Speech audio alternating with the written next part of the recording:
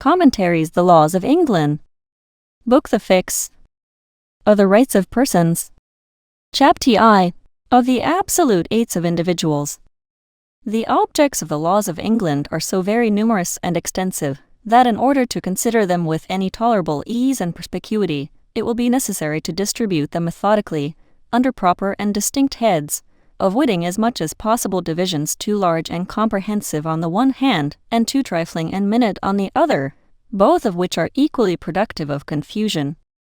Now, as municipal law is a rule of civil conduct, commanding what is right and prohibiting what is wrong, or as Cicero and after him our Blackstone have expressed it, Sanctio justa, giebans honesta et prohihens contraria, it follows that the primary and principal objects of the law are eights and wrongs.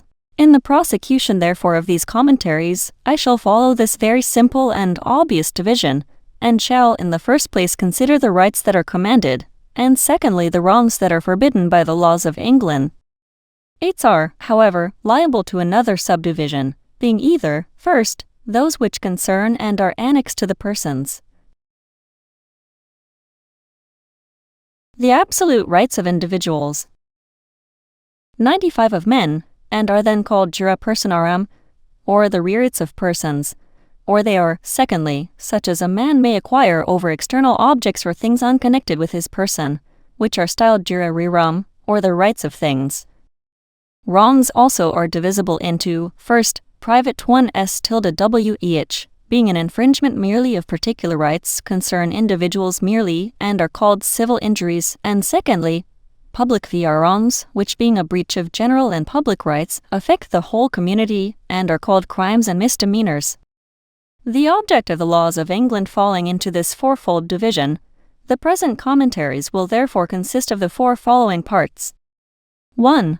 The rights of persons, with the means whereby such rights may be either acquired or lost. 2.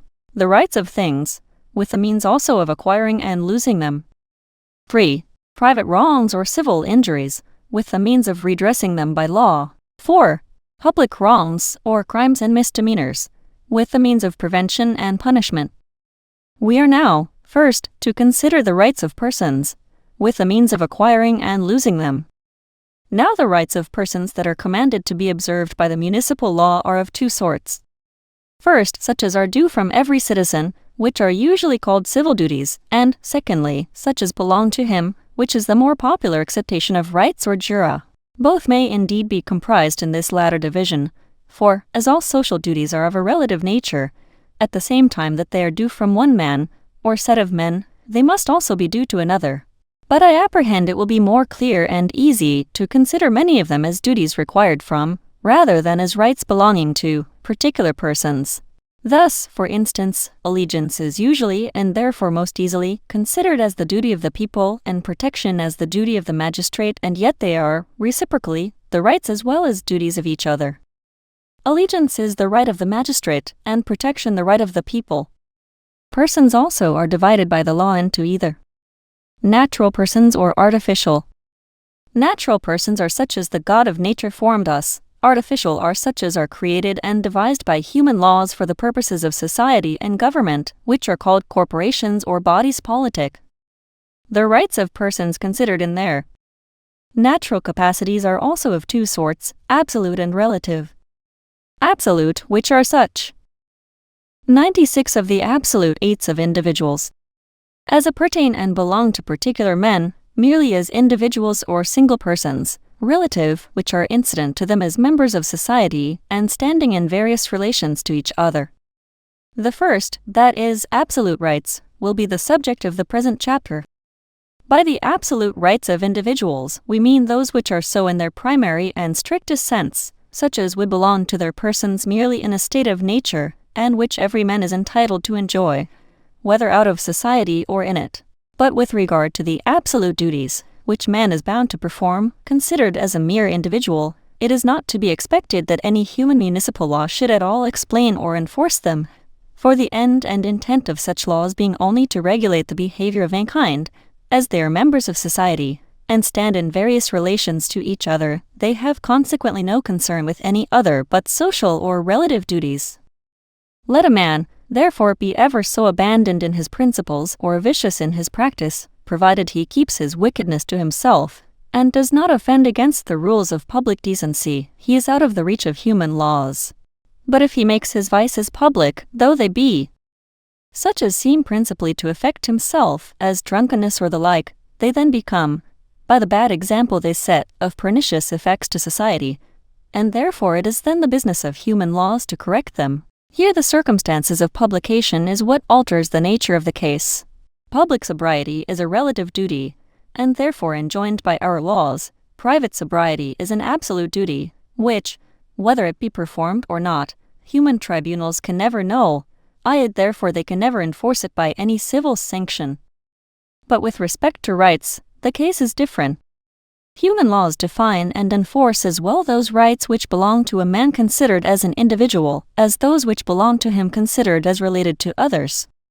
For the principal aim of society is to protect individuals in the enjoyment of those absolute rights, which were vested in them by the immutable laws of nature, but which could not be preserved in peace without the mutual assistance and intercourse which is gained by the institution of friendly and social communities. Hence it follows that the first and primary end of human laws is to maintain and regulate these absolute rights of individuals. Such rights as are social and relative result from, and are posterior to, the formation of states and societies, so that to maintain and rights of individuals 97 regulate these, is clearly a subsequent consideration. And therefore the principal view of human law is, or ought always to be, to explain, protect, and enforce such rights as are absolute, which in themselves are few and simple, and then such rights as are relative, which, arising from a variety of connections, will be far more numerous and more complicated. These will take up a greater space in any code of laws, and hence may appear to be more attended to, though in reality they are not, than the rights of the former kind. Let us therefore proceed to examine how far all laws ought, and how far the laws of England actually do, take notice of these absolute rights and provide for their lasting security. The absolute rights of man, considered as a free agent, endowed with discernment to know good from evil, and with power of choosing those measures which appear to him to be most desirable, are usually summed up in one general appellation, and denominated the natural liberty of mankind.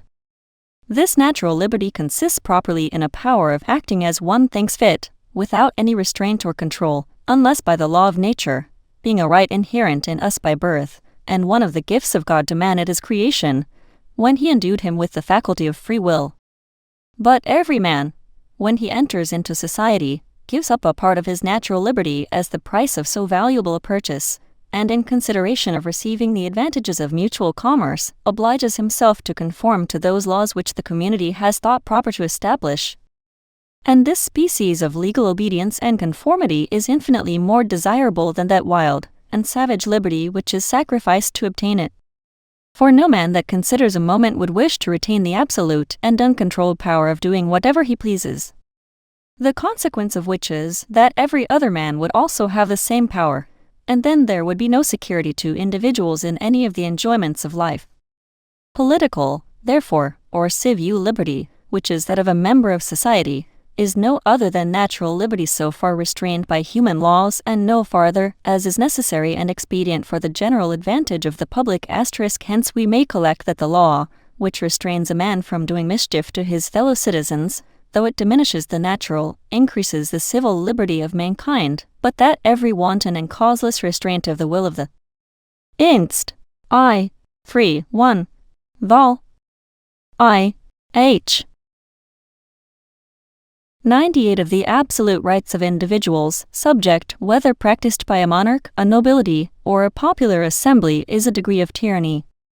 8. That even laws themselves, whether made with or without our consent, if they regulate and constrain our conduct in matters of mere indifference, without any good end in view, are regulations destructive of liberty. Whereas, if any public advantage can arise from observing such precepts, the control of our private inclinations, in one or two particular points, will conduce to preserve our general freedom in others of more importance, by supporting that state of society, which alone can secure our independence. Thus the statute of King Edward Roman IV, which forbade the fine gentlemen of those times, under the degree of a lord, to wear pikes upon their shoes or boots of more than 2 inches in length, was a law that savored of oppression, because, however ridiculous the fashion then in use might appear, the restraining it by pecuniary penalties could serve no purpose of common utility. But the statute of King Charles XI, which prescribed a thing seemingly as indifferent, a dress for the dead, who were all ordered to be buried in woolen, was a law, in the circumstances, consistent with public liberty, for it encouraged the then staple trade of the country, on which in great measure depends the universal good of the nation. So that laws, when prudently framed, are by no means subversive but rather introductive of liberty, for, as Locke has well observed, where there is no law there is no freedom. But then, on the other hand, that constitution or frame of government, that system of laws is alone calculated to maintain civil liberty, which leaves the subject entire master of his own conduct, except in those points wherein the public good requires some direction or restraint. The idea and practice of this political or civil liberty flourish in their highest vigor in these kingdoms, where it falls little short of perfection, and can only be lost or destroyed by the folly or demerits of its owner, the legislature, and of course the laws of England, being peculiarly adapted to the preservation of this inestimable blessing even in the meanest subject. Very differently from the modern constitutions of other states on the continent of Europe, and from the genius of the imperial law, which in general are calculated to vest an arbitrary and despotic power of controlling the actions of the subject in the prince, or in a few grandees. And this spirit of liberty is so deeply implanted. 3 Edwa. Roman 4. C. 5. Equals repealed by 54 Geo. Roman 3. C. 108. On Goff. 2 Section are the absolute rights of individuals. 99 in our Constitution, and rooted even in our very soil, that a slave, the moment he lands in England *, or even puts his foot on board a British man-of-war on the high seas, * falls under the protection of the laws, and becomes a free man. * The absolute rights of every Englishman, which, taken in a political and extensive sense, are usually called their liberties, as they are founded on nature and reason, so they are coeval with our form of government, though subject at times to fluctuate and change. Their establishment, excellent as it is, being still human. At some times we have seen them depressed by overbearing and tyrannical princes, at others so luxuriant as even to tend to anarchy, a worse state than tyranny itself, as any government is better than none at all. But the vigor of our free constitution has always delivered the nation from these embarrassments, and, as soon as the convulsions consequent on the struggle have been over, the balance of our rights and liberties has settled to its proper level, and their fundamental articles have been from time to time asserted in Parliament, as often as they were thought to be in danger. First, by the great Charter of Liberties which was obtained, sword in hand, from King John, and afterwards, with some alterations, confirmed in Parliament by King Henry III, his son, which charter contained very few new grants, but, as Sir Edward Coke * observes, was for the most part declaratory of the principal grounds of the fundamental laws of England. Afterwards, by the statute called Confirmatio Cartarum, whereby the Great Charter is directed to be allowed as the common law, all judgments contrary to it are declared void. Copies of it are ordered to be sent to all cathedral churches and read twice a year to the people, and sentence of excommunication is directed to be as constantly denounced against all those that by word, deed, or counsel, act contrary thereto, or in any degree infringe it. Next, by a multitude of subsequent corroborating statutes. Sir Edward Coke, I think, reckons 32 from the first Edward to Henry IV. Then, after a long interval, by the Petition of Right, which was a parliamentary declaration of the liberties of the case of the Negro Somerset, Roman 20, Sen. 2 Inst. Proem. Tr. 71. 25 Edwa. I. Hull. Mid. Apra. Vol. Roman 3. Forbes v. Cochrane 2b. and c. 448. Ch. A. Sulh. Ug 6. CCH. 14. J2 Inst. Proem. The absolute rights of individuals. People, assented to by King Charles I in the beginning of his reign. which was closely followed by the still more ample concessions made by that unhappy prince to his parliament, before the fatal rupture between them, and by the many salutary laws, particularly the Habeas Corpus Act, passed under Charles II.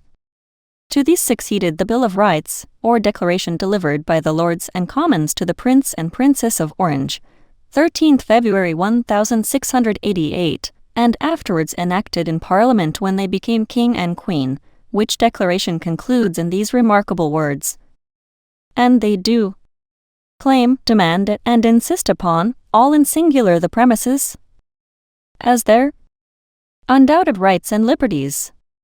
And the Act of Parliament itself recognizes all in singular the rights and liberties asserted and claimed in the said declaration to be the true, ancient, and indubitable rights of the people of this kingdom. Lastly, these liberties were again asserted at the commencement of the last century, in the Act of Settlement whereby the Crown was limited to Her present Majesty's illustrious house. And some new provisions were added, at the same fortunate era, for better securing our religion, laws, and liberties, which the statute declares to be the birthright of the people of England.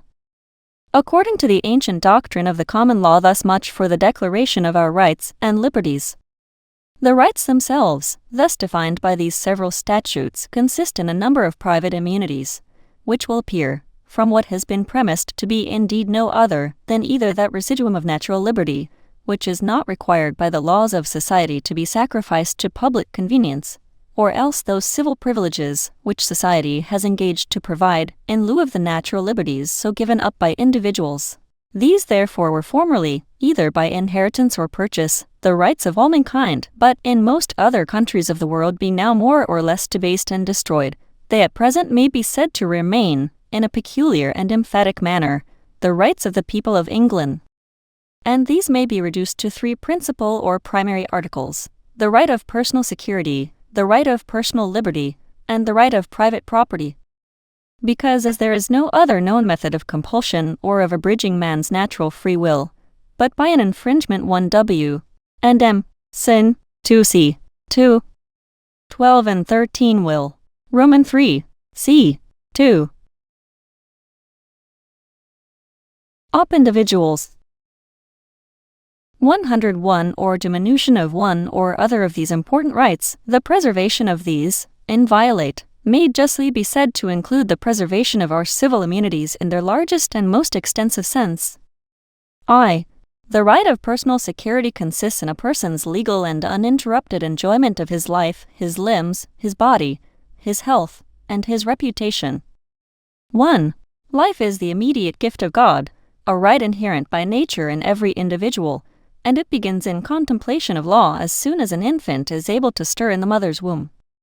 For if a woman is quick with child, and by a potion or otherwise kills it in her womb, or if any one beat her, whereby the child dies in her body, and she is delivered of a dead child, this, though not murder, was by the ancient law homicide or manslaughter.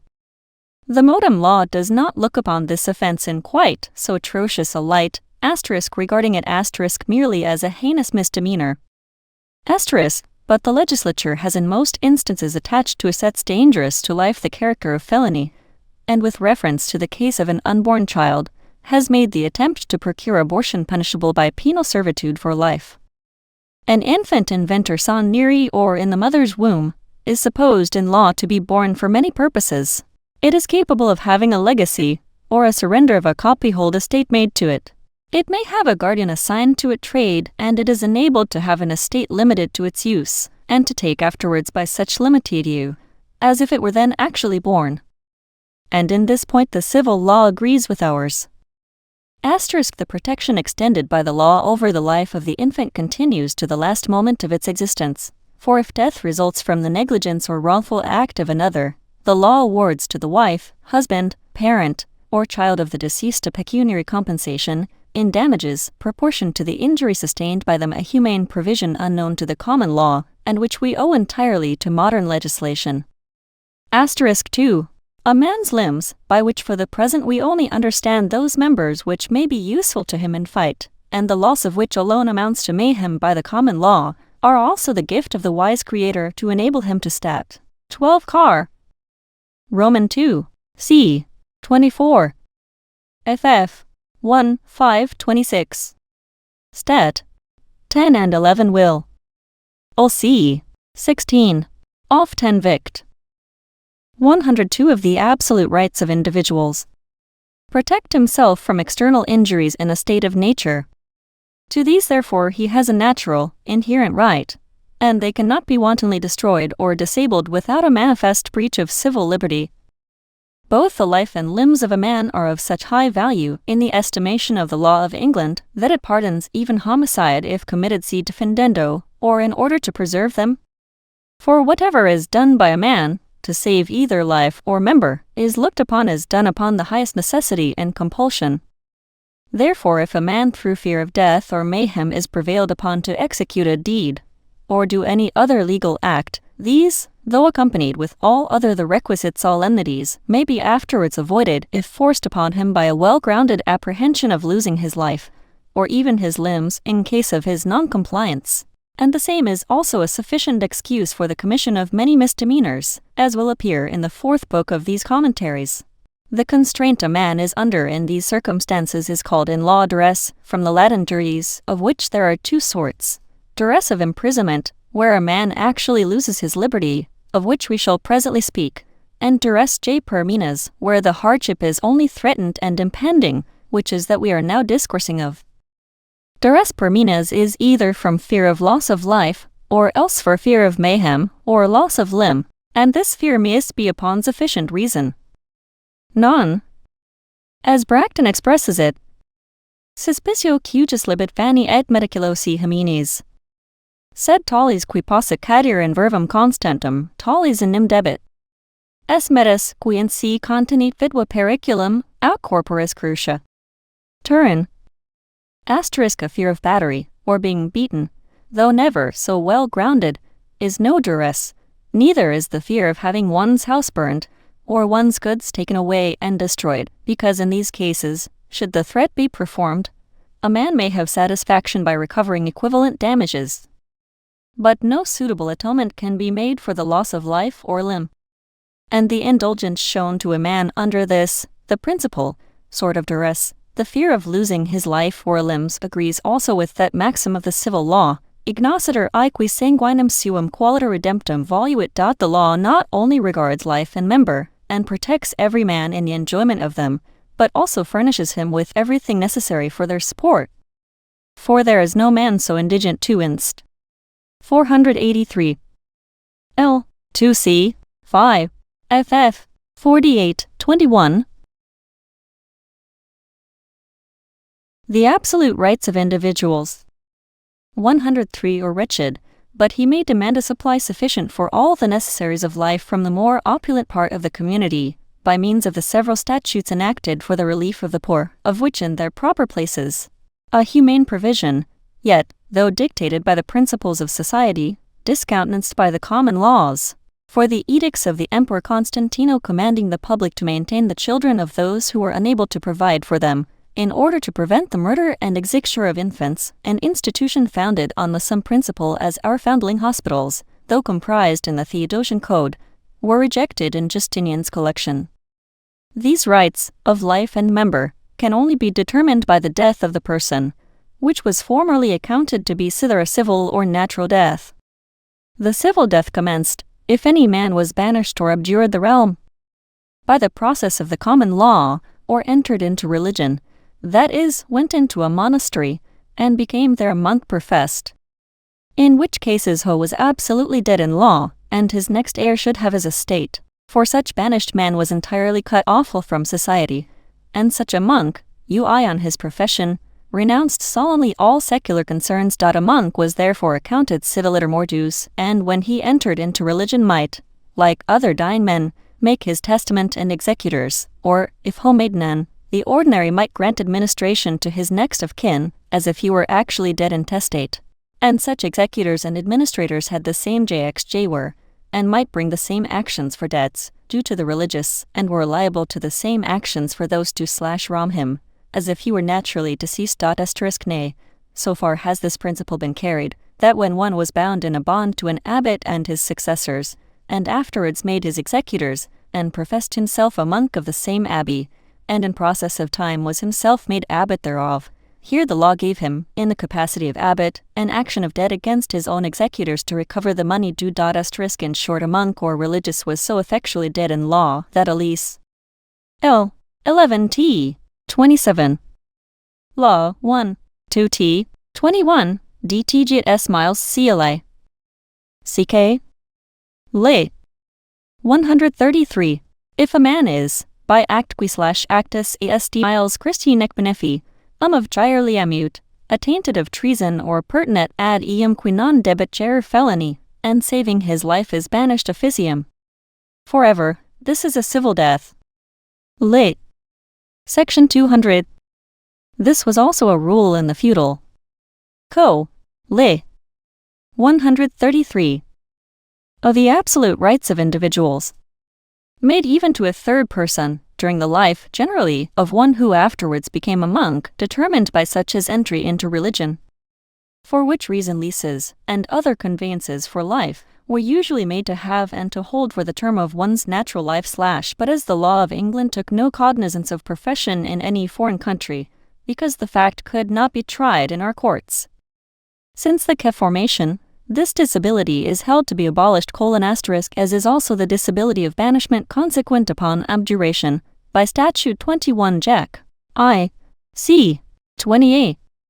This natural life, being, as was before observed, the immediate donation of the great Creator, cannot legally be disposed of or destroyed by any individual, neither by the person himself, nor by any other of his fellow creatures, merely upon their own authority. Yet nevertheless it may, by the divine permission, be frequently forfeited for the breach of those laws of society, which are enforced by the sanction of capital punishments. Whenever the constitution of a state vests in any man, or body of men, a power of destroying at pleasure, without the direction of laws, the lives or members of the subjects, such constitution is in the highest degree tyrannical. And whenever any laws direct such destruction for light and trivial causes, such laws are likewise tyrannical, though in an inferior degree. Because here the subject is aware of the danger he is exposed to, and may by prudent caution provide against it. The law of England does not now inflict any punishment extending to life, unless upon the highest necessity. And the Constitution is an utter stranger to any arbitrary power of killing or maiming the subject without the express warrant of law. Nullus liber homo, says the Great Charter. Aliquo modo destruetur, nisi per legale judicium perium suorum, aut per legem tem. Which words? Aliquo modo destruetur, according to Sir Edward Coke, include a prohibition not only of killing and maiming, but also of torturing, to which our laws are strangers, and of every oppression by color of an illegal authority. And it is enacted by the statute Y2 Ep. 48 Co. Lit. 182. Of Parliament creating felonies without Co. Lit. 132. Benefit of clergy show that the statute 1 Salc. 132. Law was still more sanguinary, since of, that is, in 2 cases treason and 160 offences than murder. In the time of Sir William punishable with death, 4/5 had Blackstone, the common law inflicted been made, so during the reigns of death on every felon who could not read, a geo. Geo. Roman 2 and geo. Roman 3. Death which was escaped by praying the 2 inst. 48. Benefit of clergy. The numerous X. Absolute rights of individuals. 105 Edwa. Roman 3. C. 9. That no man shall be forged of life or limb, contrary to the Great Charter and the law of the land. And again, by statute 28 Edwa. Roman 3. C. 3. That no man shall be put to death, without being brought to answer by due process of law. 3. Besides those limbs and members that may be necessary to a man, in order to defend himself or annoy his enemy, the rest of his person or body is also entitled, by the same natural right, to security from the corporal insults of menaces, assaults, beating, and wounding, though such insults amount not to destruction of life or member. 4. The preservation of a man's health from such practices as may prejudice and annoy it, and 5. the security of his reputation or good name from the arts of detraction and slander, are rights to which every man is entitled, by reason and natural justice, since without these it is impossible to have the perfect enjoyment of any other advantage or right.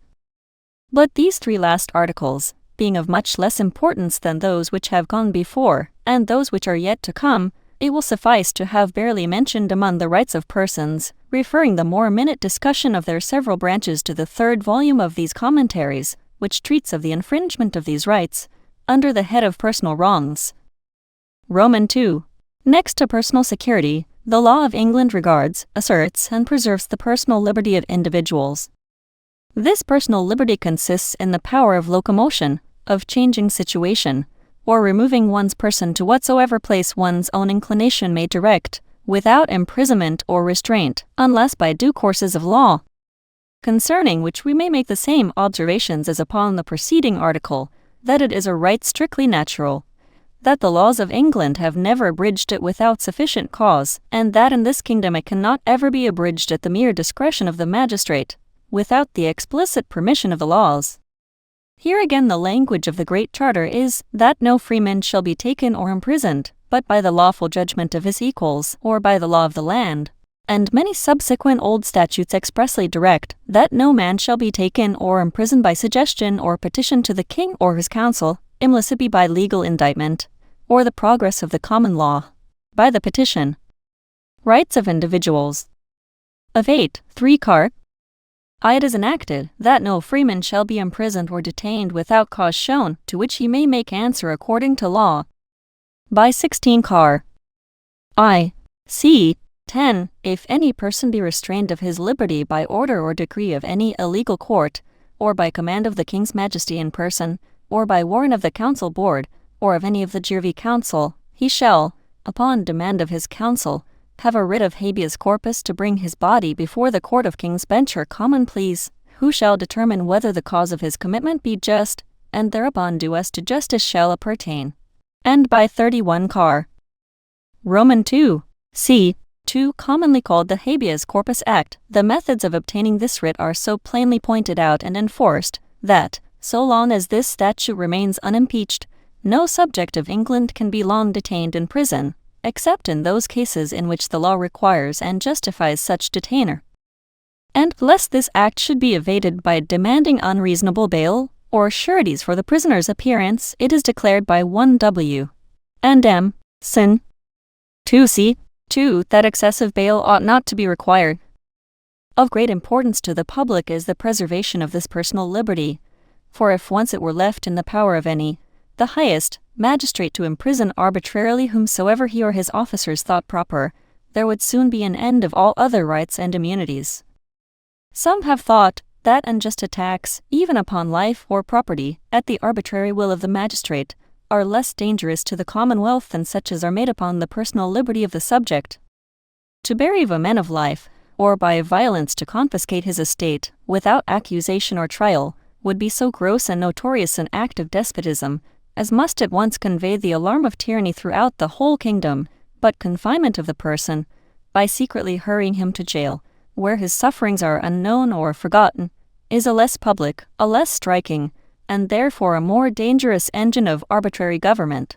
And yet, sometimes, when the state is in real danger, even this may be a necessary measure. But the happiness of our Constitution is that it is not left to the executive power to determine when the danger of the state is so great as to render this measure expedient. For it is the Parliament only, or legislative power, that, whenever it sees proper, can authorize the Crown, by suspending the Habeas Corpus Act for a short and limited time, to imprison suspected persons without giving any reason for so doing, as the Senate of Rome was wont to have. Of the absolute rights of individuals. 107 Recourse to a dictator, a magistrate of absolute authority, when they judged the republic in any imminent danger. The decree of the Senate which usually preceded the nomination of this magistrate, *** dent opere connules, ni quid resptilica detrimenti. Capiat, was called the Senatus Consultum T Detinu Necessitates. In like manner this experiment ought only to be tried in cases of extreme emergency, and in these the nation parts with its liberty for a while, in order to preserve it for ever. The confinement of the person in any wise is an imprisonment, so that the keeping a man against his will in a private house, arresting or forcibly detaining him in the street, is an imprisonment. And the law so much discourages unlawful confinement, that if a man is under duress of imprisonment, which we before explained to mean a compulsion by an illegal restraint of liberty, until he seals a bond or the like, he may allege this duress, and avoid the extorted bond. But if a man be lawfully imprisoned, and either to procure his discharge, or on any other fair account, seals a bond or a deed, this is not by duress of imprisonment, and ho is not at liberty to avoid it. To make imprisonment lawful, it must either be by process from the courts of judicature or by warrant from some legal officer having authority to commit to prison, which warrant must be in writing, under the hand and seal of the magistrate, and express the causes of the commitment, in order to be examined into, if necessary, upon a habeas corpus. If there be no cause expresse, the jailer is not bound to detain the prisoner. For the law judges in this respect, says Sir Edward Coke, like Festus the Iloman governor, that it is unreasonable to scud a prisoner, and not to signify with all the crimes alleged against him. A natural and regular consequence of this personal liberty is, the Crown is not authorized during IHJ arson detained, if it has been illegal. A su hi hu dion of the Uamu si Orpu B Act, when the Ul Mui Corpus Act has been to imprison 8 active persons without AU8 acts of indemnity have a giving any reason for so doing. The accordingly been j jos subsequently, for effect of a BU8 8U of it is to prevent the protection of those who could not. Persons who are commit el udifstusur defend themselves in an action for false tain charges from being bailed, tried, or imprisonment, though it may have discharged.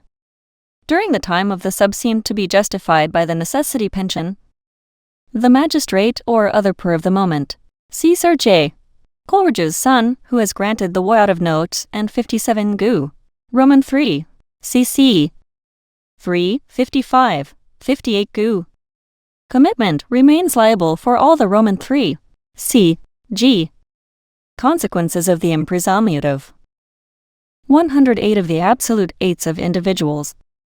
That every Englishman may claim a right to abide in his own country so long as he pleases, and not to be driven from it unless by the sentence of the law.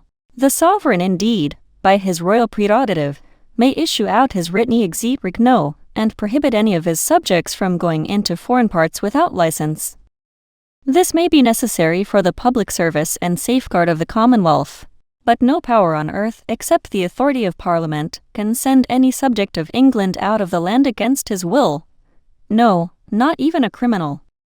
For exile and transportation are punishments unknown to the common law, and whenever the latter is inflicted, it is either by the choice of the criminal himself to escape a capital punishment, or else by the express direction of some modern act of Parliament. To this purpose the Great Charter declares that no freeman shall be banished unless by the judgment of his peers, or by the law of the land. And by the Habeas Corpus Act 31 Car. Roman 2. C. 2. That second Magna Charta and stable bulwark of our liberties, it is enacted that no subject of this realm, who is an inhabitant of England, Wales, or Berwick, shall be sent prisoner into Scotland, Ireland, Jersey, Guernsey, or places beyond the seas, where they cannot have the full benefit and protection of the common law, but that all such imprisonment shall be illegal, that the person who shall dare to commit another contrary to this law shall be disabled from bearing any office, shall incur the penalty a premunire, and be incapable of receiving the king's pardon. And the party suffering shall also have his private action against the person committing, and all his aiders, advisers, and abettors, and shall recover treble costs, besides his damages, which no jury shall assess at less than £500.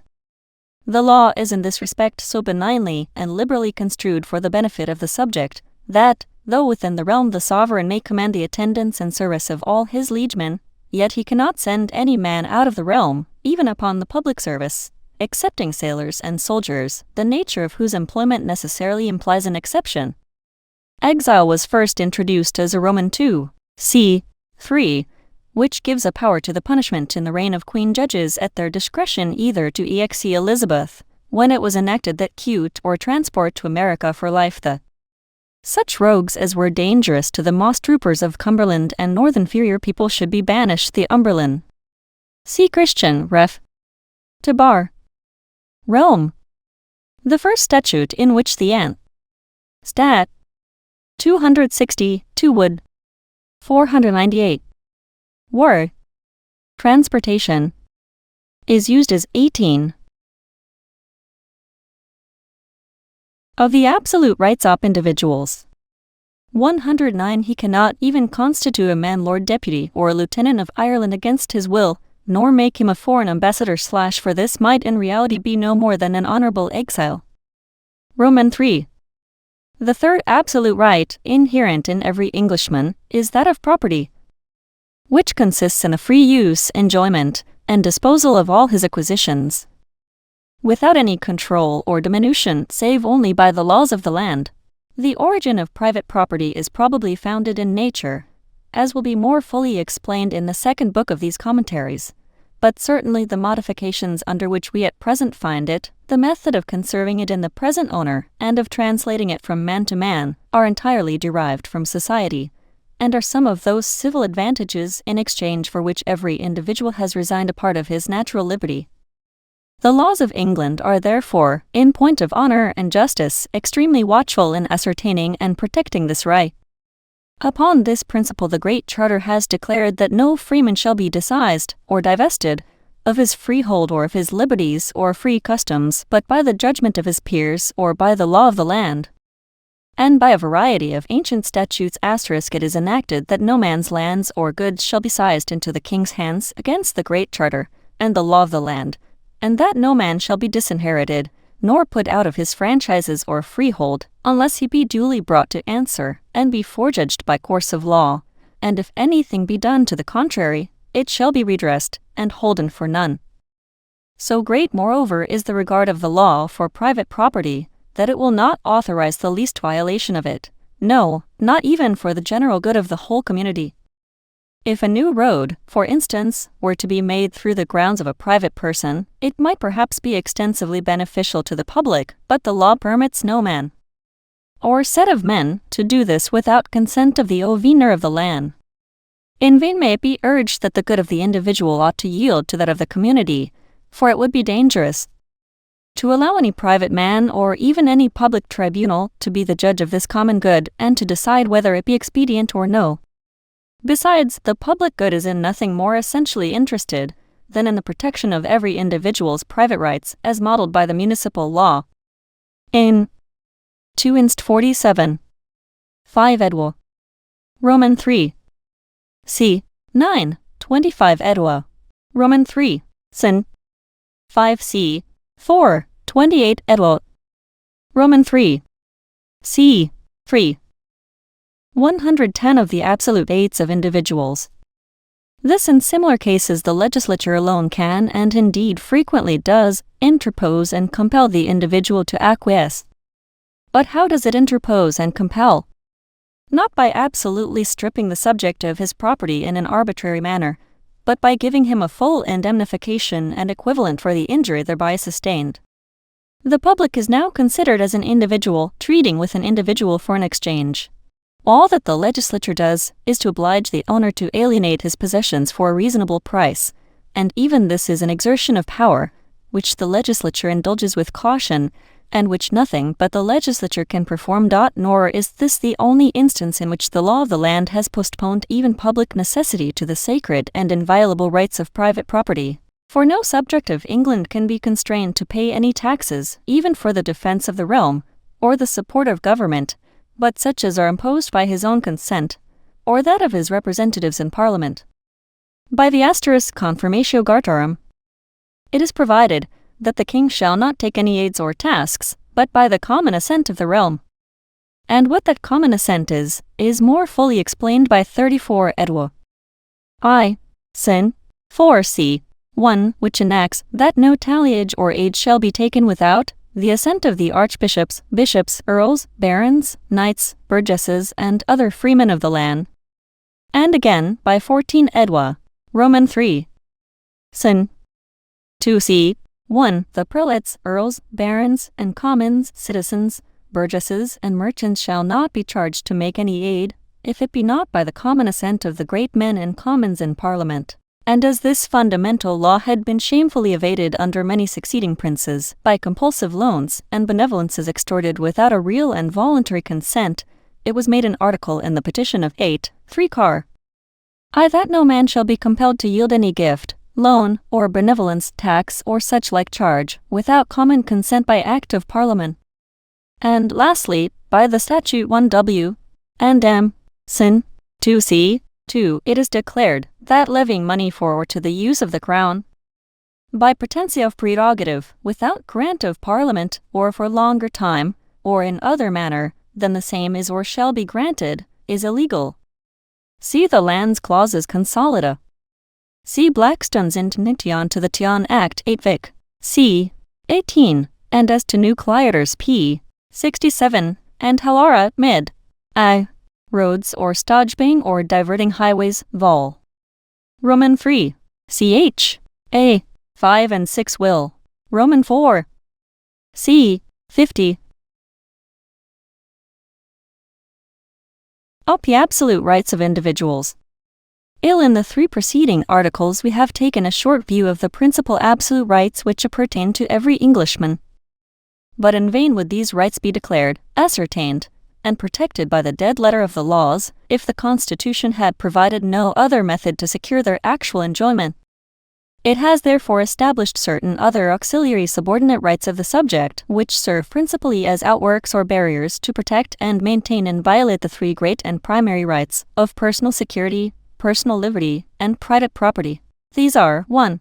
The Constitution, powers, and privileges of Parliament, of which I shall treat at large in the ensuing chapter. 2. The limitation of the royal prerogative, by bounds so certain and notorious that it is impossible the sovereign should either mistake or illegally exceed them without the consent of the people. Of this also I shall treat in its proper place. The former of these keeps the legislative power in due health and vigor, so as to make it improbable that laws should be enacted destructive of general liberty. The latter is a guard and the executive power, by restraining it from acting either beyond or in contradiction to the laws that are framed and established by the other. 3. A third subordinate right of every Englishman is that of applying to the courts of justice for redress of injuries. Since the law is in England the supreme arbiter of every man's life, liberty, and property, courts of justice must at all times be open to the subject, and the law be duly administered therein. The emphatic words of Magna Charta, spoken in the person of the King, who in judgment of law, says Sir Edward Coke, is ever present and repeating them in all his courts, are these: NVJLI vendimus, nul u negahimus, aut difframus rectum vel justitiam. Therefore every subject, continues the same learned author, far injury done to him in honis interis vel persona by any other subject, be he ecclesiastical or temporal, without any exception, may take his remedy by the course of the law, and have justice and right for the injury done to him, freely without sale, folly, without any denial, and speedily without delay. It were endless to enumerate all the affirmative acts of Parliament wherein justice is directed to be done according to the law of the land. And what that law is, every subject knows, or may know if he j to inst. 55. The absolute rights of individuals pleases, for it depends not upon the arbitrary will of any judge, but is permanent, fixed, and unchangeable, unless by authority of Parliament. I shall, however, just mention a few negative statutes, whereby abuses, perversions, or delays of justice, especially by the prerogative, are restrained. It is ordained by Magna Charta that no freeman shall be outlawed, that is put out of the protection and benefit of the laws, but according to the law of the land. By 2 Edwa. Roman 3. C. 8 and 11 Ike. Roman 2. C. 10. It is enacted that no commands or letters shall be sent under the Great Seal, or the Little Seal, the Signet, or Privy Seal, in disturbance of the law, or to disturb or delay common right. And, though such commandments should come, the judges shall not cease to do right, which is also made a part of their oath by statute 18 Edwa. Roman 3. Sent. 4. And by 1 W. and M. Sin. 2c. 2. It is declared that the power of suspending or dispensing with laws or the execution of laws by regal authority, a power which the princes of the House of Stuart pretended they possessed without consent of Parliament, is illegal. Not only the substantial part or judicial decisions of the law, but also the formal part or method of proceeding, cannot be altered but by Parliament. For if once those outworks were demolished, there would be an inlet to all manner of innovation in the body of the law itself. The sovereign, it is true, may erect new courts of justice, but then they must proceed according to the old established forms of the common law. For which reason it is declared in the Statute 16 Car. I.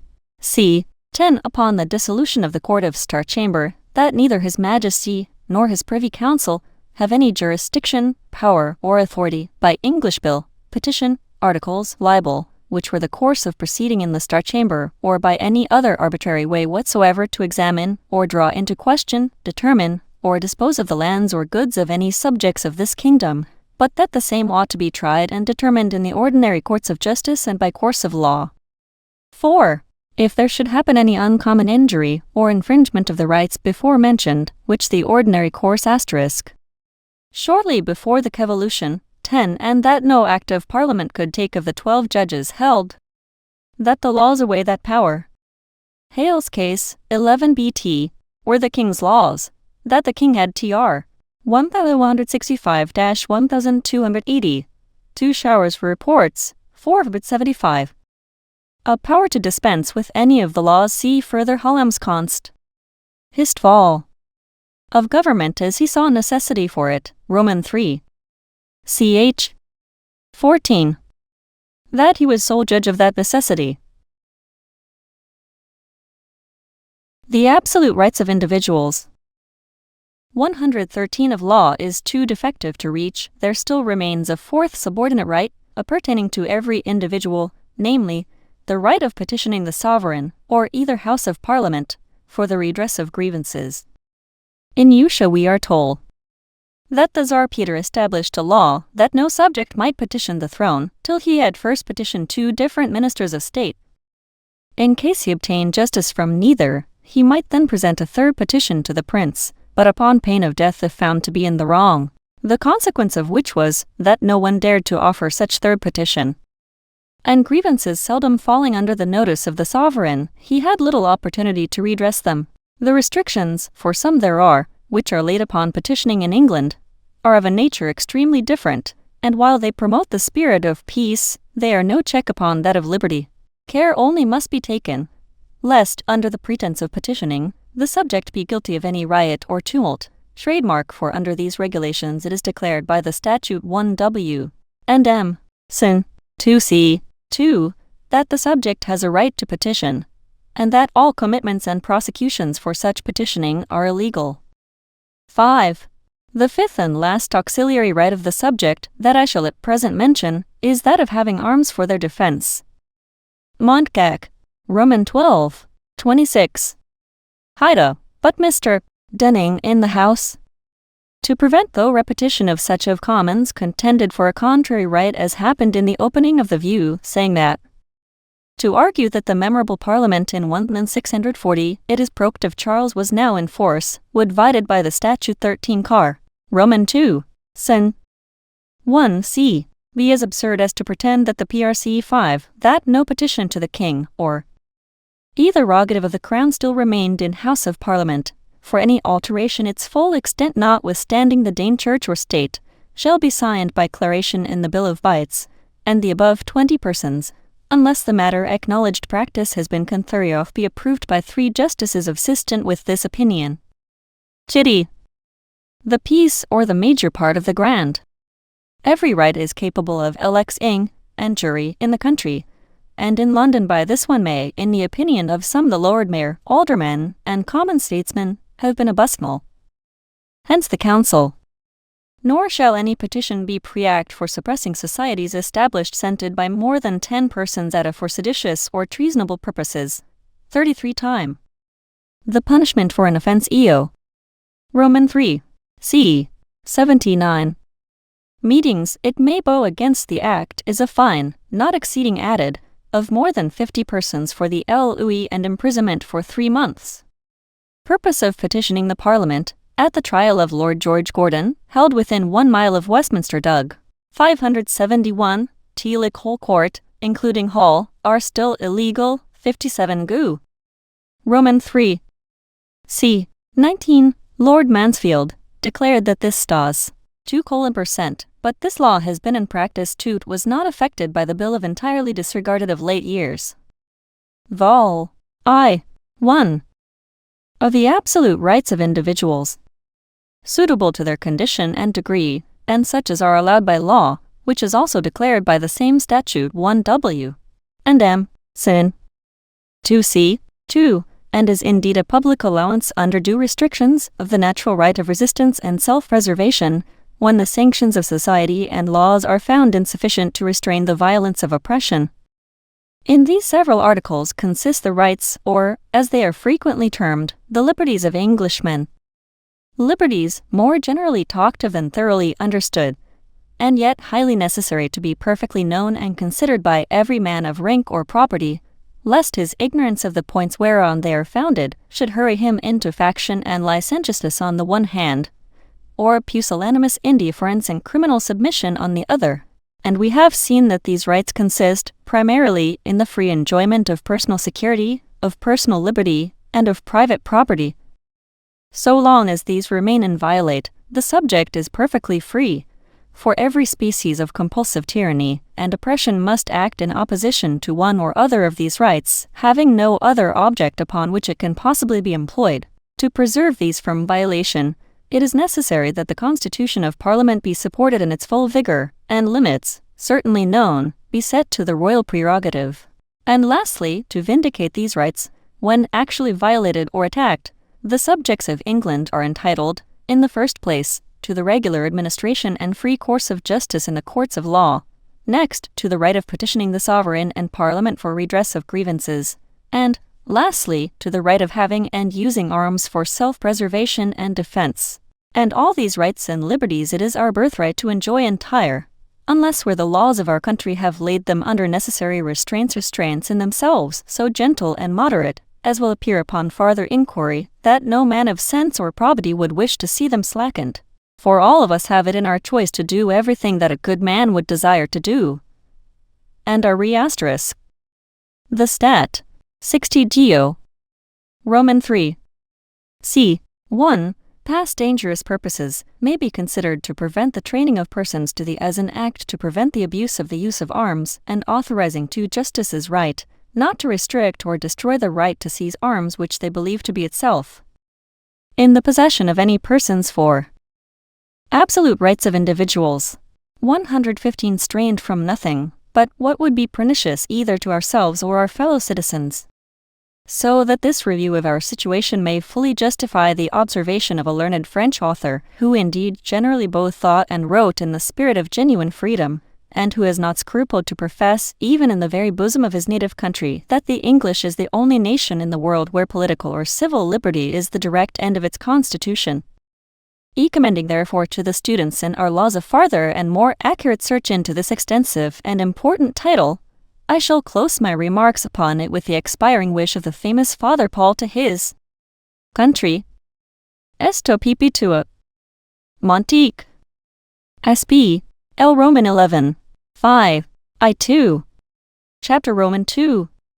Of the Parliament. We are next to treat of the rights and duties of persons as they are members of society and stand in various relations to each other. These relations are either public or private, and we will first consider those that are public. The most universal public relation, by which men are connected together, is that of government, namely as governors and governed, or in other words as magistrates and people. Of magistrates some also are supreme, in whom the sovereign power of the state resides. Others are subordinate, deriving all their authority from the supreme magistrate, accountable to him for their conduct, and acting in an inferior secondary sphere.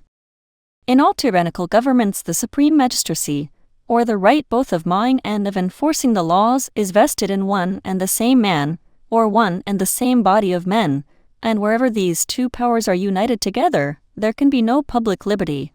The magistrate may enact tyrannical laws and execute them in a tyrannical manner, since he is possessed, in quality of dispenser of justice, with all the power which he as legislator thinks proper to give himself. But, where the legislative and executive authority are in distinct hands, the former will take care not to entrust the latter with so large a power as may tend to the subversion of its own independence, and therewith of the liberty of the subject. With us, therefore, in England, this supreme power is divided into two branches. The one legislative, to wit, the Parliament, consisting of King, Lords, and Commons; the other executive, consisting of the King alone. It will be the business of this chapter to consider the British Parliament, in which the legislative power, and, of course, the supreme and absolute authority of the state, is vested by our Constitution. The origin or first institution of Parliament is of those. The Parliament. 117 matters which lie so far hidden in the dark ages of antiquity, that the tracing of it out is a thing equally difficult and uncertain. The word Parliament itself, parlement or colloquium, as some of our historians translate it, is comparatively of modern date, derived from the French, and signifying an assembly that met and conferred together. It was first applied to general assemblies of the states under Louis Roman VII, in France about the middle of the 12th century. But it is certain that, long before the introduction of the Norman language into England, all matters of importance were debated and settled in the great councils of the realm, a practice which seems to have been universal among the northern nations, particularly the Germans, and carried by them into all the countries of Europe, which they overran at the dissolution of the Roman Empire. Relics of which constitution, under various modifications and changes, are still to be met with in the diets of Germany and Sweden, and asterisk were to be traced up to the Revolution of 1789 in the Assembly of the Estates in France.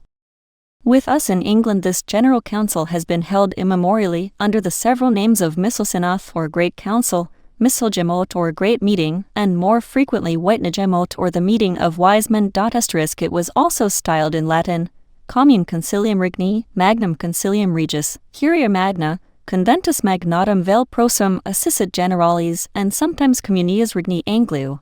We'll have instances of its meeting to order the affairs of the kingdom, to make new laws, and to amend the old, or, as Fleta asterisk expresses it, Noves injuriae immersus nova constitura remedia. So early as the reign of Inna king of the West Saxons, Ophia king of the Mercians, and Ethelbert king of Kent, in the several realms of the Heptarchy. And after their union, the Mirror informs us that King Alfred ordained for perpetual usage that these councils should meet twice in the year, or oftener, if need be, to treat of the government of God's people, how they should keep themselves from sin, should live in quiet, and should receive right. Our succeeding Saxon, and the first mention of it in our Statute 182, and Palprave's rise and properest law is in the preamble to the Statute of the English Commonwealth, Vol. Roman 2. Was. 1. 3 Edwa. I. A.D. 1275. pp. 225, 385. Hat. Demort. Germ. C. 11. Asterisk Glanview. 1. 13c. 32. I. 9 c10. C. Turner's Og. Sex. B. 8 cc. 4 in pref. 9 rep. 2 inst. 526. 5. Hullam's mid. Agval. Roman 2. Ch. Vili. L. 2c. 2. Kemble Saxons in England, Vol. Roman 2. P. C. 1 s. Free. The Parliament. Danish monarchs held frequent councils of this sort, as appears from their respective codes of laws, the titles whereof usually speak them to be enacted, either by the king with the advice of his Witenagemot or wise men, as Lysaxun Instituta, quae Edgaris, Rex Concilio Sapientum Suorum Instituit, or to be enacted by those sages with the advice of the king. 8 si sunt judicia, quae Sapiens Concilio Regis Ethelstani Instituerant, or lastly to be enacted by them both together, as 8 sexant institutions, quas rex. Edmundus et episcopi sui cum sapientiis suis instituerant.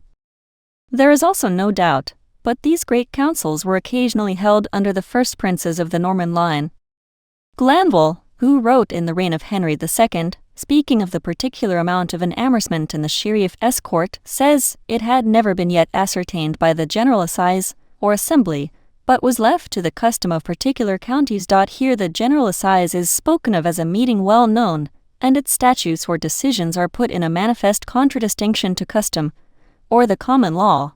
And in Edward III's time an Act of Parliament, made in the reign of William the Conqueror, was pleaded in the case of the Abbey of St. Edmundsbury and judicially allowed by the court. Hence it indisputably appears that parliaments or general councils are coeval with the kingdom itself. How those parliaments were constituted and composed is another question, which has been matter of great dispute among our learned antiquaries, and particularly, whether the commons were summoned at all, or if summoned, at what period they began to form a distinct assembly. But it is not my intention here to enter into controversies of this sort. I hold it sufficient that it is generally agreed that in the main the constitution of Parliament, as it now stands, was marked out so long ago as the 17th year of King John, A.D. 1215, in the great charter granted by that prince, wherein he promises to summon all archbishops, bishops, abbots, earls, and greater barons, personally, and all other tenants-in-chief under the crown, by the sheriff and bailiffs, to meet at a certain place, with 40 days' notice, to assess aids and scutages when necessary. And this constitution has subsisted in fact at least from the year 1266, 49 hen. Roman 3 there being still extant writs of that date, to summon knights, citizens, and burgesses to el. 9c. 10. Yearbook, 21 Adwa. Roman 3. 68. Hellam mid. Agval. Roman 3. ch. Parliament. 119 Parliament. I proceed therefore to inquire wherein consists this constitution of Parliament, as it now stands, and has stood for the space of at least 500 years. And in the prosecution of this inquiry, I shall consider, firstly, the manner and time of its assembling, secondly, its constituent parts, thirdly, the laws and customs relating to Parliament, considered as one aggregate body, fourthly and fifthly, the laws and customs relating to each house separately and distinctly taken, sixthly, the method of proceeding and of making statutes in both houses, and lastly, the manner of the Parliament's adjournment, prorogation, and dissolution. As to the manner and time of assembling, the Parliament is regularly to be summoned by the sovereign's writ or letter, issued out of Chancery by advice of the Privy Council, at least *35 days before it begins to sit. It is a branch of the royal prerogative that no Parliament can be convened by its own authority, or by the authority of any, except the sovereign alone. And this prerogative is founded upon very good reason. For, supposing it had a right to meet spontaneously, without being called together, it is impossible to conceive that all the members and each of the houses would agree unanimously upon the proper time and place of meeting, and if half of the members met, and half absented themselves, who shall determine which is really the legislative body, the part assembled, or that which stays away?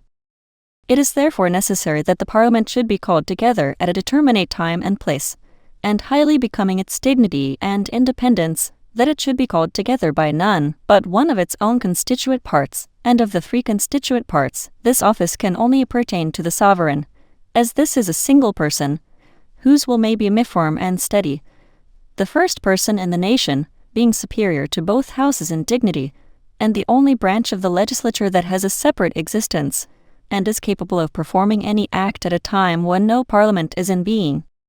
Nor is it an exception to this rule that, by some modem statutes, on the demise of the sovereign, if there be then no Parliament in being, the last Parliament revives and is to sit again for 6 months, unless dissolved by the successor. For this revived Parliament must have been originally summoned by the Crown. J. 15 and 16 viet. C. 23. It is true that by a statute 16 Car. I. C. 1, it was enacted, that, if the king neglected to call a Parliament for 3 years, the peers might assemble and issue out writs for choosing one, and, in case of neglect of the peers, the constituents might meet and elect one themselves. But this, if ever put in practice, would have been liable to all the inconveniences I have just now stated, and the act itself was esteemed so highly detrimental and injurious to the royal prerogative, that it was repealed by Statute 16 Car. Roman 2, c. 1. From thence therefore no precedent can be drawn.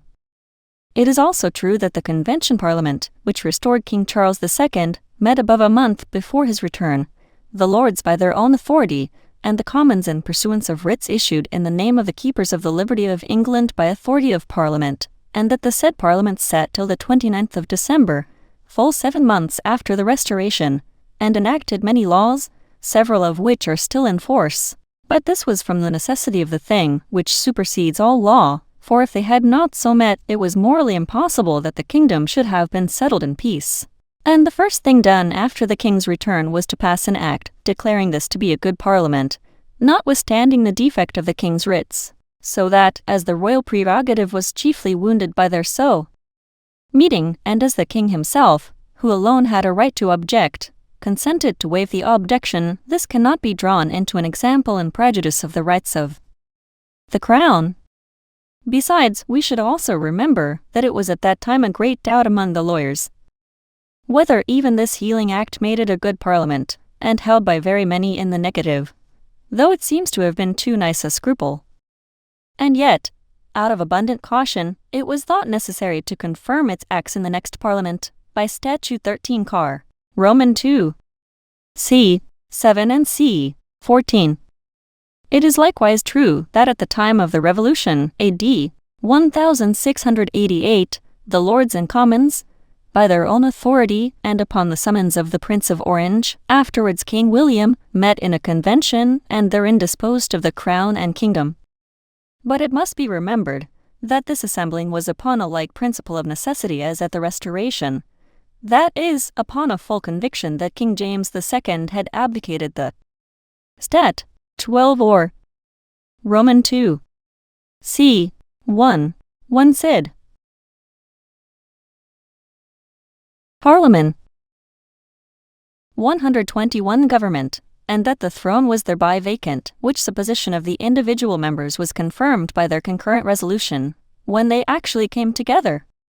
And in such a case as the palpable vacancy of a throne, it follows ex necessitate re, that the form of the royal Backstone must be laid aside, otherwise no parliament can ever meet again.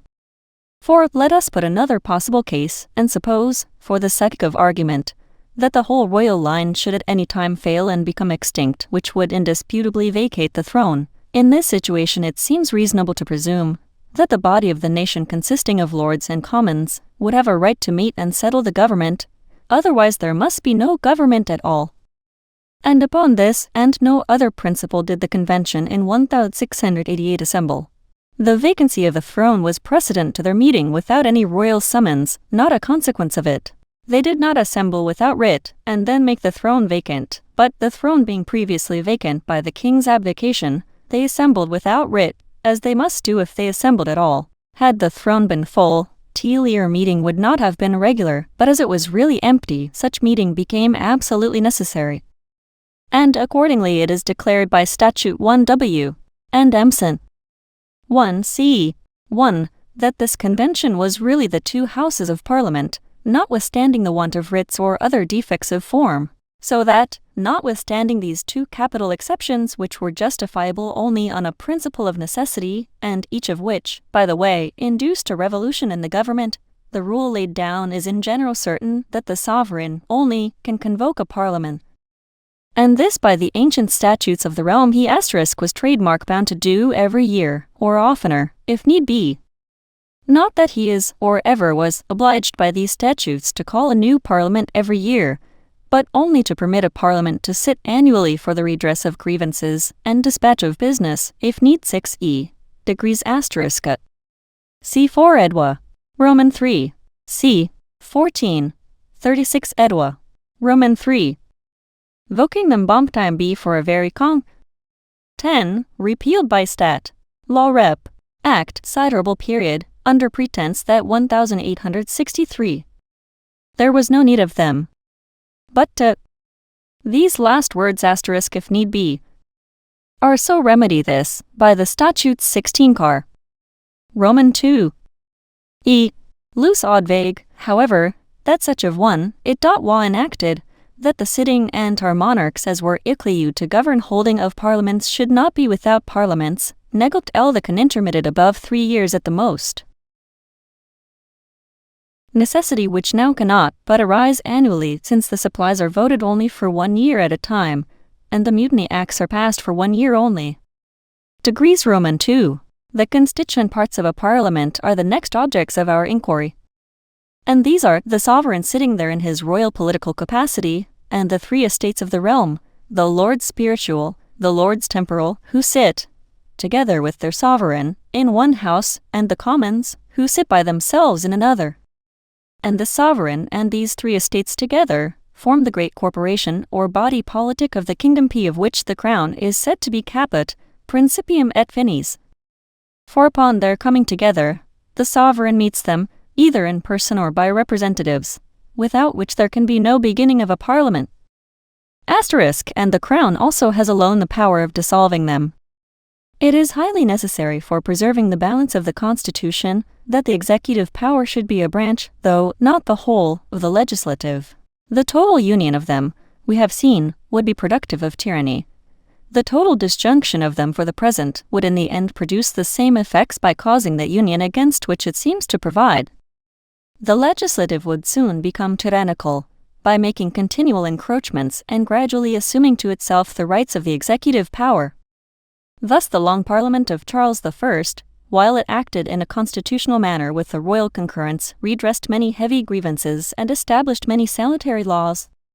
But when the 2 houses assumed the power of legislation, in exclusion of the royal authority, they soon after assumed likewise the reins of administration, and in the fullness of these united powers, overturned both church and state, and established a worse oppression than any they pretended to remedy. To hinder, therefore, any such encroachments, the sovereign is and by the statute 1 Wm. and Emson.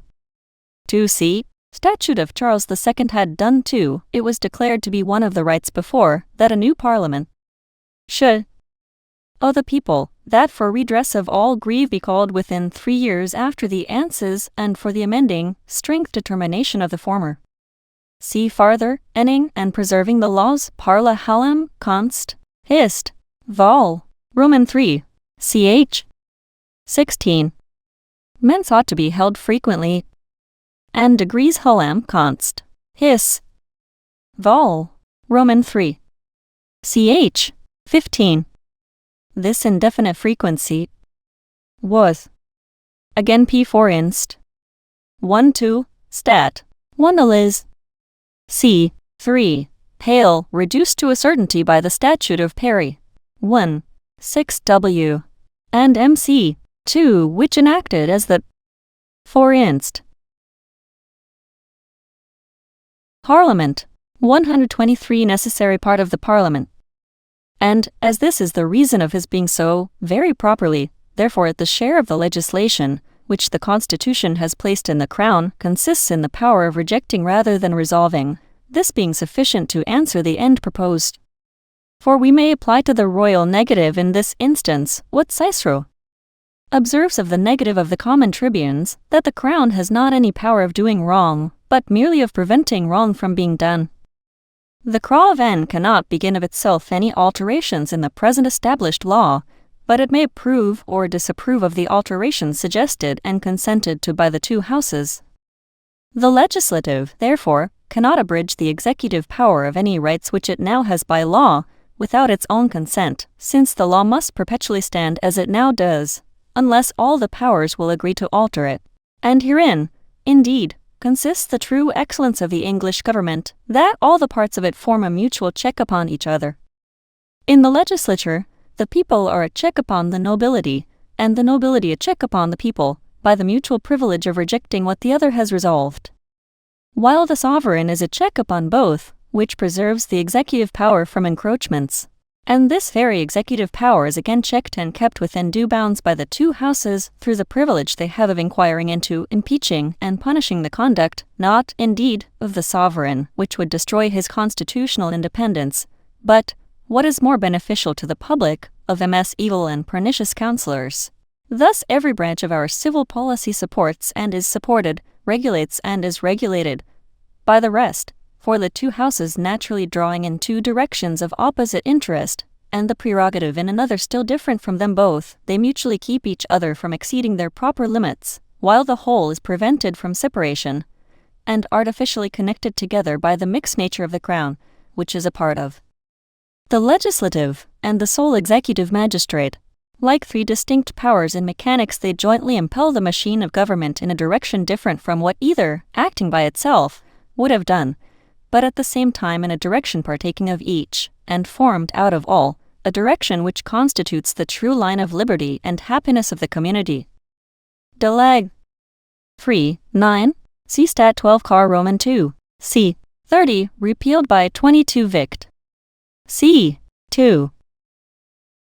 Let us now consider these constituent parts of the sovereign power, or parliament, each in a separate view. The Queen's Majesty will be the subject of the next and many subsequent chapters, to which we must at present refer. The next in order are the spiritual lords. These now consist of the Archbishops of Canterbury and York, the Bishops of London, Durham and Winchester, and 21 other bishops of dioceses in England, according to their priority and consecration.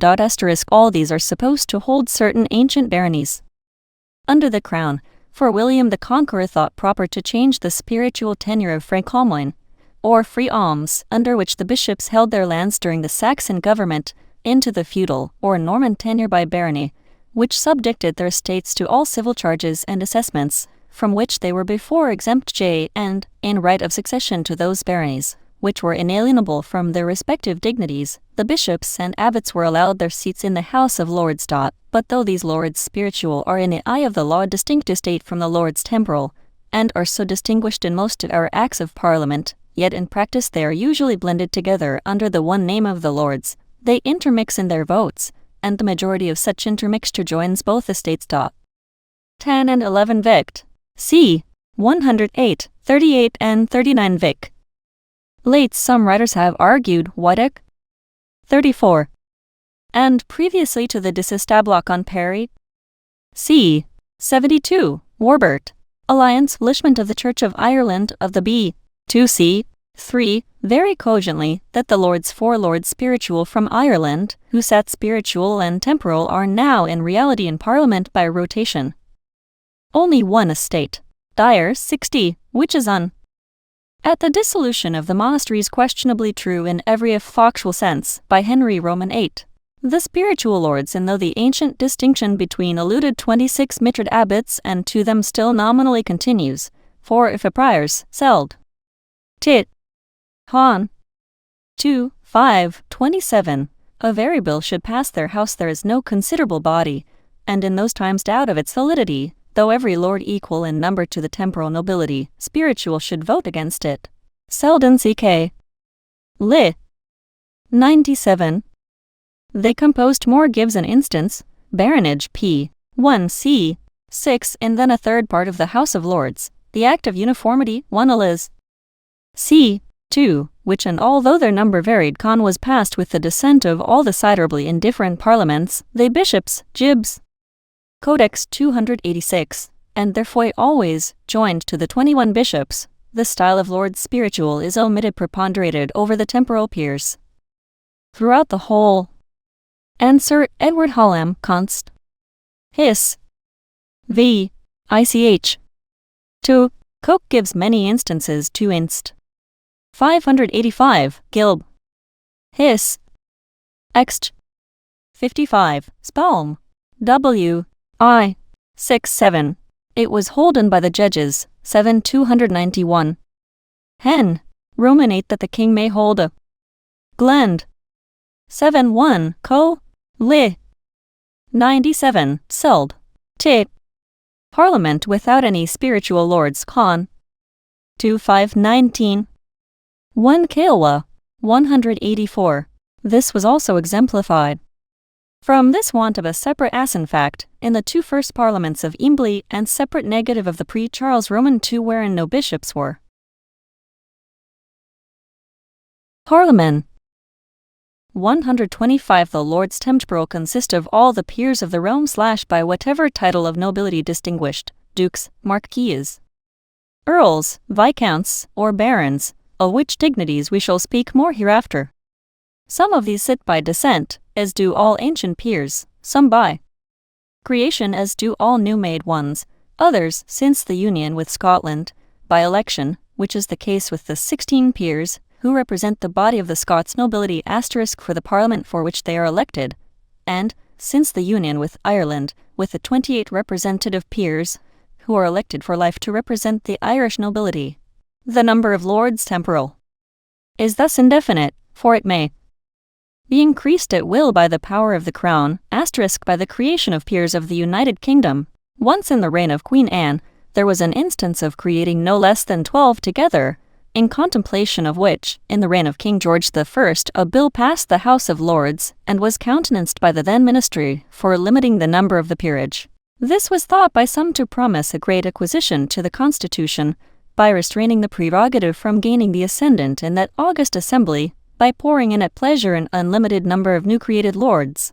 But the bill was ill relished, and miscarried in the House of Commons, whose so leading members were then desirous to keep the avenues to the other house as open and easy as possible. * A foresight which was justified a century later, for the Reform Act of 1832 was only carried in the preconcerted absence of the peers opposed to it, in consequence of an intimation that the king was prepared to create, if necessary, a sufficient number of peers to outvote them. The distinction of rank and honor is necessary in every well-governed state, in order to reward such as are eminent for their services to the public in a manner the most desirable to individuals and yet without burden to the community, exciting some until after the repeal of the Parliament. For inst. 25. Statute 16 Car. I. C. 27 by Statute 1.3. The bishops are not peers but merely car. N. Sen. 1 C. 2. On the other hand, Lords of Parliament. Staunford P. C. It would probably be equally good if the 153. 2 South. 135. Lords Temporal present were inferior to the arguments for and against the bishops in Nuremberg, and every one limitation of the number of the peerage of those temporal lords gave his vote to or, practically, a restriction of the power reject the bill. Though Sir Edward Coke of the Crown to create peers, our fully seems to doubt whether this would not stated by Mr. Hallam, Cons. His. Vol. be an ordinance rather than an act of Roman II. Ch. 126. The Parliament, thereby an ambitious yet laudable ardor, and generous emulation in others. And emulation, or virtuous ambition, is a spring of action, which, however dangerous or invidious in a mere republic or under a despotic sway, will certainly be attended with good effects under a free monarchy, where, without destroying its existence, its excesses may be continually restrained by that superior power from which all honor is derived. Such a spirit, when nationally diffused, gives life and vigor to the community. It sets all the wheels of government in motion, which, under a wise regulator, may be directed to any beneficial purpose, and thereby every individual may be made subservient to the public good, while he principally means to promote his own particular views. A body of nobility is also more peculiarly necessary in our mixed and compounded constitution, in order to support the rights of both the crown and the people, by forming a barrier to withstand the encroachments of both. It creates and preserves that gradual scale of dignity which proceeds from the peasant to the prince, rising like a pyramid from a broad foundation, and diminishing to a point as it rises. It is this ascending and contracting proportion that adds stability to any government, for when the departure is sudden from one extreme to another, we may pronounce that state to be precarious. The nobility, therefore, are the pillars, which are reared from among the people more immediately to support the throne, and, if that falls, they must also be buried under its ruins. Accordingly, when in the last century the Commons had determined to extirpate monarchy, they also voted the House of Lords to be useless and dangerous. Since, then, titles of nobility are expedient in the state, it is also expedient that their owners should form an independent and separate branch of the legislature. And their independence alike of the crown and of the people is accordingly secured by their hereditary character, for it is essential, in order to be a peer of Parliament, that the peerage should be hereditary. And they form also a separate branch of the legislature, for if the lords were confounded with the mass of the people, and like them had only a vote in electing representatives, their privileges would soon be borne down and overwhelmed by the popular torrent, which would effectually level all distinctions. It is therefore highly necessary that the body of nobles should have a Wensleydale peerage, says 1895-56.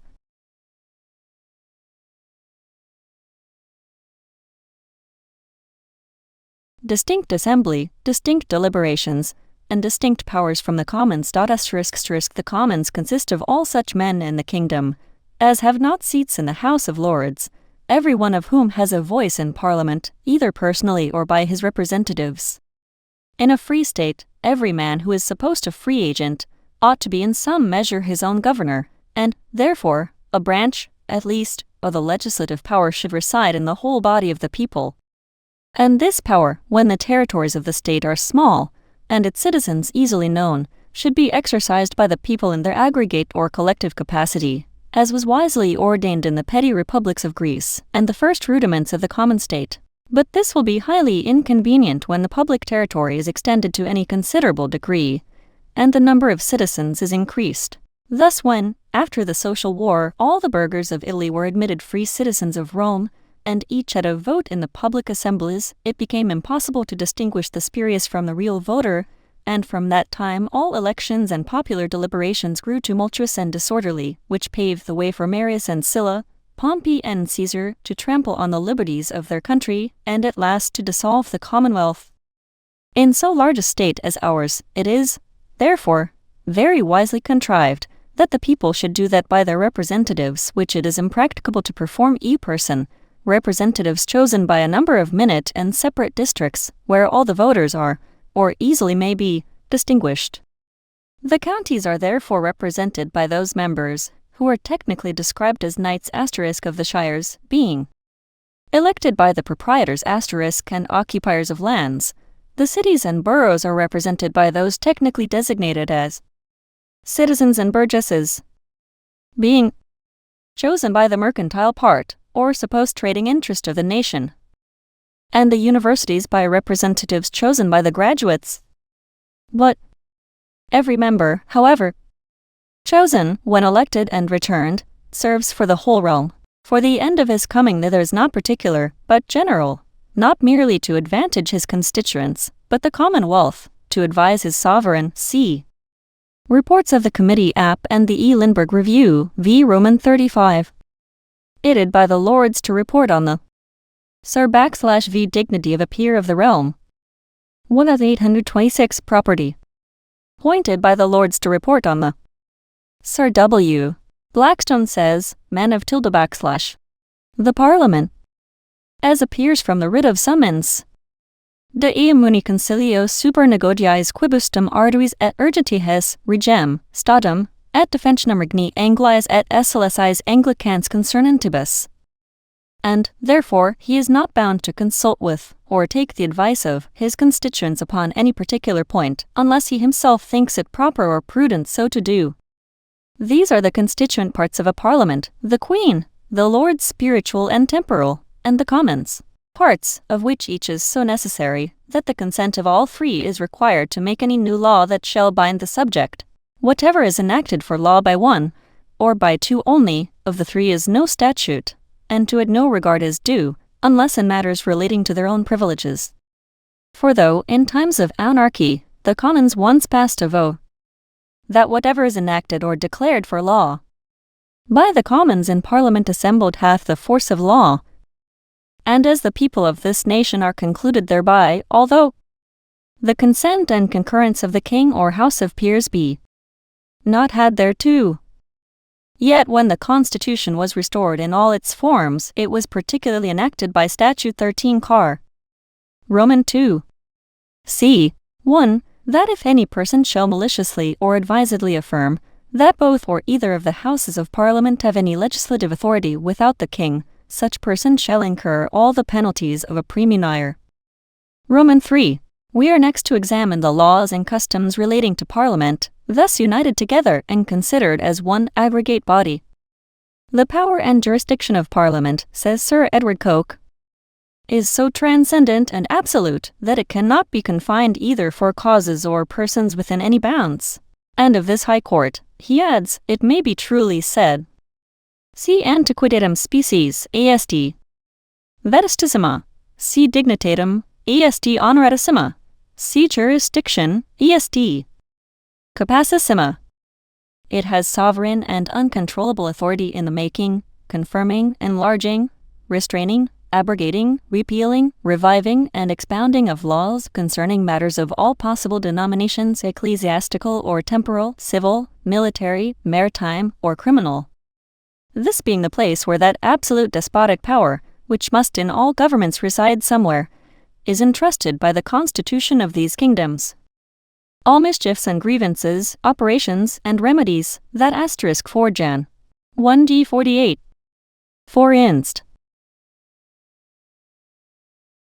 The Parliament 129 transcend the ordinary course of the laws, are within the reach of this extraordinary tribunal. It can regulate or new model the succession to the Crown, as was done in the reigns of Henry Roman VIII and William Roman III. It can alter the established religion of the land, as was done in a variety of instances in the reigns of King Henry Roman VIII and his 3 children. It can change and create afresh even the constitution of the kingdom and of parliaments themselves, as was done by the Acts of Union, the several statutes for triennial and septennial elections, the Reform Act of 1832, and the several statutes relating to the representation of the people in 1867 and 1868. It can, in short, do everything that is not naturally impossible, and, therefore, some have not scrupled to all its power, by a figure rather too bold, the omnipotence of Parliament. True it is, that what the Parliament does no authority upon earth can undo.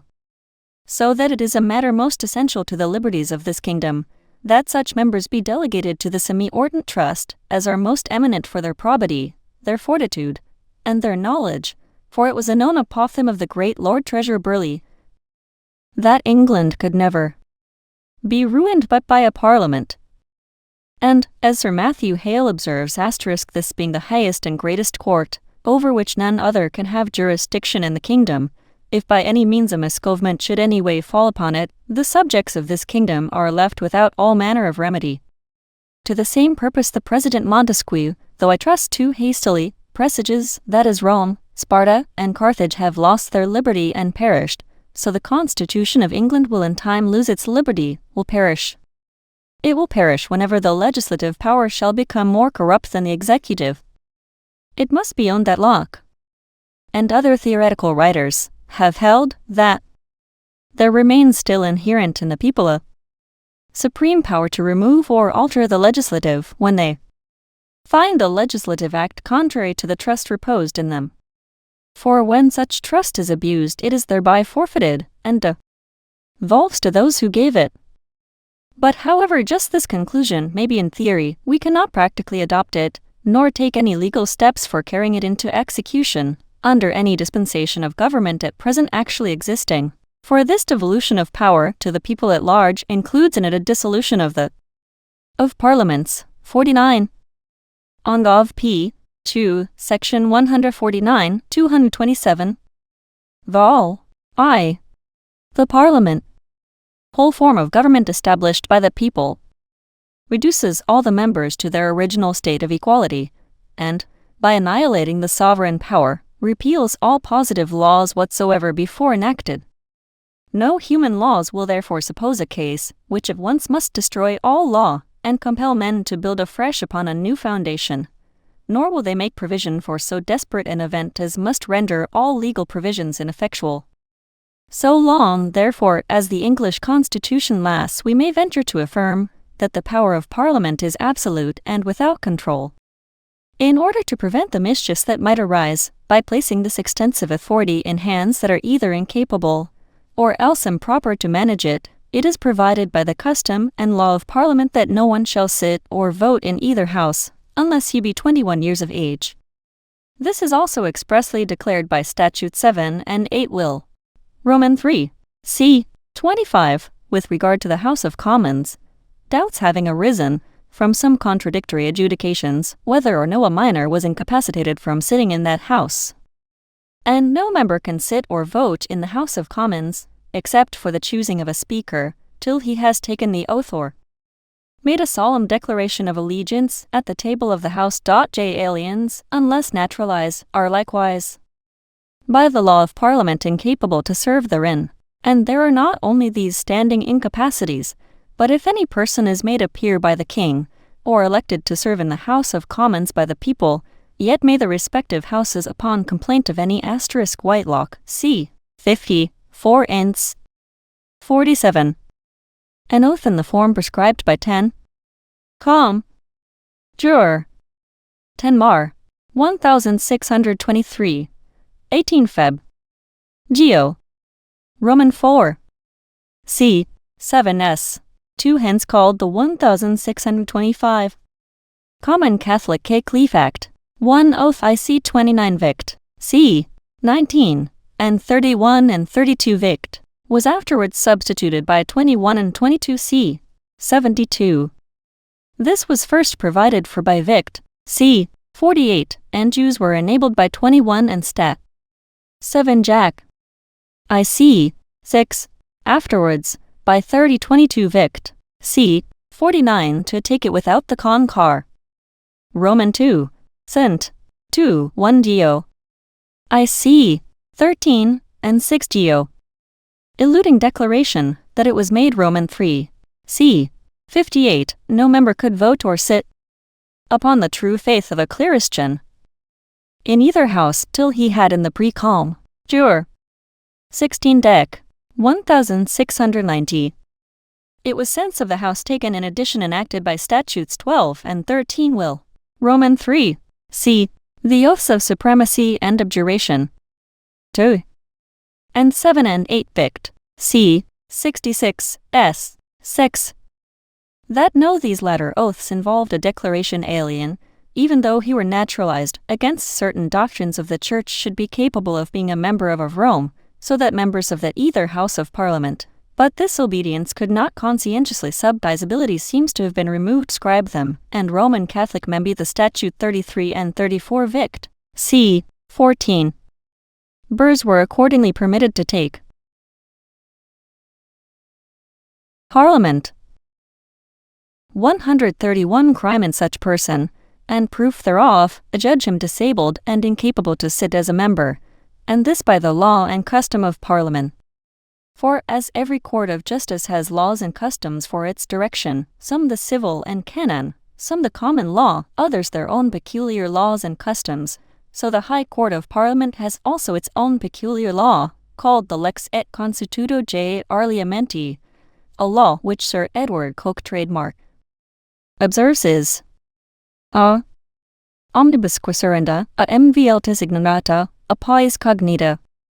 It will not therefore be expected that we should enter into the examination of this law with any degree of minuteness, since, as the same learned author assures us, it is much better to be learned out of the rolls of Parliament and other records and by precedents and continual experience than can be expressed by any one man. It will be sufficient to observe that the whole of the law and custom of Parliament has its origin from this one maxim, that whatever matter arises concerning either House of Parliament ought to be examined, discussed, and adjudged in that House to which it relates and not elsewhere. Hence, for instance, the Lords will not suffer the Commons to interfere in settling the election of a peer of Scotland, the Commons will not allow the Lords to alter a money bill, nor will either House permit the subordinate courts of law to examine the merits of either case. But the maxims upon which they proceed, together with the method of proceeding, rest entirely in the breast of the Parliament itself, and are not defined and ascertained by any particular stated laws. The privileges of Parliament are likewise very large and indefinite, and therefore when in 31 Hen. Vi.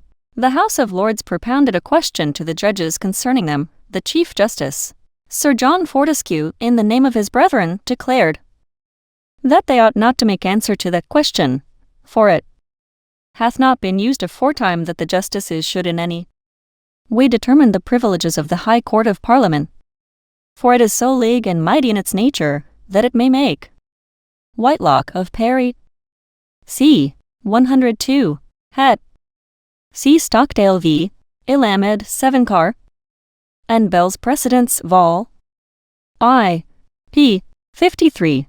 McChem v's Payne 737, 9a, and e. 1 and 11a, and e. Case Wovens 8 and 75. 253, and the Statute 3 and 4 Vict. c. 9. 1 inst. 11. Passed for the protection of persons pub. 4 inst. 50. Lishing parliamentary proceedings by 4 inst. 15. Order of either House. K. Parliament. Law.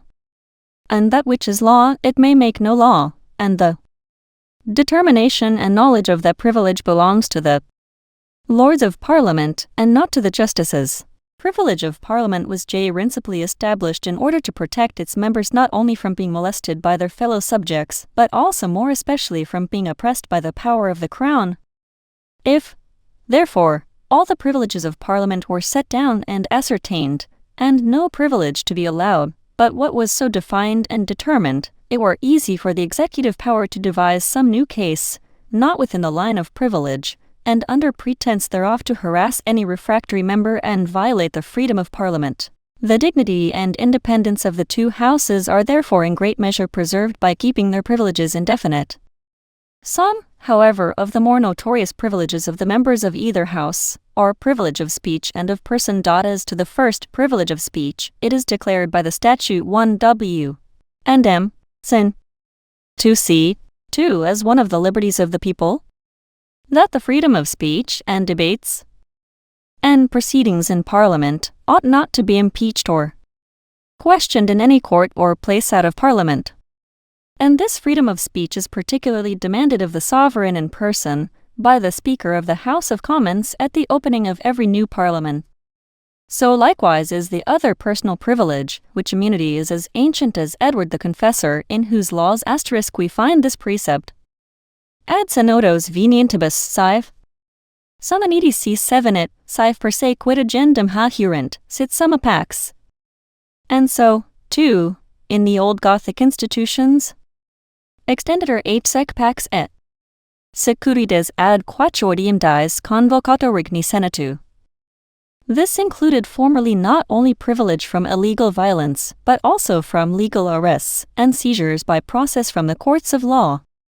And still to assault by violence a member of either House is a high contempt of Parliament, and is there punishable with the utmost severity. Neither can any member of either House sell baronage, Gyert 1, c. 4, 1 Sal.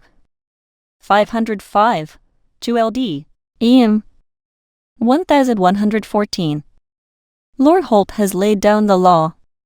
The privileges of their domestics vary differently from Sir Edward Coke and of their lands and goods were Sir W.M.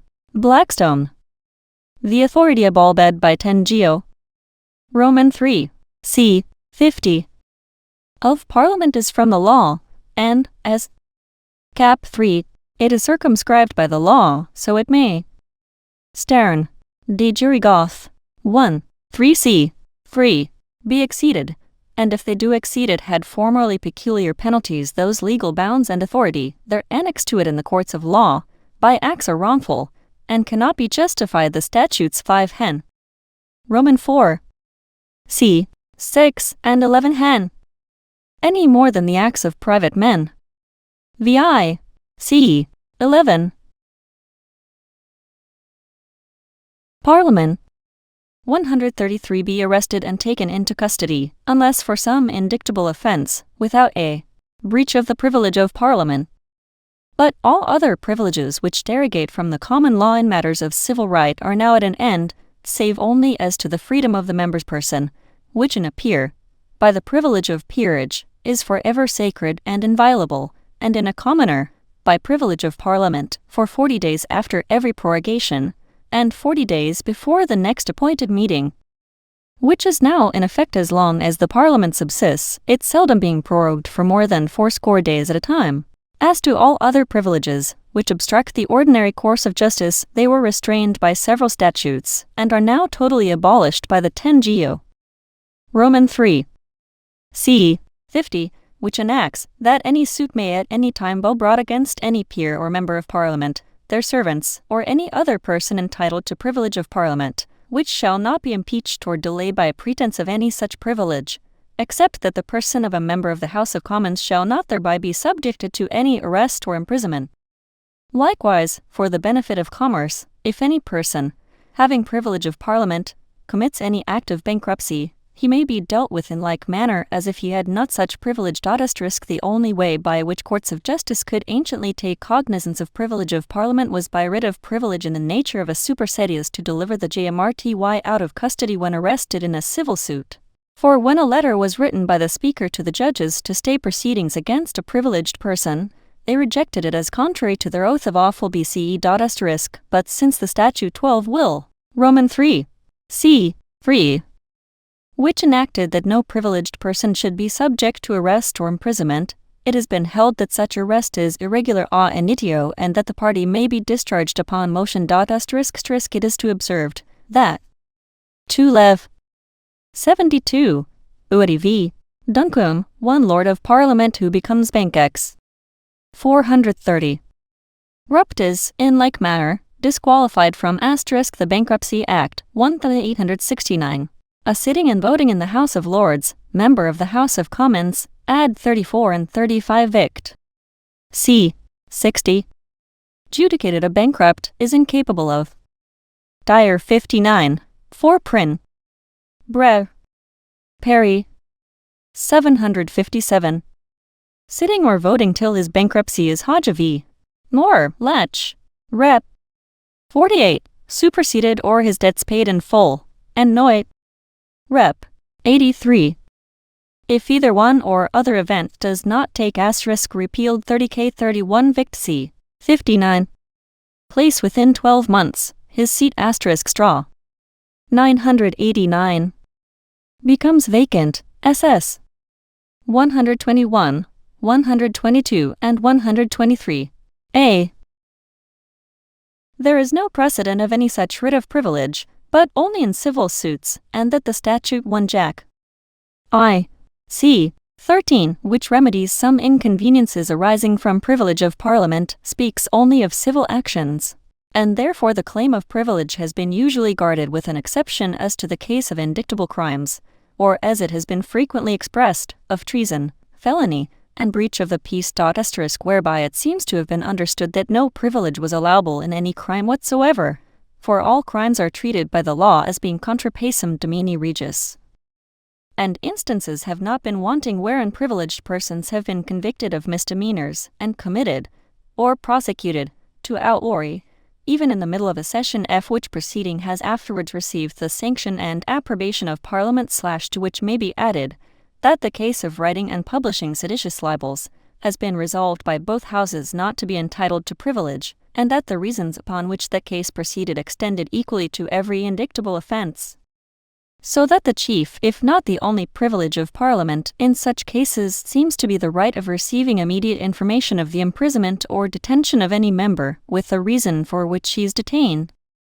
A practice that is used upon military accusations, preparatory to a trial by a court-martial *, and which is recognized by the several temporary statutes for suspending the Habeas Corpus Act, whereby it is provided that no member of either house shall be detained till the matter of which he stands suspected be first communicated to the house of which he is a member, and the consent of the said house obtained for his commitment or detaining. But yet the usage has uniformly been, ever since the evolution, that the communication has been subsequent to the arrest. These are the general heads of the laws and customs relating to Parliament, considered as one aggregate body. We will next proceed to Roman 4. The laws and customs relating to the House of Lords in particular. These, if we exclude their judicial capacity, which Com. Jur. 17 Aug. 1641. Com. Jur. 16 May 1726. Asterisk 4 inst. 25, calm. Jam. 20 May, calm. Jur. 24 Nov odd lords sure. 1675. Wilkes's case 2 wills. 151. 29 Nov. 1763. Mitch. 16 Edwa. Roman 4. In Skak. Lord. Lords. Protest. 29 Nov. 1763. Came. 1461. Com. Jur. 20 Apra. 1762. The Parliament. 135 will be more properly treated of in the third and fourth books of these commentaries, would take up but little of our time. One very ancient privilege, now obsolete, is that declared by the Charter of the Forest confirmed in Parliament 9 Hen. Roman 3. Viz. That every lord spiritual or temporal summoned to Parliament, and passing through the royal forests, may both in going and returning, kill 1 or 2 of the deer without warrant, in view of the forester if he be present, or on blowing a horn if he be absent, that he may not seem to take the royal venison by stealth. In the next place they have a right to be attended by the judges, as likewise by the Queen's learned counsel, being serjeants, for their advice in points of law and for the greater dignity of their proceedings. The secretaries of state, with the attorney and solicitor general, were also used to attend the House of Peers and have to this day, together with the judges and the regular wtits of summons issued out at the beginning of every Parliament trade ad tridendum et concilium impendendum, though not ad consentiendum. But whenever of late years they have been members of the House of Commons, their attendance here has fallen into disuse. Each peer has also a right, by leave of the House, when a vote passes contrary to his sentiments, to enter his dissent on the journals of the House with the reasons for such dissent, which is usually styled his protest. All bills likewise, that may in their consequences any way affect the right of the peerage, are by the custom of Parliament to have their first rise and beginning in the House of Peers, and to suffer no changes or amendments in the House of Commons. Their asterisk are also some statutes which relate peculiarly to the House of Lords. Thus the Statute 6 Ann. c. 78 regulates the election of the 16 representative peers of North Britain, in c. 11. Formerly every peer, by license from of the Courts of Queen's Bench, the Sovereign, might make any other common pleas and exchequer. All now Lord of Parliament his proxy, to vote for merged in the High Court of Justice him in his absence, seld. Baronage p. Formerly also by the masters in 1 c. 1. But this privilege has been sus chancery ended, if not destroyed, by a resolution stat. 31 Hen. Roman 8. c. 10. Smiths of the House made in March 18 G8. Common Law. b. 2 c. 3. Mort. 551. 4 inst. P. Amended by 10 and 11 Vict. c. 52. 4.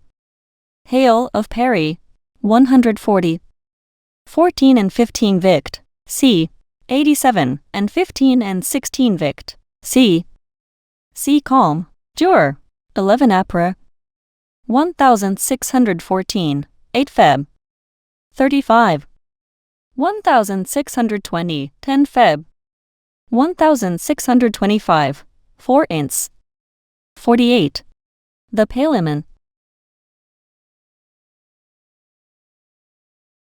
Consequence of Tili 22nd and 23rd Articles of Tili Union, and for that purpose prescribes the oaths, and c. to be taken by the electors, directs the mode of balloting, prohibits the peers electing from being attended in an unusual manner, and expressly provides that no other matter shall be treated of in that assembly, save only the election, on pain of incurring a PRX munire.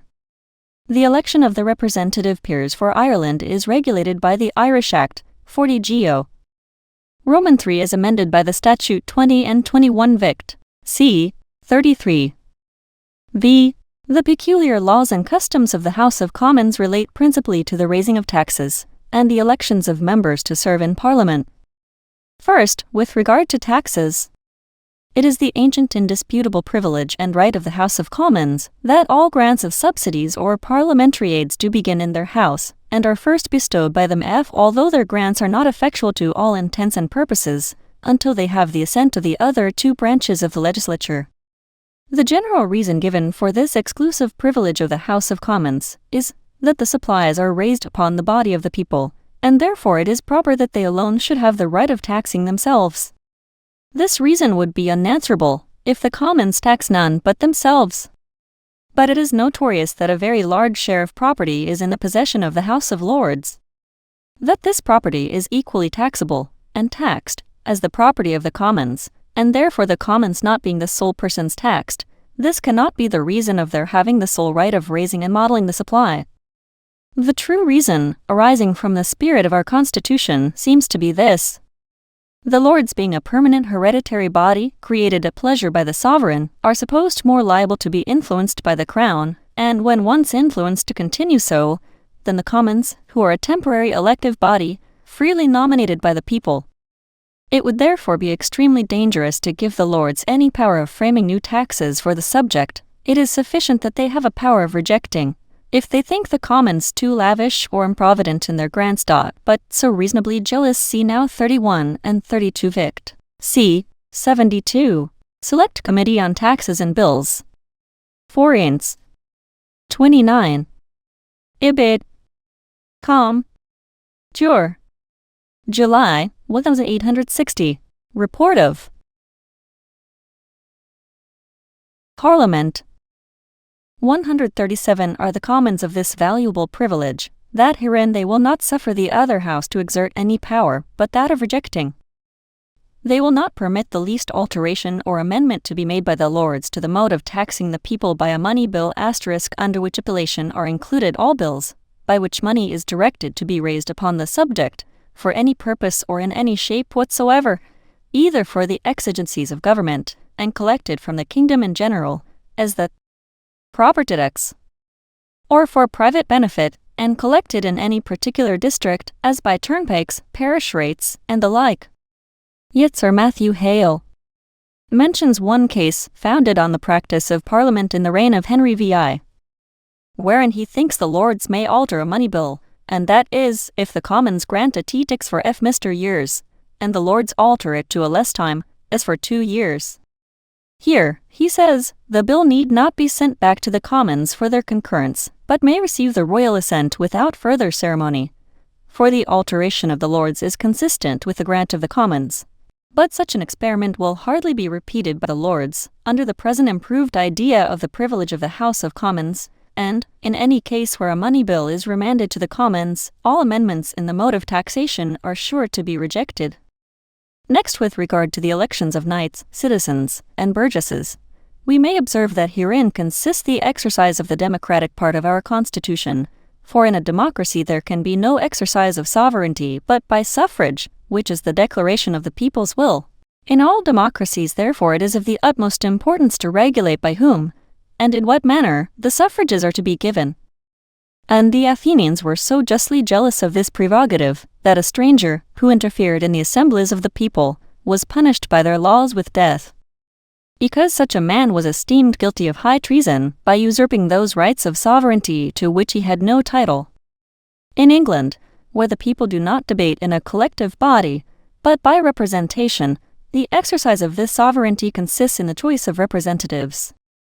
The laws have therefore very strictly guarded against usurpation or abuse of this power by many. Helmskonts. Hyatt. Vol. Roman 3. CB. 13. The answer to this case by Sir Ilonage. On Parliaments 65-66. Think, Com. Jur. 22 Apra. 1671. Yearbook 33 Hen. VI. 17. But c. 138 The Parliament. Salutary provisions which may be reduced to these 3 points. 1. The qualifications of the electors. 2. The qualifications of the elected. 3. The proceedings at elections. 1. As to the qualifications of the electors, The true reason of requiring any qualification with regard to property in voters is to exclude such persons as are in so mean a situation that they are esteemed to have no will of their own. If these persons had votes, they would be tempted to dispose of them under some undue influence or other. This would give a great, an artful, or a wealthy man a larger share in elections than is consistent with general liberty. If it were probable that every man would give his vote freely and without influence of any kind, then, upon the true theory and genuine principles of liberty, every member of the community, however poor, should have a vote in electing those delegates to whose charge is committed the disposal of his property, his liberty, and his life.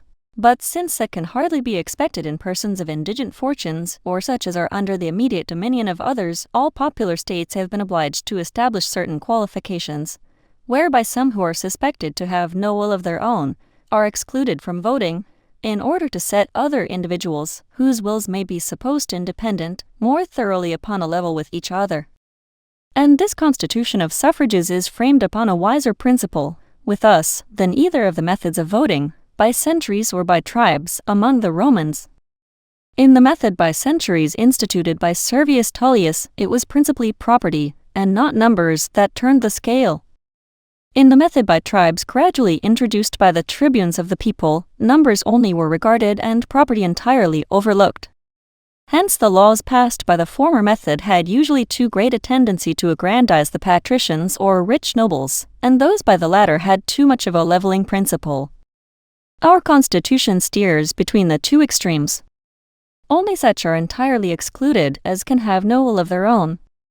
There is hardly a free agent to be found who is not entitled to a vote in some place or other in the kingdom. Nor is comparative wealth, or property, entirely disregarded in elections, for though the richest man has only one vote at one place, yet if his property be at all diffused, he has probably a right.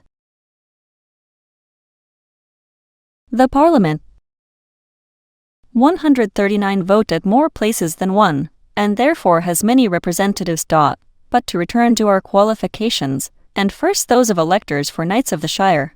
1. By statute 8 hen. Vi. C. 7 and 10 hen vi. C. 2, amended by 14 Geo. Roman 3. C. 58. The knights of the shire are to be chosen by people whereof every man shall have freehold to the value of 40 shillings by the year within the county, which, by subsequent statutes, is to be clear of all charges and deductions except parliamentary and parochial taxes. The knights of shires are the representatives of the landholders, or landed interest of the kingdom, and their electors must therefore have estates in lands or tenements within the county represented. These estates must have been freehold, that is, for term of life at least. Because beneficial leases for long terms of years were not in use at the making of these statutes, and copyholders were then little better than villeins, absolutely dependent upon their lords. And this freehold must have been of 40 shillings. Annual value. Because that sum would then, with proper industry, have furnished all the necessaries of life and rendered the freeholder, if he pleased, an independent man. For Bishop Fleetwood, in his Chronicum Prettiosum, written at the beginning of the last century, has fully proved 40 shillings in the reign of Henry VI to have been equal to £12 per annum in the reign of Queen Anne, and, as the value of money is very considerably lowered since the bishop wrote, I think we may fairly conclude, from this and other circumstances, that what was equivalent to £12 in his days is equivalent to much more. At present, be this as it may, the possession of a 40-shilling freehold continued to be the sole qualification of a county elector long after lease *. This, says Sir William Black, laws and government are represented as stone. Is the spirit of our constitution, nearly approaching to perfection, with not that I assert it is in fact quite so out descending to the invidious task of perfect as I have here endeavored to pointing out such deviations and cortiscribo it. For if any alteration might ruptions as length of time and a loose be wished or suggested in the present state of national morals have too great a frame of parliaments, it should be in tendency to produce. The incurvations favor of a more complete representation of practice are then the most notorious of the people, and in a note the learned, when compared with the rectitude of the commentator adds *, the candid and inride, and to elucidate the clearness of intelligent reader will apply this observeth spring, conveys the strongest satire to many other parts of the work beyond those who have polluted or disturbed for him, wherein the constitution of our 140 the Parliament. Hold property had become of great value and importance, and copyhold tenure as unobjectionable for all practical purposes as freehold.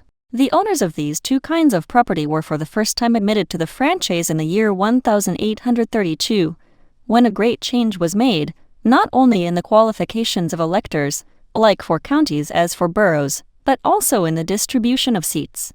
This was effected by the two will. Roman 4. c. 45, usually called the Reform Act, under which statute the electors of knights of the shire consisted of four classes: freeholders, copyholders, leaseholders, and occupiers of land within the county. 1. A freehold inheritance of 40 shillings. Annual value is still the distinguishing qualification of a county elector.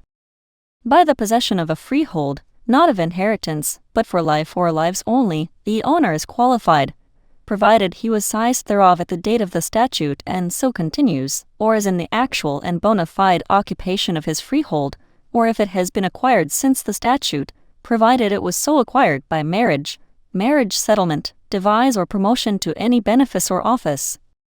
2. The owners of freeholds for life or lives acquired since the date of the statute, otherwise than by marriage, settlement, devise or promotion to a benefice or office, are not qualified as electors unless the freehold be of the clear yearly value of £10 above all rents and charges. The Reform Act may thus be said to have conferred the franchise generally on all owners of property of the annual value of £10, the right of voting having been extended to all persons legally or equitably seized of any lands or tenements of copyhold, or any other tenure whatever, except freehold, for life or lives or any large estate, of which the clear yearly value was £10. The franchise was likewise conferred, in 1832, on free leaseholders, that is, the lessee, or assignee of the lessee, of any term created originally for a period of not less than 60 years of the clear yearly value of £10, or the lessee, or assignee of the lessee, of any term created originally for a period of not less than 20 years of the clear yearly value of not less than £50. The last class of voters also for the first time admitted to the franchise in 1832 were 4. Occupiers as tenants under one landlord, of property for which they paid a yearly rent of not less than £50. Sub LCSSECS, or their assignees of actual occupation of TLI premises in either of such terms must be in the order to entitle them to vote. These remained the qualifications of electors in counties until the Representation of the People Act, 1867, further extended the right of voting to 1. Every man seized at law or in equity of lands or tenements of any tenure whatever, for his own life or the life of another, or for any lives whatever, of the clear yearly value of £5, and asterisk 2. Every man entitled, as lessee or assignee to a leasehold estate, originally of not less than 60 years of the annual value of £5. Asterisk the same statute conferred the franchise on free every man who occupies as owner or tenant lands within TLI county of the rateable value of £12. Thus much for the electors in counties. As for the electors of citizens and burgesses, these are supposed to be the mercantile part or trading interest of this kingdom. But as trade is of a fluctuating nature, and seldom long fixed in a place, it was formerly left to the crown to summon P*O Renati the most flourishing to Blackstone to send representatives to Parliament. So that as towns increased in trade, and grew populous, they were admitted to a share in the legislature. But the misfortune was, that the deserted boroughs continued to be summoned, as well as those to whom their trade and inhabitants were transferred, except a few which petitioned to be eased of the expense, than usual, of maintaining their members. 4 shillings a day being allowed for a knight of the shire, and 2 shillings for a citizen or burgess, which was the rate of wages established in the reign of Edward III. The power of the crown to modify the Igero representation was, however, gradually curtailed until finally the right was entirely lost, and many, if not most, of the smaller boroughs became the property of a neighboring landowner, or even of a perfect stranger, who returned as the representative whoever he thought fit to nominate, while great cities like Manchester and Birmingham were entirely unrepresented. The 62 members were added at no less than 218 members were at different times by Queen Elizabeth. Turned in England by the nomination pari. His 958. The House was filled influence of 87 peers. 137 were returned with placemen, civilians, and lawyers, by 90 commoners and 16 by the Gov grasping at preferment. Hallam CKJS meant. Of 45 Scotch members, 31 were hissed. Ch.V. returned by 21 peers, and the remainder 4 inst. 46. By 14 Commie of 100 Irish members. The Parliament system was put an end to by the Reform Act of 1832, by which a great number of the smaller boroughs, many of which had long been notoriously corrupt, were disfranchised, and many large towns for the first time represented in Parliament. The number of the members for counties or divisions of counties and for the boroughs and the districts from which the electors are to be taken are now prescribed and can only be altered by statute. The universities were, in general, not empowered to send burgesses to Parliament, though once, in 28 Edwa, when a Parliament was summoned to consider of the King's right to Scotland, there were issued writs which required the University of Oxford to send up 4 or 5, and that of Cambridge 2 or 3, of their most discreet and learned lawyers for that purpose. It was King James I who indulged Oxford and Cambridge with the permanent privilege to send constantly 2 of their own body, to serve for those students who, though useful members of the community, were neither concerned in the landed nor the trading interest, and to protect in the legislature the rights of the Republic of Letters. And this privilege has recently been extended to the University of London. Degrees. The right of election in boroughs formerly was and in some respects still is various, depending to a certain extent on the several charters, customs, and constitutions of the respective places, which used to occasion infinite disputes.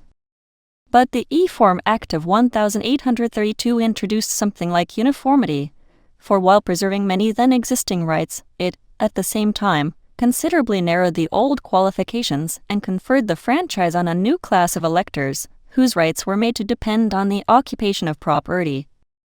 For 1. Every burgess or freeman possessing the right at the time was declared entitled to the franchise as before the statute. No qualification was, however, to be obtainable by the freedom of a borough for the future, unless in certain cases excepted for the purpose of preserving existing rights. 51 were returned by 36 peers and 20 by represented since the Union, and the 19 commoners. So that of 658 members for Scottish universities now also returned, 487 were returned by nomination, and members to Parliament. 171 only were representatives of India except in the City of London, where pendant constituencies. Mays Constit. The livermen residing in or within Hist of England c. Roman 6. 25 miles continue entitled to Prin Peri. Writs, 1. 345. Vote in the election of the members for equals. The University of Dublin has been the city. 30 and 31 Vict. c. 102 s. 46. Parliament. 143-2. The franchise was preserved to the resident freeholders or burgage tenants in cities or towns, being counties of themselves. Free. The right of voting was for the first time conferred on every occupier, as owner or tenant, of premises of the clear yearly value of not less than LOZ and rated for the relief of the poor. This qualification was one of the principal features of the Reform Act of 1832. And in the new boroughs created by the statute, such as Birmingham and Manchester, the electors consisted entirely of persons thus qualified. The Statute of 1867 has created what are generally known as household and lodger suffrages, by extending the right of voting to 1 every man, who being an inhabitant occupier, as owner or tenant, of a dwelling house within the borough, has been rated in respect of the premises so occupied by him, to all rates made for the relief of the poor, and has paid such rates. And 2. Every man, who, as a lodger, has occupied as lodgings part of a dwelling house in the borough of the clear annual value, unfurnished, of £10, and having resided therein 12 months has desired to be and been registered as a voter. Let us next see how the several franchises, thus conferred, are to be made available.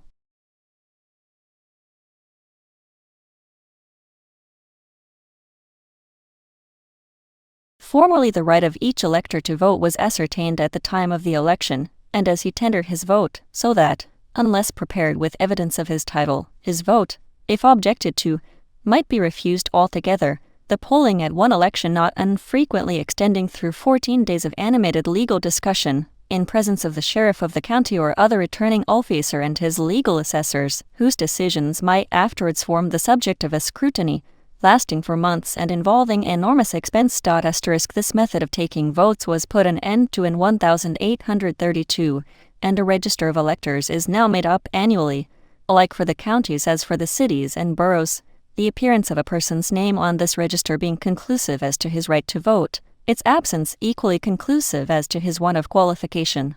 This system of previous registration was one of the great improvements effected by the Reform Act, but the mode at first adopted proving defective, it has been regulated by several subsequent statutes. The scrutiny in the famous case of it is said, upwards of 60,000. The contested election for Westminster, pounds. Between Charles James Fox and Sir 6 and 7 Vict. C. 18, 28 and 29 Vict. C. Cecil Ray, lasted 2 years and cost 36, 30 and 31 Vict. C. 102. The Parliament. In counties, the overseers of every parish and township publish before the 20th of June a notice requiring persons entitled to vote, and who are not on the register, to make a claim before the 20th of July in the form provided for that purpose. Lists of claims and copies of the existing register are then published, and any person may, within a limited time, object to any claimant being admitted to the register, or to any person continuing thereon as an elector, a list of which objections, if any, being published, all of them are then delivered to the clerk of the peace before the 29th of August. In cities and boroughs, the overseers first publish a notice that no person will be entitled to vote in respect of the occupation of premises, unless his rates and taxes are paid by the 20th of July, and they next publish, before the 1st of August, a list of the qualified occupiers, the town clerk publishing the list of freemen. Persons entitled to the franchise, lodgers for instance, who not being ratepayers are not known to be qualified, but whose names are not on the lists, may then make their claims, and objections may be made, as in the case of counties, lists of claims and objections being published in like manner, and copies of all of them delivered to the town clerk. Abstracts of these different lists are then transmitted to the revising barristers annually appointed by the senior judges of assize, who, after public notice, hold courts for revising the lists, at which the overseers, claimants, and objectors attend. The barrister then, on hearing the parties adding or expunging names and making alterations in the lists according as he finds the claims or objections to be well-founded. The county lists being then returned to the clerk of the peace, he signs and delivers a printed copy to the sheriff, and the borough lists being in like manner returned to the town clerk, he signs and delivers a printed copy to the returning officer, these books being the register of voters, from the last day of November in the year it is made, to the 1st of December in the ensuing year. An appeal from the decision of the revising barrister may be allowed by him on questions of law, and if allowed is determined by the Common Pleas Division of the High Court of Justice on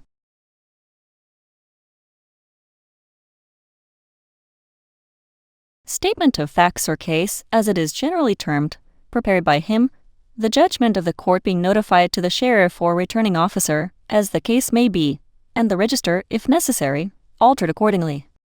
Hitherto of the qualifications which now confer a right to be admitted to the roll of electors. The old qualifications conferred the right to vote, so that in contested elections it was no unusual practice to qualify a number of voters on the very eve of the election, this being effected in counties by the grant of freehold rent charges, in boroughs by the wholesale creation of freemen. The franchise, as we have seen, now depends upon the ownership or occupation of property, but it is not any ownership or occupation that confers it. For to entitle any person to have his name placard on the register of electors, it is necessary that he shall have enjoyed the qualification which gives the right to vote for some time previously. All persons who claim to be registered as electors in counties in respect of freehold or copyhold qualifications, or the ownership of leasehold property, must have been in actual possession, or in receipt of the rents and profits of the property for 6 calendar months previous to the last day of July in the year in which they make their claims, occupiers of land in the actual occupation thereof for 12 months before that day. In the case of the boroughs, again, it is necessary that a freeholder or burgage tenant shall have been in the actual possession or receipt of the rent and profits of his tenement, and the occupier of premises in the actual occupation thereof for 12 months before the last day of July, and as to an occupier, that he shall have been liable to be rated to the relief of the poor for that period. Finally, it is to be observed that no English peer and no police magistrate, or person otherwise employed under the Police Acts, can vote, that the receipt of parochial relief within 12 months of the last day in July in the year of an election disqualifies a person, otherwise entitled, from voting, and that any person convicted of bribing, treating, or undue influence is incapacitated from being an elector. J. Next, as to the qualifications of persons to be elected members of the House of Commons. Some of these depend upon the law the Marquis of Salisbury's case, 8 Law, Ep. CP. 245. Vol. I. L. The Parliament and custom of Parliament, declared by the House of Commons, others upon certain statutes. And from these it appears, 1. That they must not be aliens, or minors, idiots, lunatics, or outlaws in criminal prosecutions. 2. That they must not be any of the judges of the High Court of Justice, nor of the representative peers of Ireland, nor of the judges of the Court of Session in Scotland, nor of the judges of the courts of Ireland, nor of the judges of the county courts, nor of the officers of any court having jurisdiction in bankruptcy, nor of the assistant barristers in Ireland nor of the police magistrates, nor of the revising barristers, nor of the clergy, for they sit in the convocation, nor persons convicted of treason or felony *, for they are unfit to sit anywhere. 3. That sheriffs of counties, recorders, and returning officers of boroughs as being returning officers are not eligible in their respective jurisdictions, but that the sheriffs of one county are eligible to be knights of another. 4. That in strictness, all members ought to have been inhabitants of the place for which they are chosen : but this, having been long disregarded, was at length entirely repealed by Statute 14 Geo. Roman 3. C. 58. 5. That no persons that hold any new office under the Crown, created since 1705, are capable of being elected or sitting as members. 6. That no person holding a contract on account of the public service is capable of being elected or sitting as a member during the time he executes or holds such contract. 7. That no person having a pension under the Crown during 4 inst. 47, 48. Parliament, and this provision was ex. Com. Jur. 1/23, 1/25. Tended to Roman Catholic priests by the J-Com. Jur. 9 Nov. 1605. The Judy Statute 10 Geo. Roman 4. C. 7 S. 9. Couture Act 1875 S. 5. Com. Jur. 21 Jan. 1580. 4 ints. 39 and 40 Geo. Roman 3 C. 67. 47. Mitchell's case, session within 8 and 75. 7 Geo. Roman 2. C. 16 S. 4. 5 and 6 Will. Roman 4. C. 76 S. 103. 1 and 2 Geo. Roman 4. C. 44. Bro. Aber. T. Parliament 7 Com. 25 and 26 Vict. C. 99 S. 4. Jur. 25 June. 1604, 14 APRA, 1614, 2232 and 33 Vict, C. 71 S. 69 Mar, 1620, 2, 4, 15 Jun, 17 Nov, 1685 P 36 Geo, Roman 3, C. 25 S. 3, Hell, of Perry, 114, J 10 Geo, Roman 4, C. 44 S. 18, 4 Inns, 48, Whitelock, of Perry, ch. 16 Vict, c. 18 S. 29, 99 100 101, Com. Jur. 13 Oc. 1553, 8 Feb. Stat. 1 Hen. VC. 1, 23 Hen. VI. C. 15, 1620, 17 Jan. 1661. Whatever may sta. 6 and C. 7. The disqualifica have been the original reason for extions arising from holding office under eluding the clergy, the statute 41 Geo, the crown include a large number of Roman 3. C. 63. The result of home tux public functionaries, whom it would be election, expressly disables priests and tedious to enumerate. See Index of Deacons and Ministers of the Church of Statutes 1870, T. House of Commons. Scotland, from being elected members of 22 Dio, Roman 3. Pleasure, or for any term of years, is capable of being elected or sitting. *8. That if any member accepts an awful see under the crown, except an officer in the army or navy accepting a new commission, his seat is void, but such member is capable of being re-elected. 9. That any candidate, reported by the judge to have known or consented to bribery, is incapable of being elected or sitting in Parliament for 7 years. 10. That all knights of the shire shall be actual knights or such notable esquires and gentlemen as have sufficient to be knights and by no means of the degree of yeomen.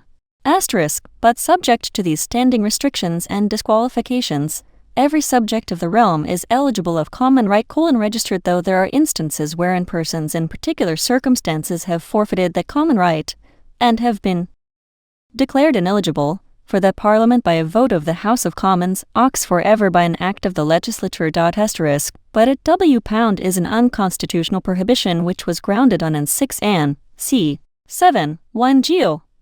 Ia. 2 c. 56. See further on the subject of pensions, Sir E. May constit. His. Chap. Roman 6. Stat. 6 and c. 7. The general rule here laid down is greatly qualified by the statute 30 and 31 Vict c. 102, whereby practically the members and law-awful beasers of the government for the time being are enabled to accept a different office, without vacating their scats. 17 and 18 Vic. C. 102 S. 36, 31 and 32 Vic. C. 125 S. 43. Stat. 23 Hen. VI. C. 14. This regulation it was formerly attempted to enforce by requiring what was called the property qualification. Every member for a county in England, Wales, or Ireland was expected to have a clear estate to the value of £600 per annum, and every citizen or burgess elected for a borough in England, Wales, or Ireland to the value of £300. No qualification was required of the representatives of the counties or boroughs of Scotland, nor of the eldest sons or heirs apparent of peers and persons qualified to be knights of shires, or of the members for the 2 universities. Which, add Sir W. Blackstone, somewhat balances the ascendant which the boroughs have gained over the counties by obliging the trading interest to make choice of landed men, and of this qualification the member must make oath and GV in the particulars in writing at the time of taking his seat. But the oath required of the member and the particulars in writing furnished by him were found in practice to be no check whatever on the use of fictitious qualifications, which came at last, indeed, to be publicly recognized as sufficient. To escape from the discredit in which this notorious disregard of the law by one branch of the legislature must soon have involved it, and at the same time gain credit for removing what could not but be an impediment to the election of conscientious men, not possessing this qualification, the Act of Henry Roman IV was repealed by the Statute 21 and 22 Vict. c. 26. Thus the Master of the Rolls, till he was disqualified by the Judicature Act 1873, was not among the number of judges excluded, either at common law or by statute. Peers of Ireland, not elected as representative peers, may sit for any county or borough in Great Britain. 39 and 40 Geo. High. c. 67. Stat. 7 Geo. IC. 28.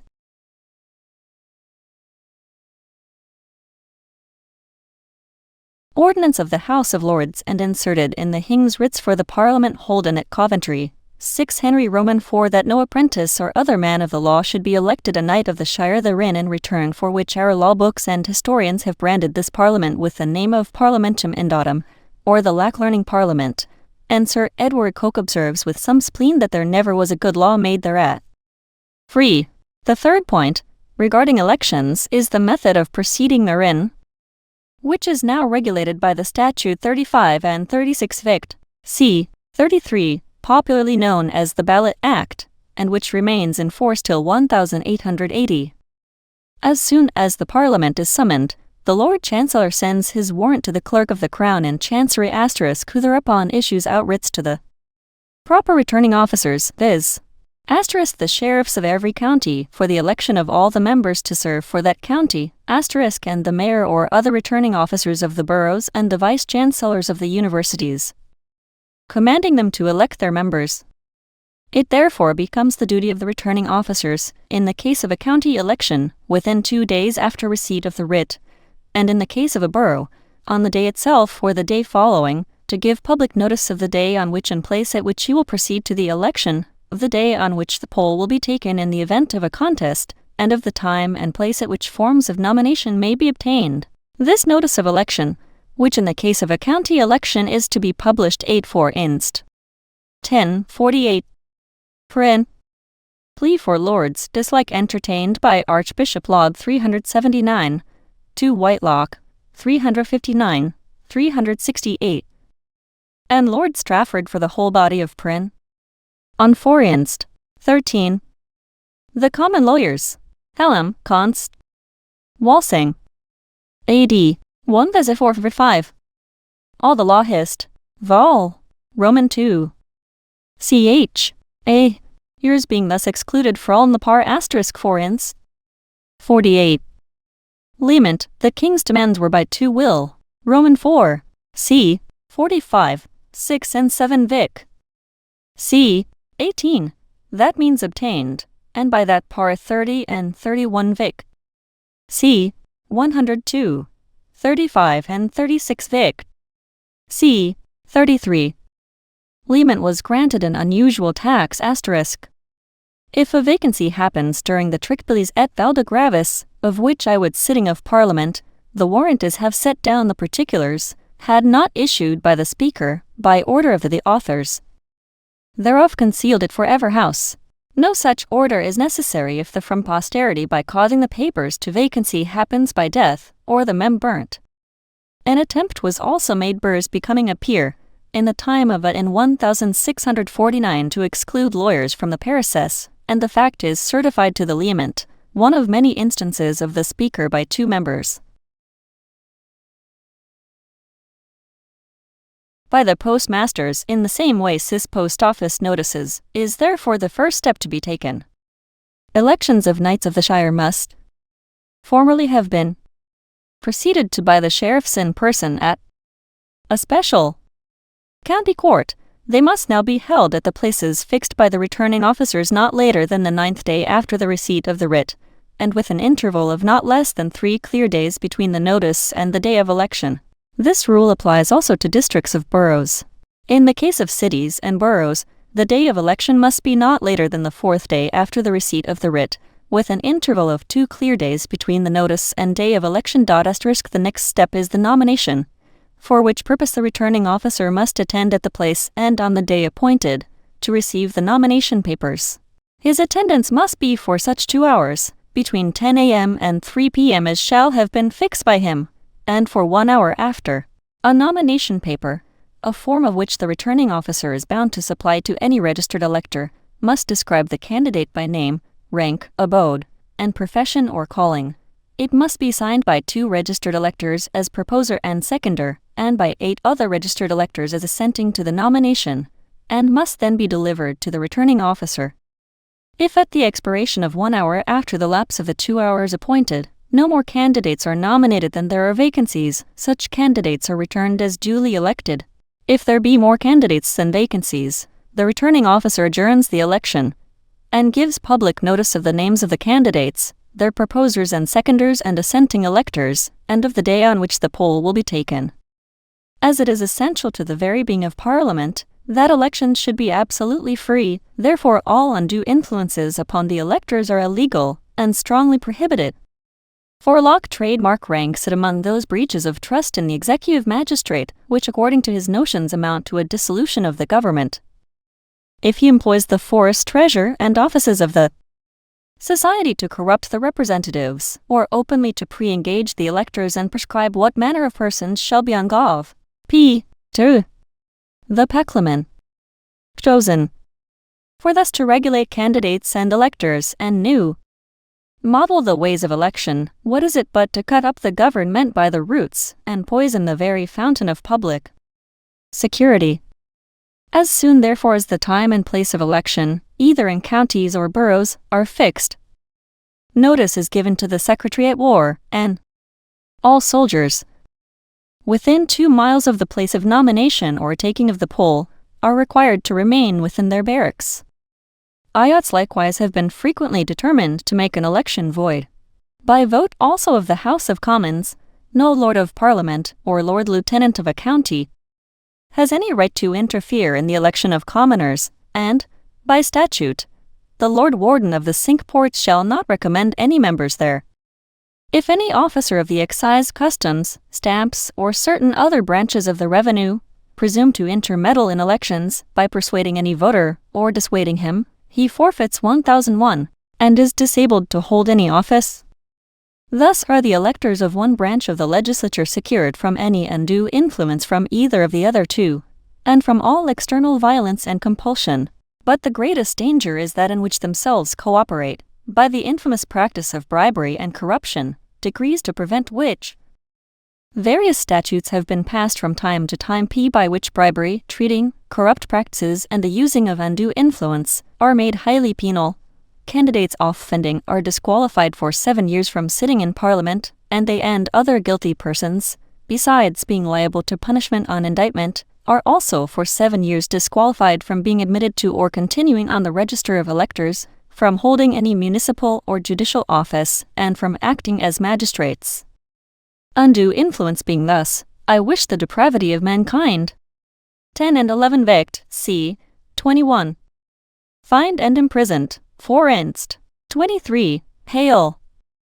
The first instance that occurs of Perry. 112. Calm. Jur. 10 and 11 May. Election bribery was so early as 13 Eliz. 1571. But as this practice, says Sir when one Thomas Lange, being a simple William Blackstone, has since taken man and of small capacity to serve in deeper and more universal root, it has Parliament acknowledged that he had occasioned the making of various whole given the returning officer and others of some statutes, to complete the efficacy the borough for which he was chosen, of which there is nothing wanting but £4 to be returned member, and resolution and integrity to put them in was for that premium elected, but for strict execution. BL. Com. Vol. I. P. 180. This offence the borough was Amherst, FC now 15 and 16 Vict. C. 57, 17 and the member was removed, and TGI officer is Vic. C. 102, 31 and 32 Vict. would permit me to say, effectually guarded against, the election is to be proceeded to on the day appointed. For the purpose of receiving the votes of the electors, counties are divided into polling districts and boroughs into wards ***, and each district or ward is to have a convenient place appointed where, in the case of a contested election, polling stations are provided and a sufficient staff of assistants, at the expense of the candidates. Each polling station must be provided with compartments in which the electors may mark their votes screened from observation. In all elections, except in the universities, only 1 day is allowed for receiving the votes, this limitation of the time for polling being looked upon as conducive to the purity of elections. In the universities, on account of the distance many of the electors may have to travel, the polling may continue for 5 days, and the electors may transmit their votes by means of a voting paper. If, however, the proceedings at any election are interrupted or obstructed by riot or open violence, the returning officer may adjourn the taking of the votes at any particular place until the following day, and so on from time to time until the interruption has ceased. The qualification of any person tendering his vote was formerly liable to be called in question at the time of the election, but the register of electors being now conclusive evidence of the voter's qualification, the only questions that, at the request of a candidate, can be put to him, and he may be required to answer upon oath, are whether he is the same person whose name appears on the register, and whether he has already voted at that election.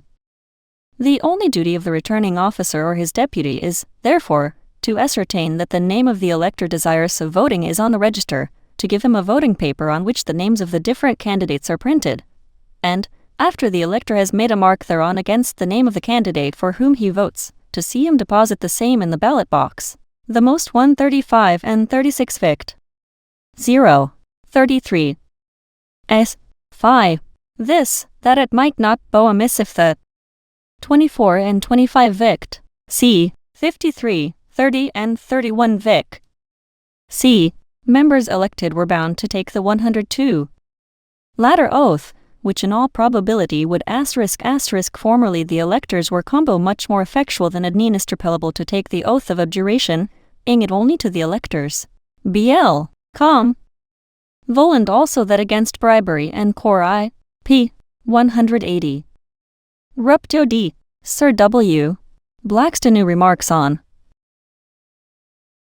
Elaborate precautions are taken for preserving the secrecy of the voting, the ballot boxes being kept shut until the close of the election, when the returning officer opens them in presence of the candidates or their appointed agents, casts up the number of votes, and declaring the state of the poll, makes proclamation of the member or members chosen.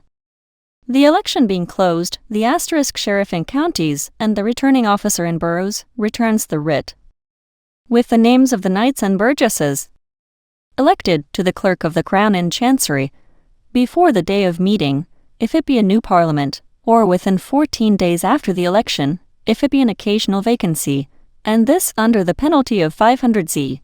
If the sheriff does not return such knights only as are duly elected, he forfeits, by the old statutes of Henry vi. 1001, and the returning officer in boroughs for a like false return, 40 z, and they are besides liable to an action, in which double damages shall be recovered, by the later statutes of King William. And any person bribing the returning officer shall also forfeit 300 z. But the members returned by him are the sitting members until the House of Commons shall otherwise determine. For although the trial of controverted elections has been transferred to a judge of the High Court, the carrying out of his decision is still the proper function of the House itself. The history of this matter is somewhat curious. As the writs commanding the sheriffs to return knights and burgesses to serve in Parliament are issued from, and returnable in Chancery, the legality of the return when made is at common law examinable by the Chancellor. In the reign of Queen Mary, the House of Commons assumed the right of questioning the validity of the return of a prebendary of Westminster, who, as an ecclesiastic represented in convocation, was held disqualified from being a member of the House of Commons. In the reign of Queen Elizabeth they successfully asserted their right, refusing to admit as a member a person who had been returned in virtue of a second writ, issued by the Chancellor in consequence of the irregularity, as he considered it, of the return to the House. In the following reign another opportunity was afforded the Commons of reasserting their newly discovered privilege under very favourable conditions. King James I, in calling his first Parliament, issued a proclamation, among other things, prohibiting the election of bankrupts or outlaws, and directing that all Parliament 153 returns contrary thereto should be regarded as unlawful. Sir Francis Godwin, who was an outlaw, having been returned for the county of Buckingham, the return was sent back to the sheriff as contrary to the proclamation. But the House took up the question, and, declining to confer with the House of Lords, agreed ultimately, on the command of the King, to confer with the judges in his presence. In the result, a compromise was effected, and a new writ was issued, but no attempt was made ever afterwards to dispute the right which the House had claimed. The Commons, having thus, as Sir Erskine May remarks *4, the sake of their own independence, insisted upon an exclusive jurisdiction in matters of election, were not ashamed to prostitute it to party. They were charged with a grave trust and abused it. They assumed a judicial office and dishonored it. This discreditable perversion of justice grew up with those electoral abuses, which an honest judicature would have tended to correct, and reached its greatest excesses in the reigns of George Roman II and George Roman III. For a considerable time after the House had obtained this jurisdiction, controverted elections were tried by committees specially nominated, composed of privy councillors and burgesses, well qualified for the duties entrusted to them. But after 1672, it became an open committee, in which all who came had voices, and at length a hearing at the bar of the House was considered preferable to an inquiry by a committee. Here again, to use the words of Sir Erskine May, the partiality and injustice of the judges was soon notorious. Parties tried their strength, the friends of rival candidates canvassed and manoeuvred, and seats corruptly gained, were as corruptly protected or voted away. Such were the results of the usurpation of judicial functions by a popular body. In order to remedy, if possible, these unquestionable evils, the Statute 10 Geo. Roman 3. c. 16, called from its author the Grenville Act, was passed in 1770, and the trial of election petitions trans. Constit. Hist of England, cap. Roman 6. Upon any question of public policy, but jure. 1716. By his defeat on the Chippenham the photo of Sir R. Walpole's Atin petition, ministration in 1741 was decided.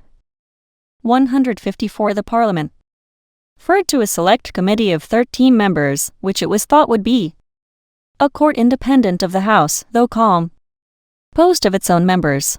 For a time there was a marked improvement in the decision of controverted elections. But, too soon it became evident that corruption and party spirit had not been overcome. Crowds now attended the ballot, as they had previously come to the vote, not to secure justice, but to aid their own political friends.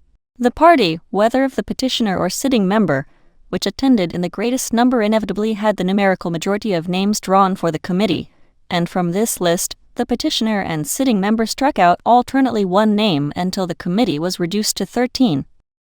The majority of the House was necessarily a majority of the committee. The result it was not difficult to foresee. Though the members were sworn to do justice between the rival candidates, yet the circumstances under which they were notoriously chosen, their own party bias, and a lax conventional morality favored by the obscurity and inconsistencies of the election law, and by the conflicting decisions of incapable tribunals, led to this equivocal result: that the right was generally discovered to be on the side of the candidate who professed the same political opinions as the majority of the committee. By these means the majority of the House continued, with less directness and certainty, and perhaps with less open scandal, to nominate their own members, as they had done before the Grenville Act. And for half a century, this system, with slight variations of procedure, was suffered to prevail. In 1839, however, the ballot was at length superseded by Sir Colbert Peel's Act. Committees were reduced to 6 members and nominated by an impartial General Committee of Elections. The same principle of selection was adhered to in later acts, with additional securities for impartiality, and the committee was finally reduced to 5 members. The evil was thus greatly diminished, but still the sinister influence of party was not wholly overcome. In the nomination of election committees, one party or the other necessarily had a majority of one, and though these tribunals undoubtedly became far more able and Sir E. May, quoting Lord Mahon's 2 and 3 Vict. c. 38. Hist of England, Vol. Roman 6. p. 22. 4 and 5 Vict. c. 58, and 11 and 12 Vic. Make cap. Roman 6. c.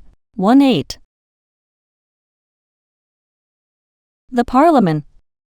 155 Judicial. Their constitution and proceedings often exposed them to imputation of political bias. At length by the Statute 31 and 32 Vict. c. 125.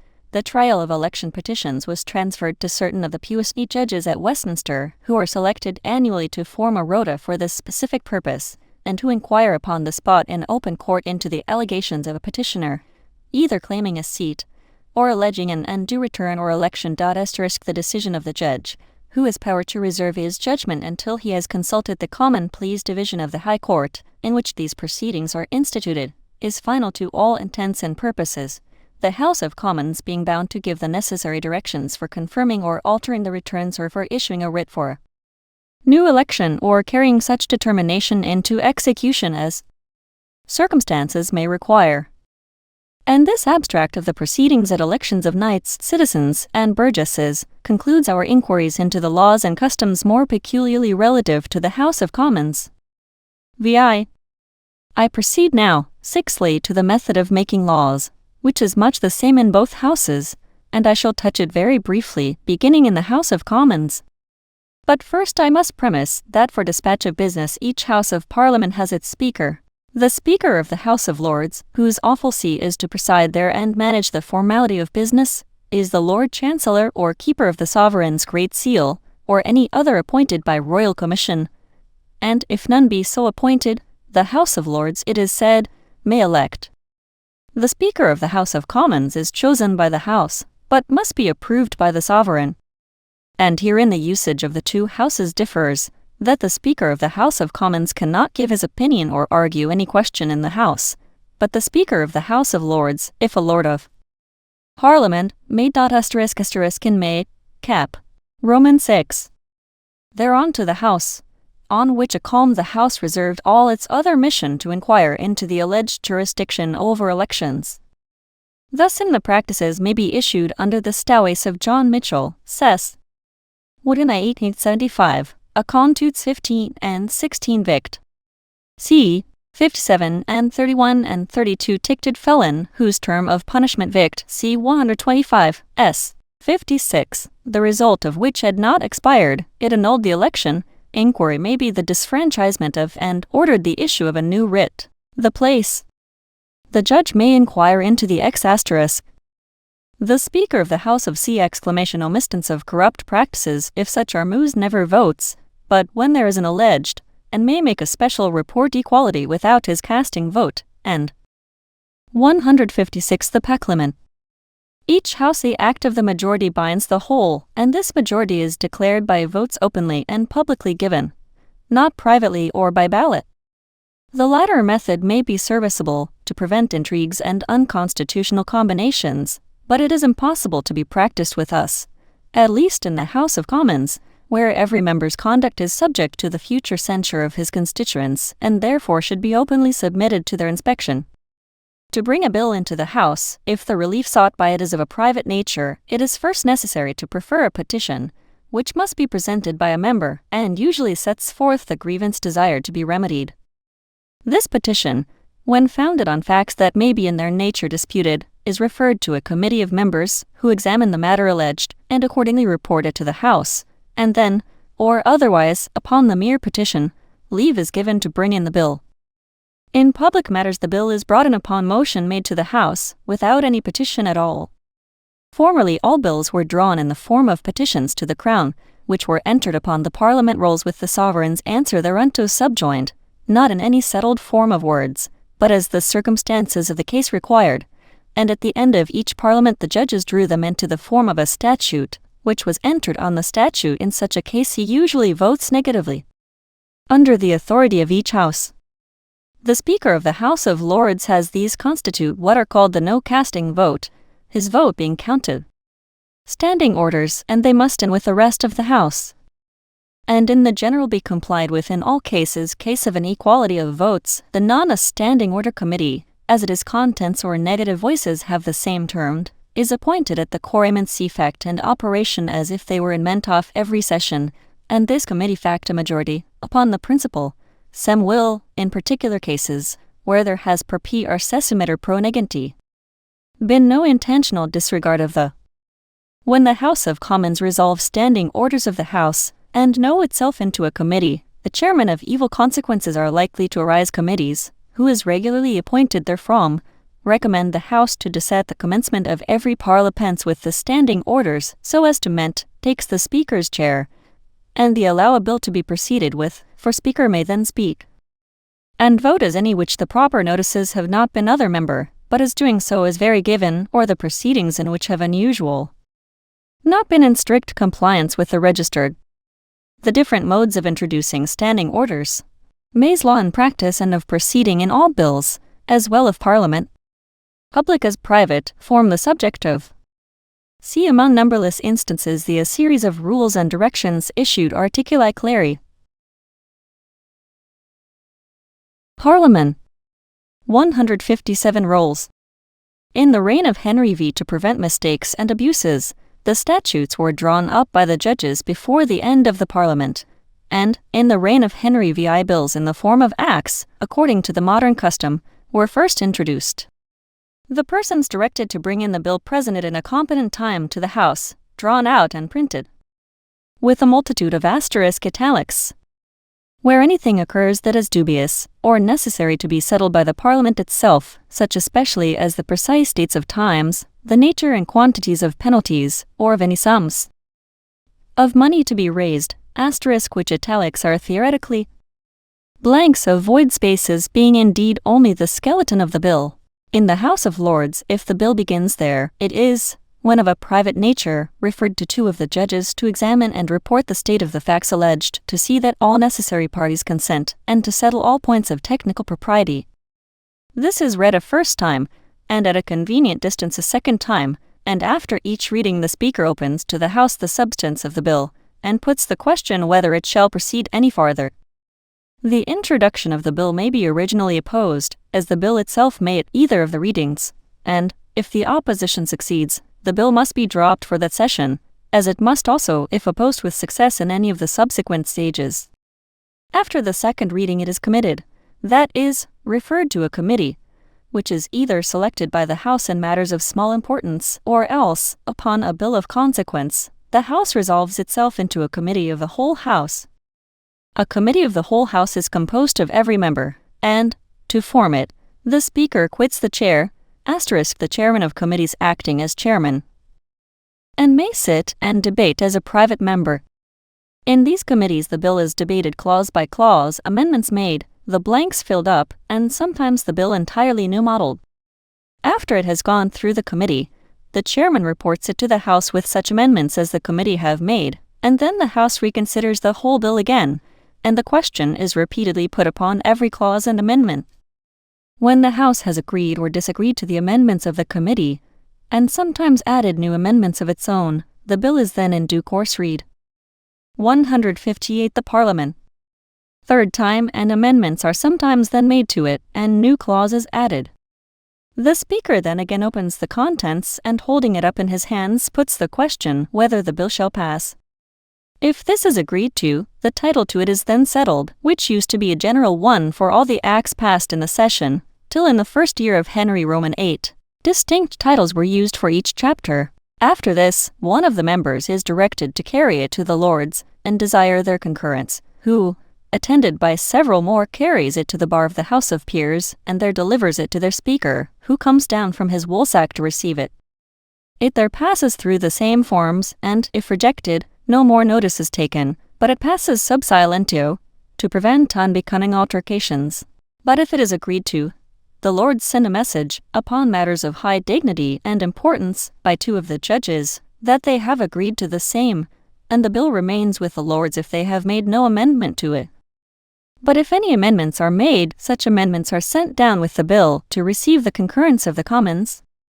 If the Commons disagree to the amendments, a conference usually follows between members deputed from each House, who, from the most part, settle and adjust the difference. But if both Houses remain inflexible, the bill is dropped. If the Commons agree to the amendments, the bill is sent back to the Lords by one of the members, with a message to acquaint them therewith. The same forms are observed, mutatis mutandis, when the bill begins in the House of Lords.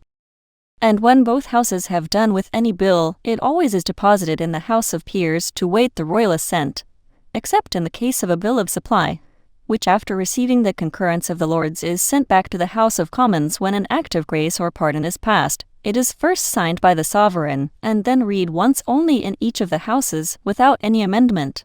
The royal assent may be given in 2 ways. 1. In person, when the sovereign comes to the House of Peers, in his crown and royal robes, and sending for the Commons to the bar, the titles of all the bills that have passed both Houses are read, and the sovereign's answer is declared by the clerk of the Parliament in Norman French, a badge, it must be owned, now the only one calm. Jure. 24 July, 1662. Dues jure. 2073, calm. Jure. 17 June, 1747.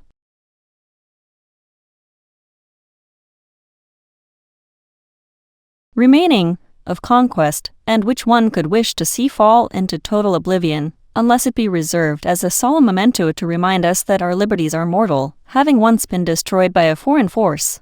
If the sovereign consents to a public bill, the clerk usually declares, Le Roi or la Reine, le Vieux, the King or the Queen wills it so to be. If to a private bill, soit fait comme il est. Desire, be it as it is desired. If the sovereign refuses his assent, it is in the gentle language of Le Roi s'avisera, the King will advise upon it. When a bill of supply is passed, it is carried up and presented to the King by the Speaker of the House of Commons, and the royal assent is thus expressed. Le Roi remercie ses loyal subjects, accept leur benevolence, et aussi le Vieux, the King thanks his loyal subjects, accepts their benevolence and wills it so to be. In case of an act of grace which originally proceeds from the Crown, and has the royal assent in the first stage of it, the clerk of the Parliament thus pronounces the gratitude of the subject. Les prelats, seigneurs, et commons, and si present Parliament assembles au nom de tous vos auteurs subjects, remerciant très. Humblement you votre majeste, et printe de vos donner and sen. Honvite et long, the prelates, lords, and commons, in this present Parliament assembled, in the name of all your other subjects, most humbly thank your Majesty, and pray to God to grant you in health and wealth long to live. 2. By the Statute 33 Hen. Roman 8. c. 21, the King may give his assent by letters patent under his great seal, signed with his hand, and notified in his absence to both Houses assembled together in the High House. And, when the bill has received the royal assent in either of these ways, it is then, and not before, a statute or act of Parliament. This statute or act is placed among the records of the kingdom, there needing no formal promulgation to give it the force of a law, as was necessary by the civil law with regard to the emperor's edicts, because every man in England is, in judgment of law, party to making an act of Parliament, being present thereat by his representatives. Formerly, before the invention of printing, it was used to be published by the sheriff of every county, the King's writ being sent to him at the end of every session, together with a transcript of all the acts made at that session, commanding him, *ut statuta ilia, et omnes articulos in aestum. Ra. Peri. 9 Hen. Roman 4. Ein Prin. Foriens. 30-31. Dues. Jure. Th plus or minus J Parliament. Contemptos in singulis locis vhi expedite viderit, piblis prodomeri, et firmiter teneri et observari facit. And the usage was to proclaim them at his county court, and there to keep them, that whoever would might read or take copies thereof, which custom continued till the reign of Henry Roman VII. Now, however, all the statutes of the realm are regularly printed by the Queen's printer, for the information of the whole land, and copies so printed are admitted as evidence of the statutes themselves in all courts of justice. An act of Parliament, thus made, is the exercise of the highest authority that this kingdom acknowledges upon earth. It has power to bind every subject in the land, and the dominions thereunto belonging, nay, even the sovereign himself if particularly named therein, and it cannot be altered, amended, dispensed with, suspended, or repealed, but in the same forms and by the same authority of Parliament. For it is a maxim in law that it requires the same strength to dissolve as to create an obligation. It is true it was formerly held that the king might in many cases dispense with penal statutes, trademark, but now, by statute 1W and M. Sin. 2c.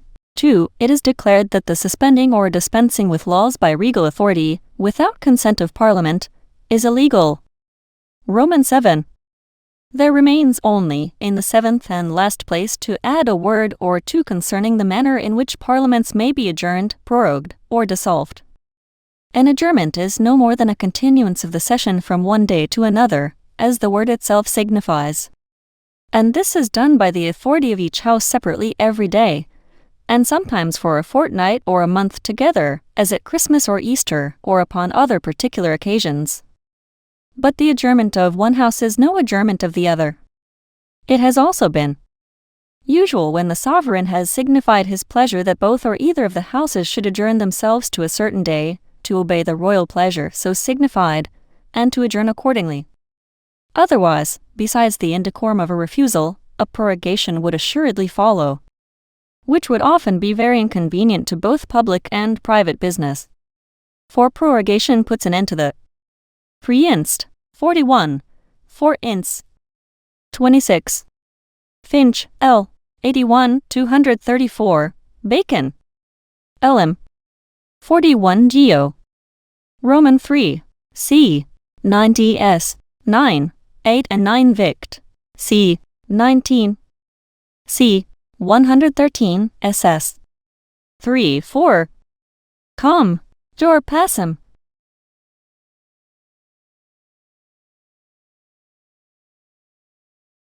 Session, and then such bills as are only begun and not perfected must be resumed de novo, if at all, in a subsequent session, whereas, after an adjournment, all things continue in the same state as at the time of the adjournment made, and may be proceeded on without any fresh commencement. A prorogation is the continuance of the Parliament from one session to another, as an adjournment is the continuation of the session from day to day. This is done by the royal authority expressed either by the Lord Chancellor in the presence of the sovereign, or by commission from the Crow/Fien, or frequently by proclamation. Both houses are necessarily prorogued at the same time, it being a prorogation not of the House of Lords or Commons, but of the Parliament. The session is never understood to be at an end until a prorogation, though, unless some act be passed or some judgment given in Parliament, it is in truth no session at all. And formerly the usage was for the sovereign to give the royal assent to all such bills as he approved, at the end of every session, and then to prorogue the Parliament, though sometimes only for a day or two, after which all business then depending in the houses was to be begun again. Which custom obtained so strongly, that it once became a question ** whether giving the toil assent to a single bill did not of course put an end to the session, and, though it was then resolved in the negative, yet the notion was so deeply rooted, that the statute 1 Car. IC. 7 was passed to declare that the king's assent to that and some other acts should not put an end to the session, and, even so late as the reign of Charles Roman II we find a proviso frequently tacked to a bill, that His Majesty's assent thereto should not determine the session of Parliament. But it now seems to be allowed that a prorogation must be expressly made, in order to determine the session. This prorogation is usually C. 30 and 31 Vict. C. 81, when at Sage, in the House of Lords, when the is intended that Parliament shall meet, Lord Chancellor reads the writ of prorogue after the dispatch of B. Ticinus on the day to Tion, and declares Parliament to be prohich it is prorogued. Notice to this effect rogued accordingly. Com. Dig. Parl is given in the proclamation. Otherwise p. Shul. Com. Jure. 26 Nov. 1790. 3 Nov. It is prorogued to another day by a writ 1761. Of prorogation. It is usual upon the day calm. Jure. 21 Oct. 1553. On which the writs of summons are recalm. Jure. 21 Nov. 1554.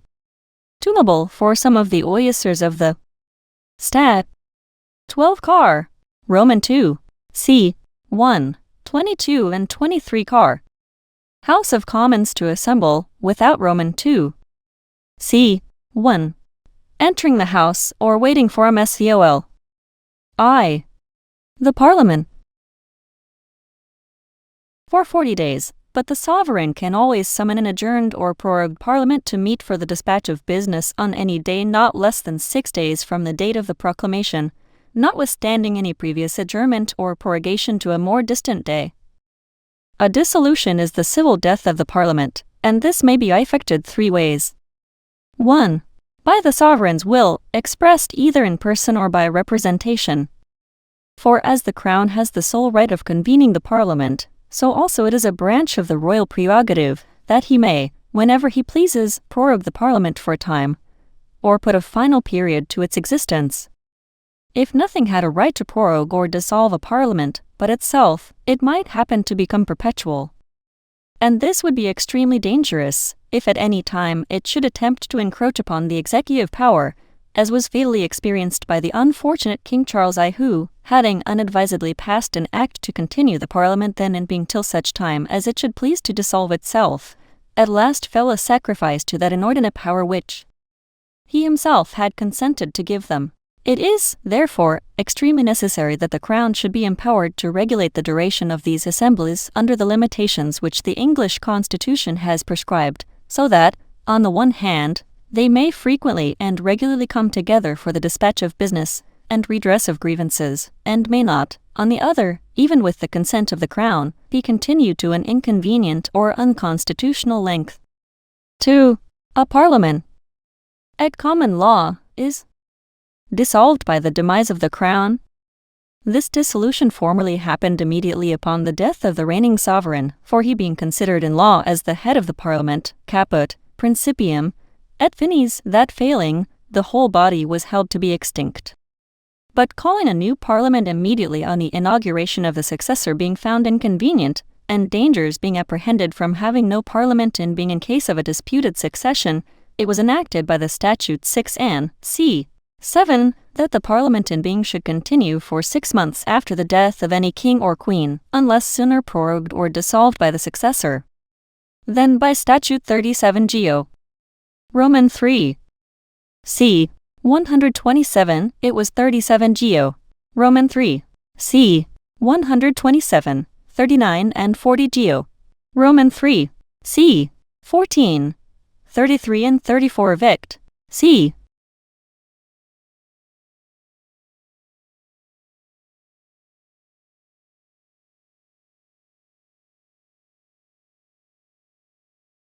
Provided that in case of the demise of the Crown between the dissolution of Parliament and the day appointed for assembling a new Parliament, the last Parliament should immediately convene and continue for 6 months unless sooner prorogued or dissolved by the successor, and in case of the demise of the Crown on or after the day appointed for the assembling a new Parliament, but before it had actually met and sat, that such new Parliament should immediately convene and sit, and continue sitting for 6 months unless sooner prorogued or dissolved by the successor. And now, by 30 and 31 Vict. C. 102 S. 51, the Parliament in being at any future demise of the Crown, is to continue so long as it would have continued but for such demise unless sooner prorogued or dissolved. 3. Lastly, a Parliament may be dissolved or expire by length of time. For if either the legislative body were perpetual, or might last for the life of the prince who convened them, as formerly, and were so to be supplied, by occasionally filling the vacancies with new representatives. In these cases, if it were once corrupted, the evil would be past all remedy. But when different bodies succeed each other, if the people see cause to disapprove of the present, they may rectify its faults in the next. A legislative assembly also, which is sure to be separated again, whereby its members will themselves become private men, and subject to the full extent of the laws which they have enacted for others, will think themselves bound, in interest as well as duty, to make only such laws as are good. The utmost extent of time that the same Parliament was allowed to sit by the Statute 6W and MC 2 was 3 years, after the expiration of which, reckoning from the return of the first summons, the Parliament was to have no longer continuance. But by the Statute of 1 Geo. I. St. 2. C. 38, in order, professedly, to prevent the great and continued expenses of frequent elections, and the violent heats and animosities consequent thereupon, and for the peace and security of the government then just recovering from the rebellion, this term was prolonged to 7 years, and, what alone is an instance of the vast authority of Parliament, the very same House, that was chosen for 3 years, enacted its own continuance for 7.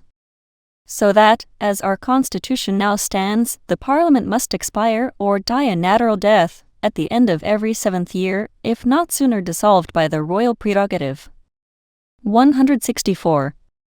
Chapter Roman 3. Are the sovereign and his title. The supreme executive power of these kingdoms is vested by our laws in a single person, the king or queen, for it matters not to which sex the crown descends, but the person entitled to it, whether male or female, is immediately invested with all the ensigns, rights, and prerogatives of sovereign power, as is declared by Statute 1 Mar. Sin. Free c. 1. In discoursing of the royal rights and authority, I shall consider the sovereign under 6 distinct views. 1. With regard to his title. 2. His royal family. 3. His councils. 4. His duties. 6. His prerogative. 6. His revenue. And first, with regard to his title. The executive power of the English nation being vested in a single person, by the general consent of the people, the evidence of which general consent is long and immemorial usage, it became necessary to the freedom and peace of the state that a rule should be laid down, uniform, universal, and permanent, in order to mark out with precision WGO as that single person to whom are committed, in subservience to the law of THP land, the care and protection of the community, and to whom, in return, the duty and allegiance of every individual are due. It is of the highest importance to the public tranquility, and to the consciences of private men, that this rule should be clear and indisputable, and our Constitution has not left us in the dark upon this material occasion. It will therefore be the endeavor of this chapter to trace out the constitutional doctrine of the royal succession, with that freedom and regard to truth, yet mixed with that reverence and respect, which the principles of liberty and the dignity of the subject require. The grand fundamental maxim upon which the discourse, or right of succession to the throne of these kingdoms, depends, I take to be this: that the crown is by common law and constitutional. Sovereign and his title. 165. Custom, hereditary, and this in a manner peculiar to itself. But that the right of inheritance may from time to time be changed or limited by Act of Parliament, under which limita tions the crown still continues hereditary. And this proposition it will be the business of this chapter to prove, in all its branches: first, that the crown is hereditary; secondly, that it is hereditary in a manner peculiar to itself; thirdly, that this inheritance is subject to limitation by Parliament; lastly, that when it is so limited, it is hereditary in the new proprietor. 1. First, it is in general hereditary or descendable to the next heir on the death or demise of the last proprietor. All regal governments must be either hereditary or elective, and, as I believe there is no instance wherein the crown of England has ever been asserted to be elective, except at the trial of King Charles it must of consequence be hereditary. Yet while I assert a hereditary, I by no means intend a jure divino title to the throne. Such a title may be allowed to have subsisted under the theocratic establishments of the children of Israel in Palestine, but it never yet subsisted in any other country, save only so far as kingdoms, like other human fabrics, are subject to the general and ordinary dispensations of providence. Nor indeed have a jure divino and a hereditary right any necessary connection with each other, as some have very weakly imagined. The titles of David and Jehu are equally jure divino as those of either Solomon or Ahab, and yet David slew the sons of his predecessor, and Jehu his predecessor himself. And when our kings have the same warrant as they had, whether it be to sit upon the throne of their fathers or to destroy the spouse of the preceding sovereign, they will then, and not before, possess the crown of England by a right like theirs, immediately derived from heaven. The hereditary right which the laws of England acknowledge owes its origin to the founders of our Constitution, and to them only.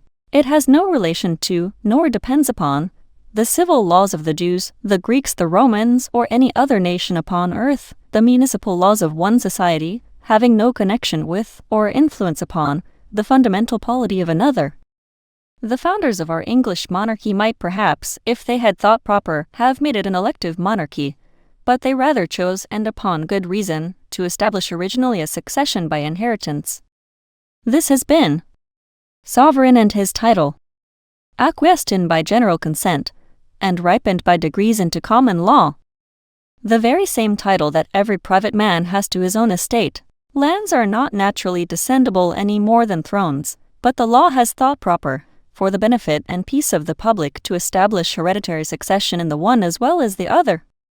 It must be owned, an elective monarchy seems to be the most obvious and best suited of any to the rational principles of government and the freedom of human nature, and accordingly we find from history that, in the infancy and first rudiments of almost every state, the leader, chief magistrate, or prince has usually been elective. And if the individuals who compose that state could always continue true to first principles, uninfluenced by passion or prejudice, unassailed by corruption, and unawed by violence, elective succession were as much to be desired in a kingdom as in other inferior communities. The best, the wisest, and the bravest man would then be sure of receiving that crown which his endowments had merited, and the sense of an unbiased majority would be dutifully acquiesced in by the few who are of different opinions. But history and observation will inform us that elections of every kind are too frequently brought about by influence, partiality, and artifice, and, even where the case is otherwise, these practices will be often suspected, and as constantly charged upon the successful, by a splenetic disappointed minority. This is an evil to which all societies are liable, as well those of a private and domestic kind as the great community of the public, which regulates and includes the rest. But in the former there is this advantage, that such suspicions, if false, proceed no farther than jealousies and murmurs, which time will effectually suppress, and, if true, the injustice may be remedied by legal means, by an appeal to those tribunals to which every member of society has, by becoming such, virtually engaged to submit. Whereas in the great and independent society, which every nation composes, there is no superior to resort to but the law of nature, no method to redress the infringements of that law but the actual exertion of private force. As therefore between two nations complaining of mutual injuries, the quarrel can only be decided by the law of arms, so in one and the same nation, when the fundamental principles of their common union are supposed to be invaded, and more especially when the appointment of their chief magistrate is alleged to be and duly made, the only tribunal to which the sovereign and his title 167 plainants can appeal, is that of the God of battles. The only process by which the appeal can be carried on is that of a civil and intestine war. A hereditary succession to the crown is therefore now established in this and most other countries, in order to prevent the periodical bloodshed and misery, which the history of ancient imperial Rome and the more modern experience of Poland and Germany may show us are the consequences of elective kingdoms. 2. But, secondly, as to the particular mode of inheritance, it in general corresponds with the feudal path of descents, chalked out by the law in succession to landed estates. Like estates, the crown will descend lineally to the issue of the reigning monarch, as it did from King John to Bichard Roman II through a regular pedigree of 6 lineal generations. As in common descents, the preference of males to females and the right of primogeniture among the males are strictly adhered to. Thus Edward V. succeeded to the crown in preference to Richard his younger brother and Elizabeth his elder sister. Like lands or tenements, the crown, on failure of the male line, descends to the issue female. Thus Mary I succeeded to Edward VI, and the line of Margaret Queen of Scots, the daughter of Henry Roman VII, succeeded on failure of the line of Henry Roman VIII his son. But among the females, the crown descends by right of primogeniture to the eldest daughter only and her issue, and not, as in common inheritances, to all the daughters at once, the evident necessity of a sole succession to the throne having occasioned the royal law of descents to depart from the common law in this respect, and therefore Queen Mary, on the death of her brother, succeeded to the crown alone, and not in partnership with her sister Elizabeth. Again, the doctrine of representation prevails in the descent of the crown as it does in other inheritances, whereby the lineal descendants of any person deceased stand in the same place as their ancestor, if living, would have done. Thus Richard Roman II succeeded his grandfather Edward Roman III in right of his father the Black Prince, to the exclusion of all his uncles, his grandfather's younger children. Lastly, on failure of lineal descendants, the crown goes to the next collateral relations of the late king, provided they are lineally descended from the blood royal, that is, from that royal stock which originally acquired the crown. Thus Henry I succeeded to William Roman II, John to Richard I and sovereign and his title, James I to Elizabeth, being all derived from the Conqueror, who was then the only regal stock. 3. The doctrine of hereditary right does by no means imply an indefeasible right to the throne. No man will, I think, assert this, that has considered our laws, constitution, and history without prejudice and with any degree of attention. It is unquestionably in the breast of the supreme legislative authority of this kingdom, the sovereign and both houses of Parliament, to defeat this hereditary right, and, by particular entails, limitations, and provisions, to exclude the immediate heir and vest the inheritance in any one else. This is strictly consonant to our laws and constitution, as may be gathered from the expression so frequently used in our statute book of the King's Majesty, his heirs and successors, in which we may observe that as the word heirs necessarily implies an inheritance or hereditary right, generally subsisting in the royal person, so the word successors, distinctly taken, must imply that this inheritance may sometimes be broken through, or that there may be a successor without being the heir of the king. And this is so extremely reasonable that without such a power lodged somewhere our polity would be very defective. For let us barely suppose so melancholy a case as that the heir apparent should be a lunatic, an idiot, or otherwise incapable of reigning. How miserable would the condition of the nation be if he were also incapable of being set aside? It is therefore necessary that this power should be lodged somewhere, and yet that inheritance and regal dignity would be very precarious indeed, if this power were expressly and avowedly lodged in the hands of the subject only, to be exerted whenever prejudice, caprice, or discontent should happen to take the lead. Consequently, it can nowhere be so properly lodged as in the two houses of Parliament, by and with the consent of the reigning sovereign, who, it is not to be supposed, will agree to anything improperly prejudicial to the rights of his own descendants. And therefore in the King, Lords, and Commons, in Parliament assembled, our laws have expressly lodged it. 4. But, fourthly, however the crown may be limited or transferred, it still retains its descendable quality, and becomes hereditary in the wearer of it. And hence in our law the king is said never to die in his political capacity, though, in common with other men, he is subject to mortality in his natural. Because sovereign and his title. 169 Immediately upon the natural death of Henry, William, or Edward, the sovereign survives in his successor, for the right of the crown vests, eo instanti, upon his heir, either the heirs natus, if the course of descent remains unimpeached, or the hasers fetus, if the inheritance be under any particular settlement, so that there can be no intrigue none. The right of sovereignty being fully invested in the successor by the very descent of the crown ***, and therefore, however acquired, it becomes in him absolutely hereditary, unless by the rules of the limitation it is otherwise ordered and determined. In the same manner as landed estates, to continue our former comparison, are by the law hereditary, or descendable to the heirs of the owner, but still there exists a power by which the property of those lands may be transferred to another person. If this transfer be made simply and absolutely, the lands will be hereditary in the new owner and descend to his heir at law. But if the transfer be clogged with any limitations, conditions, or entails, the lands must descend in that channel, so limited and prescribed, and no other. In these 4 points consists, as I take it, the constitutional notion of hereditary right to the throne, which will be still farther elucidated and made clear beyond all dispute from a short historical view of the succession to the crown of England, the doctrines of our ancient lawyers, and the several acts of Parliament that have from time to time been made to create, to declare, to confirm, to limit, or to bar the hereditary title to the throne. And in the pursuit of this inquiry we shall find that from the days of Egbert, the first sole monarch of this kingdom, even to the present, the 4 cardinal maxims above mentioned have ever been held constitutional canons of succession. It is true, the succession, through fraud, or force, or sometimes through necessity, when in hostile times the crown descended on a minor or the like, has been very frequently suspended, but has generally at last returned back into the old hereditary channel, though sometimes a very considerable period has intervened.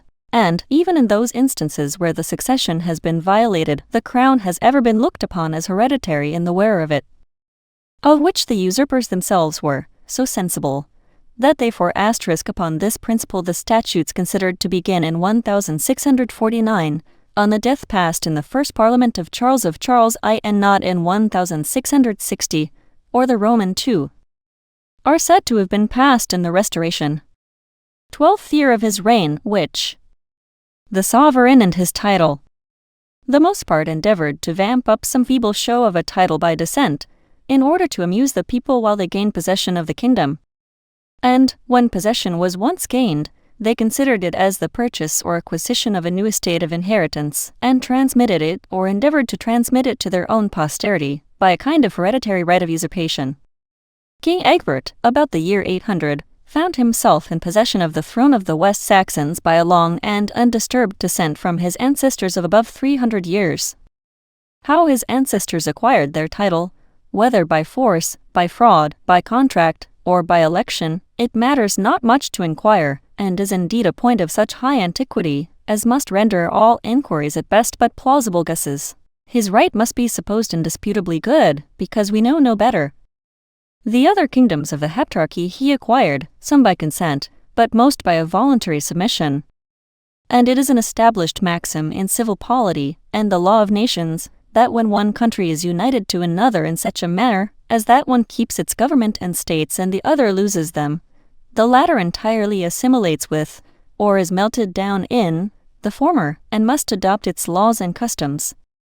And in pursuance of this maxim there has ever been, since the union of the Heptarchy and King Egbert, a general acquiescence under the hereditary monarchy of the West Saxons through all the united kingdoms.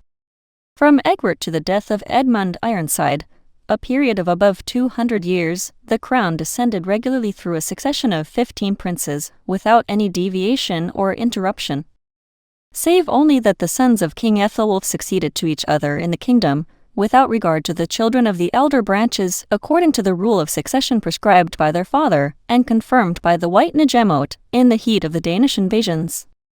And also that King Edred, the uncle of Edwy, mounted the throne for about 9 years in the right of his nephew, a minor, the times being very troublesome and dangerous. But this was with a view to preserve, and not to destroy, the succession. And accordingly Edwy succeeded him. King Edmund Ironside was obliged, by the hostile eruption of Puffendorf, L. of N. and N.B. 8 c. Turner's History of the Anglo 12, Section 6, Saxons b. Roman free. Sovereign and his title. 171 The Danes, at first to divide his kingdom with Canute, king of Denmark, and Canute, after his death, seized the whole of it, Edmund's son being driven into foreign countries. Here the succession was suspended by actual force and a new family introduced upon the throne, in whom, however, this new acquired throne continued hereditary for 3 reigns, when upon the death of Hardicanute, the ancient Saxon line was restored in the person of Edward the Confessor. He was not, indeed, the true heir to the crown, being the younger brother of King Edmund Ironside, who had a son Edward, surnamed, from his exile, the Outlaw, still living. But this son was then in Hungary, and, the English having just shaken off the Danish yoke, it was necessary that somebody on the spot should mount the throne, and the Confessor was the next of the royal line then in England. On his decease without issue, Harold I was elected king. And almost at the same instant came on the Norman invasion, the right to the crown being all the time an Edgar, surnamed Atheling, which signifies in the Saxon language illustrious, or of royal blood, who was the son of Edward the Outlaw and grandson of Edmund Ironside, or as Matthew Paris * well expresses the sense of our old constitution, *. Edinundus auam latisferium rex naturalis disturb regum, genuit Edwardum, et Edwardus genuit Edgarum, cutta jure debeb cur regnum anglorum. William the Norman claimed the crown by virtue of a pretended grant from King Edward the Confessor, a grant which, if real, was in itself utterly invalid, because it was made, as Harold well observed in his reply to William's demand, obsc generali senatus et popugi conventu edidieto, which also very plainly implies that it then was generally understood that the king, with consent of the General Council, might dispose of the crown and change the line of succession, and Edgar Atheling's right was overwhelmed by the violence of the times, though frequently asterisks are W. Blackstone says, I merp Harold the son of Godwine to be king he throne. But the choice of the English and Lord of the Isle of Witan, says Freeman Hist of Nor. Kong. Britain. On no day in their annals did 0. Roman 11. Was speedy and unanimous. The English people win for themselves the assembled people of England in a higglier or a purer fame. The exercise of their ancient and un-AD 1066 doubted right, chose with one voice. William of Malmsp. 1. The sovereign and his title. Tilde asserted by the English nobility after the conquest till such time as he died without issue. But all their attempts proved unsuccessful, and only served the more firmly to establish the crown in the family which had newly acquired it. This conquest, then, by William of Normandy was, like that of Canute before, a forcible transfer of the crown of England into a new family, but the crown being so transferred, all the inherent properties of the crown were with it transferred also. For the victory obtained at Hastings not being a victory over the nation collectively but only over the person of Harold, the only right that the conqueror could pretend to acquire thereby was the right to possess the crown of England, not to alter the nature of the government, and, therefore, as the English laws still remained in force, he must necessarily take the crown subject to those laws and with all its inherent properties, the first and principal of which was its descendability. Here then we must drop our race of Saxon kings at least for a while, and derive our descents from William the Conqueror as from a new stock, who acquired by right of war, such as it is, yet still the dernier resort of kings, a strong and undisputed title to the inheritable crown of England. Accordingly, it descended from him to his sons William Roman II and Henry I. Eobert, it must be owned, his eldest son, was kept out of possession by the arts and violence of his brethren, who perhaps might proceed upon a notion which prevailed for some time in the law of descents, though never adopted as the rule of public successions *, that when the eldest son was already provided for as Colbert was constituted Duke of Normandy by his father's will, in such a case the next brother was entitled to enjoy the rest of their father's inheritance. But as he died without issue, Henry at last had a good title to the throne, whatever he might have at first. Stephen of Blois, who succeeded him, was indeed the grandson of the Conqueror by Adelicia, his daughter, and claimed the throne by a feeble kind of hereditary right, not as being the nearest of the male line, but as the nearest male of the blood 8 Hale, Hist. C. L.C. 5. Seld. Review. Littleton's Life of Hen, Roman 2. V. I. P. of Tithes C. 8. 467. Sovereign and his title. 173 royal, excepting his elder brother Theobald, who was Earl of Blois and therefore seems to have waived, as he certainly never insisted on, so troublesome and precarious a claim. The real right was in the Empress Matilda or Maud, the daughter of Henry I, the rule of succession being, where women are admitted at all, that the daughter of a son shall be preferred to the son of a daughter. So that Stephen was little better than a mere usurper, and therefore he rather chose to rely on a title by election. While the Empress Maud did not fail to assert her hereditary right by the sword, which dispute was attended with various success, and ended at last in the compromise made at Wallingford, that Stephen should keep the crown, but that Henry, the son of Maud, should succeed him, as he afterwards accordingly did. Henry, the second of that name, was next after his mother Matilda, the undoubted heir of William the Conqueror, but he had also another connection in blood, which endeared him still farther to the English. He was lineally descended from Edmund Ironside, the last of the Saxon race of hereditary kings. For Edward the Outlaw, the son of Edmund Ironside, had, besides Edgar Atheling, who died without issue, a daughter Margaret, who was married to Malcolm, King of Scotland, and in her the Saxon hereditary right resided. By Ivy Iolcombe she had several children, and among the rest Matilda, the wife of Henry I, who by him had the Empress Maud, the mother of Henry Roman II. Upon which account the Saxon line is in our histories frequently said to have been restored in his person, though in reality that right subsisted in the sons of Malcolm by Queen Margaret, King Henry's best title being as heir to the Conqueror. From Henry Roman II the crown descended to his eldest son, Richard I, who dying childless, the right vested in his nephew Arthur, the son of Geoffrey his next brother, but John, the youngest son of King Henry, seized the throne, claiming, as appears from his charters, the crown by hereditary right. That is to say, he was next of kin to the deceased king, being his surviving brother, whereas Arthur was removed one degree farther, being his brother's son, though by right of representation. Ego Stephanus de gratias ensu. Rigni Anglias, quod nobis gir elleri et populi in regem Anglorum electus competit ex hereditario. Spelm. Hist. R. Fec. Cart. A.D. 1136. Rick. De Haggis Joe. Apud Wilkina, 354. Aid. 314. Hiernad Gil. Newber. The sovereign and his title. He stood in the place of his father Geoffrey, and however flimsy this title and those of William Rufus and Stephen of Blois may appear at this distance to us, after the law of descents has now been settled for so many centuries, they were sufficient to puzzle the understandings of our brave, but unlettered ancestors. Nor indeed can we wonder at the number of partisans who espoused the pretensions of King John in particular, since even in the reign of his father King Henry Roman II it was a point undetermined, whether, even in common inheritances, the child of an elder brother should succeed to the land in right of representation, or the younger surviving brother in right of proximity of blood. However, on the death of Arthur and his sister Eleanor without issue, a clear and undisputable title vested in Henry Roman III the son of John, and from him to Richard II, a succession of 6 generations, the crown descended in the true hereditary line.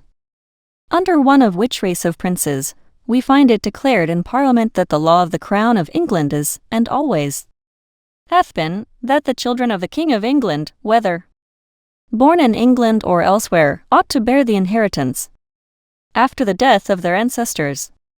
Which law are sovereign Lord the King, the prelates, earls and barons, and other great men, together with all the commons in Parliament assembled, do approve and affle and are rem for ever. Upon Richard II's resignation of the crown, he having no children, the right reverted to the issue of his grandfather, Edward Roman III. That king had many children, besides his eldest, Edward the Black Prince of Wales, the father of Richard Roman II. But to avoid confusion I shall only mention 3. William, his second son, who died without issue, Lionel, Duke of Clarence, his third son, and John of Gaunt, Duke of Lancaster, his fourth. By the rules of succession, therefore, the posterity of Lionel, Duke of Clarence, were entitled to the throne upon the resignation of King Richard, and had accordingly been declared by the king, many years before, the presumptive heirs of the crown. which declaration was also confirmed in Parliament. Trade. But Henry, Duke of Lancaster, the son of John of Gaunt, having then a large army in the kingdom, the pretence of raising which was to recover his patrimony from the king, and to redress the grievances of the subject, it was impossible for any other title to be asserted with. Gland 1. 7c. 3. 25 Edwa. Roman 3. Cent. 2. Sandford's Gen. His. 24g. Sovereign and his title. 175 Any safety, and he became king under the title of Henry Roman IV. But, as Sir Matthew Hale remarks, though the people unjustly assisted Henry Roman IV in his usurpation of the crown, yet he was not admitted thereto until he had declared that he claimed, not as a conqueror, which he very much inclined to do, but as a successor, descended by right line of the blood royal, as appears from the rolls of Parliament in those times. And in order to this he set up a show of 2 titles. The one upon the pretence of being the first of the blood royal in the entire male line, whereas the Duke of Clarence left only one daughter, Philippa, from which female branch, by a marriage with Edmund Mortimer, Earl of March, the House of York descended, the other, by reviving an exploded rumor, first propagated by John of Gaunt, that Edmund, Earl of Lancaster, to whom Henry's mother was heiress, was in reality the elder brother of King Edward I, though his parents, on account of his personal deformity, had imposed him on the world for the younger, and therefore Henry would be entitled to the crown, either as successor to Richard Roman II in case the entire male line was allowed a preference to the female, or, even prior to that unfortunate prince, if the crown could descend through a female, while an entire male line was existing. However, as in Edward III's time we find the Parliament approving and affirming the law of the crown, as before stated, so in the reign of Henry Roman IV they actually exerted their right of new settling the succession to the crown. And this was done by the Statute 7 Hen. Roman 4. c. 2, whereby it is enacted that the inheritance of the crown and realms of England and France, and all other the king's dominions, shall be set and remain in the person of our sovereign lord the king, and in the heirs of his body issuing. And Prince Henry is declared heir apparent to the crown, to hold to him and the heirs of his body issuing, with remainder to Lord Thomas, Lord John, and Lord Humphrey, the king's sons, and the heirs of their bodies respectively, which is indeed nothing more than the law would have done before, provided Henry IV had been a rightful king. It, however, serves to show that it was then generally understood that the king and Parliament had a right to new model and regulate the succession to the crown, and we may also observe with what caution and delicacy the Parliament then avoided declaring any hist, c. l. c. 5. cell. tit. hon. 1 3. p8 oitmi et demorge. The sovereign and his title. Sentiment of Henry's original title. However, Sir Edward Coke more than once expressly declares that at the time of passing this act, the right of the crown was in the descent from Philippa, daughter and heir of Lionel, Duke of Clarence. Nevertheless, the crown descended regularly from Henry Roman IV to his son and grandson, Henry V. and VI, in the latter of whose reigns the House of York asserted their dormant title, and, after imbruing the kingdom in blood and confusion for 7 years together, at last established it in the person of Edward Roman IV. At his accession to the throne, after a breach of the succession that continued for 3 descents and above 60 years, the distinction of a king de jure and a king de facto began to be first taken, in order to indemnify such as had submitted to the late establishment, and to provide for the peace of the kingdom by confirming all honors conferred and all acts done by those who were now called the usurpers, not tending to the dishearson of the rightful heir. In the Statute 1 Edwa, Roman 4. c. 1, the 3 Henrys are styled late kings of England successively indeed, and not of writ. And, in all the charters which I have met with of King Edward, wherever he has occasion to speak of any of the line of Lancaster, he calls them Nuper de facto, et non de jure reges Anglis. Edward Roman IV left 2 sons and a daughter, the eldest of which sons, King Edward V, enjoyed the regal dignity for a very short time, and was then deposed by Kitchard, his unnatural uncle, who immediately usurped the royal dignity, having previously insinuated to the populace a suspicion of bastardy in the children of Edward Roman IV to make a show of some hereditary title, after which he is generally believed to have murdered his two nephews, upon whose death the right of the crown devolved to their sister Elizabeth. The tyrannical reign of King Richard Roman III gave occasion to Henry Earl of Eichmann to assert his title to the crown, a title the most remote and unaccountable that was ever set up, and which nothing could have given success to, but the universal detestation of the then usurper Eichard. For, besides that he claimed under a descent from John of Gaunt, whose title was now exploded, the claim, such as it was through John Earl of Somerset, a bastard son, begotten by John of Gaunt upon Catherine Swynford. It is true that by an Act of Parliament, for inst. 37, Sovereign and his title. 177 to J. Roman II this son was, with others, legitimated and made inheritable to all lands, offices, and dignities, as if he had been born in wedlock. But still with an express reservation of the crown, except dignitate regali. Notwithstanding all this, immediately after the Battle of Bosworth Field, he assumed the regal dignity, the right of the crown then being, as Sir Edward Coke expressly declares in Elizabeth, eldest daughter of Edward Roman IV. And his possession was established by Parliament, hold in the first year of his reign, in the act for which purpose, the Parliament seems to have copied the caution of their predecessors in the reign of Henry Roman IV. And therefore, as Lord Bacon, the historian of this reign, observes, carefully avoided any recognition of Henry VII. Right, which indeed was none at all, and the king would not have it by way of new law or ordinance, whereby a right might seem to be created and conferred upon him. And therefore a middle way was rather chosen, by way, as the noble historian expresses it, of establishment, and that under covert and indifferent words, that the inheritance of the crown should remain and abide in King Henry Roman VII, and the heirs of his body, thereby providing for the future and at the same time acknowledging his present possession, but not determining either way whether that possession was de jure or de facto merely. However, he soon after married Elizabeth of York, the undoubted heiress of the Conqueror, and thereby gained, as Sir Edward Coke declares by much his best title to the crown. Whereupon the act made in his favour was so much disregarded, that it never was printed in our statute books. Henry VIII, the issue of this marriage, succeeded to the crown by clear indisputable hereditary right, and transmitted it to his 3 children in successive order. But in his reign we, at several times, find the Parliament busy in regulating the succession to the kingdom, and, first, by Statute 25 Henry Roman VIII.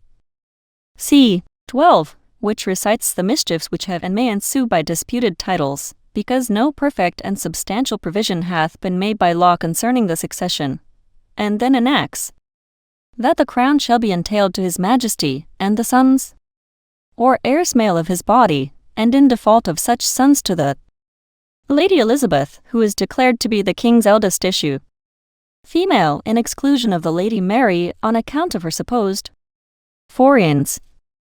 36. Foreigns. 37.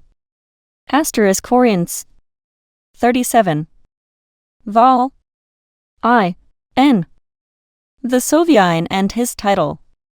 Illegitimacy by T. divorce of her mother Queen Catherine, and to the Lady Elizabeth's heirs of her body, and so on. From issue female to issue female, and the heirs of their bodies, by course of inheritance according to their ages, as the crown of England hath been accustomed and ought to go, in case where there be heirs female of the same, and in default of issue female, then to the king's right heirs forever. This single statute is an ample proof of all the 4 positions we have first set out with. But upon the king's divorce from Anne Boleyn, this statute was, with regard to the settlement of the crown, repealed by Statute 28 Hen. Roman 8. c. 7, wherein the Lady Elizabeth is also, as well as the Lady Mary, bastardized, and the crown settled on the king's children by Queen Jane Seymour and his future wives, and, in defect of such children, then with this remarkable remainder to such persons as the king by letters patent or last will and testament should limit and appoint the same. A vast power, but, Notwithstanding, as it was regularly vested in him by the supreme legislative authority, it was therefore indisputably valid. But this power was never carried into execution, for by Statute 35 Hen. Roman 8. c. 1. The king's 2 daughters are legitimated again, and the crown is limited to Prince Edward by name, after that to the Lady Mary, and then to the Lady Elizabeth and the heirs of their respective bodies, which succession took effect accordingly, being indeed no other than the usual course of the law with regard to the descent of the crown. But lest there should remain any doubt in the minds of the people through this jumble of acts for limiting the succession, by Statute 1 Mar. Sen. 2c. 1. Queen Mary's hereditary right to the throne is acknowledged and recognized in these words. The crown of these realms is most lawfully, justly, and rightly descended and come to the Queen's Highness that now is, being the very true and undoubted heir and inheritrix thereof. And again, upon the Queen's marriage with Philip of Spain, in the statute which settles the preliminaries of that match, the hereditary right to the crown is thus asserted and declared. Touching the right of the Queen's inheritance in the realm and dominions of England, the children, whether male or female, shall succeed in them according to the known laws, statutes, and customs of the same, which determination of the Parliament, that the succession shall continue in the usual course. Sovereign and his title. 179. Seems tacitly to imply a power of new modeling and altering it in case the legislature had thought proper. On Queen Elizabeth's accession, her right is recognized in still stronger terms than her sister's, the Parliament acknowledging that the Queen's Highnesses, and in very deed and of most mere right ought to be, by the laws of God, and the laws and statutes of this realm, our most lawful and rightful sovereign, liege lady and queen, and that her Highness is rightly, lineally, and lawfully descended and come of the blood royal of this realm of England, in and to whose princely person, and to the heirs of her body lawfully to be begotten, after her, the imperial crown and dignity of this realm doth belong. And in the same reign, by Statute 13 Eliz. c. 1. We find the right of Parliament to direct the succession of the crown asserted in the most explicit words. If any person shall hold, affirm, or maintain that the common laws of this realm, not altered by Parliament, ought not to direct the right of the crown of England, or that the Queen's Majesty, with and by the authority of Parliament, is not able to make laws and statutes of sufficient force and validity to limit and bind the crown of this realm and the descent, limitation, inheritance, and government thereof, such person, so holding, affirming, or maintaining, shall, during the life of the Queen, be guilty of high treason, and after her decease shall be guilty of a misdemeanor, and forfeit his goods and chattels. On the death of Queen Elizabeth, without issue, the line of Henry Roman 8 became extinct. It therefore became necessary to recur to the other issue of Henry Roman 7, by Elizabeth of York his queen, whose eldest daughter Margaret having married James Roman 4, King of Scotland, King James VI of Scotland, and of England I, was the lineal descendant from that alliance. So that in his person, as clearly as in Henry Roman 8 scented all the claims of different competitors, from the conquest downwards, he being indisputably the lineal heir of the conqueror. And, what is still more remarkable, in his person also scented the right of the Saxon monarchs which had been suspended from the conquest till his accession. For as was formerly observed, Margaret, the sister of Edgar Atheling, the daughter of Edward the Outlaw and granddaughter of King Edmund Ironside, was the person in whom the hereditary right of the Saxon kings, supposing it not abolished by the conquest, resided.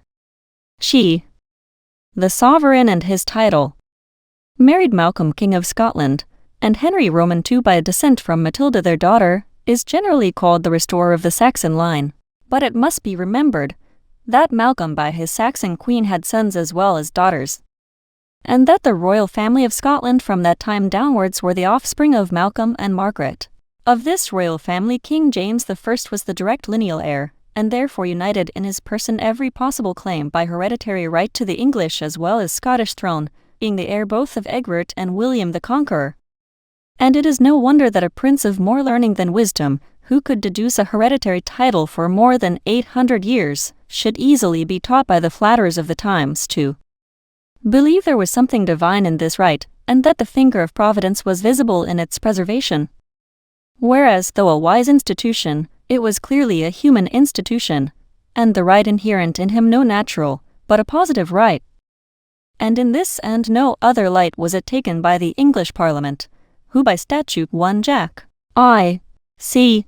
1 did recognize and acknowledge that immediately upon the dissolution and decease of Elizabeth late Queen of England, the imperial crown thereof did by inherent birthright, and lawful and undoubted succession, descend and come to his most excellent majesty, as being lineally, justly, and lawfully next and sole heir of the blood royal of this realm.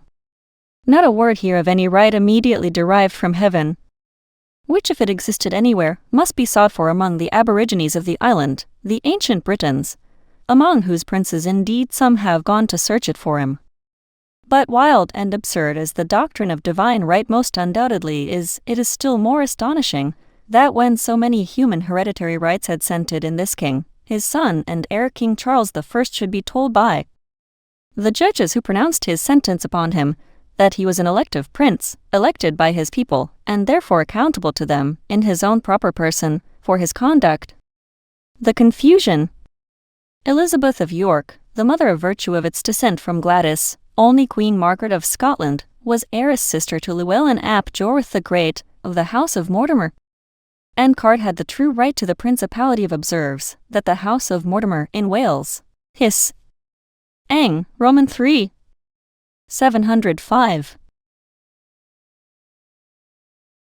Sovereign and his title. 181. Instability and madness, which followed the fatal catastrophe of that pious and unfortunate prince, will be a standing argument in favor of hereditary monarchy to all future ages, as they proved at last to the then deluded people, who, in order to recover that peace and happiness which for 20 years together they had lost, in a solemn parliamentary convention of the estates restored the right heir of the Crovian. And in the proclamation for that purpose, which was drawn up and attended by both houses, they declared that according to their duty and allegiance, they did heartily, joyfully, and unanimously acknowledge legend proclaim that immediately upon the decease of our late sovereign Lord King Charles, the imperial crown of these realms did by inherent birthright, and lawful and undoubted succession, descend and come to his most excellent majesty, Charles II, as being lineally, justly, and lawfully next heir of the blood royal of this realm. And thereunto they most humbly and faithfully did submit and oblige themselves, their heirs and posterity forever. Thus I think it clearly appears, from the highest authority this nation is acquainted with, that the crown of England has ever been a hereditary crown, though subject to limitations by Parliament. The remainder of this chapter will consist principally of those instances wherein the Parliament has asserted or exercised this right of altering and limiting the succession, a right which, we have seen, was before exercised and asserted in the reigns of Henry TV, Henry Roman VII, Henry Roman VIII, Queen Mary and Queen Elizabeth. The first instance, in point of time, is the famous Bill of Exclusion which raised such a ferment in the latter end of the reign of King Charles II. It is well known that the purport of this bill was to have set aside the king's brother and presumptive heir, the Duke of York, from the succession, on the score of his being a papist, that it passed the House of Commons, but was rejected by the Lords, the king having also declared beforehand that he never would be brought to consent to it. And from this transaction we may collect two things: 1. That the crown was universally acknowledged to be hereditary, and the inheritance indefeasible unless by Parliament, else it had been needless to prefer such a bill. 2. That the Parliament had Jam. 8 May 1660. 182 The Sovereign and his title. A power to have defeated the inheritance, else such a bill had been ineffectual. The Commons acknowledged the hereditary right then subsisting, and the Lords did not dispute the power, but merely the propriety of an exclusion. However, as the bill took no effect, King James II succeeded to the throne of his ancestors, and might have enjoyed it during the remainder of his life, but for his own infatuated conduct, which, with other concurrent circumstances, brought on the Revolution in 1688. The true ground and principle upon which that memorable event proceeded was an entirely new case in politics, which had never before happened in our history: the abdication of the reigning monarch, and the vacancy of the throne thereupon. It was not a defeasance of the right of succession, and a new limitation of the crown, by the king and both houses of Parliament. It was the act of the nation alone, upon a conviction that there was no king in being. For in a full assembly of the Lords and Commons, met in a convention upon the supposition of this vacancy, both houses came to this resolution: that King James II, having endeavored to subvert the constitution of the kingdom by breaking the original contract between king and people, and by the advice of Jesuits and other wicked persons, having violated the fundamental laws, and having withdrawn himself out of this kingdom, has abdicated the government, and that the throne is thereby vacant. Thus ended at once, by this sudden and unexpected vacancy of the throne, the old line of succession, which from the conquest had lasted above 600 years, and from the union of the Heptarchy and King Egbert almost 900. The facts themselves thus appealed to. The kings endeavored to subvert the constitution by breaking Hellam's Cons. Hist. V. Roman 2. Ch. 12. Evil and wicked counselors invaded the * calm. Dur. 7 Feb. 1688.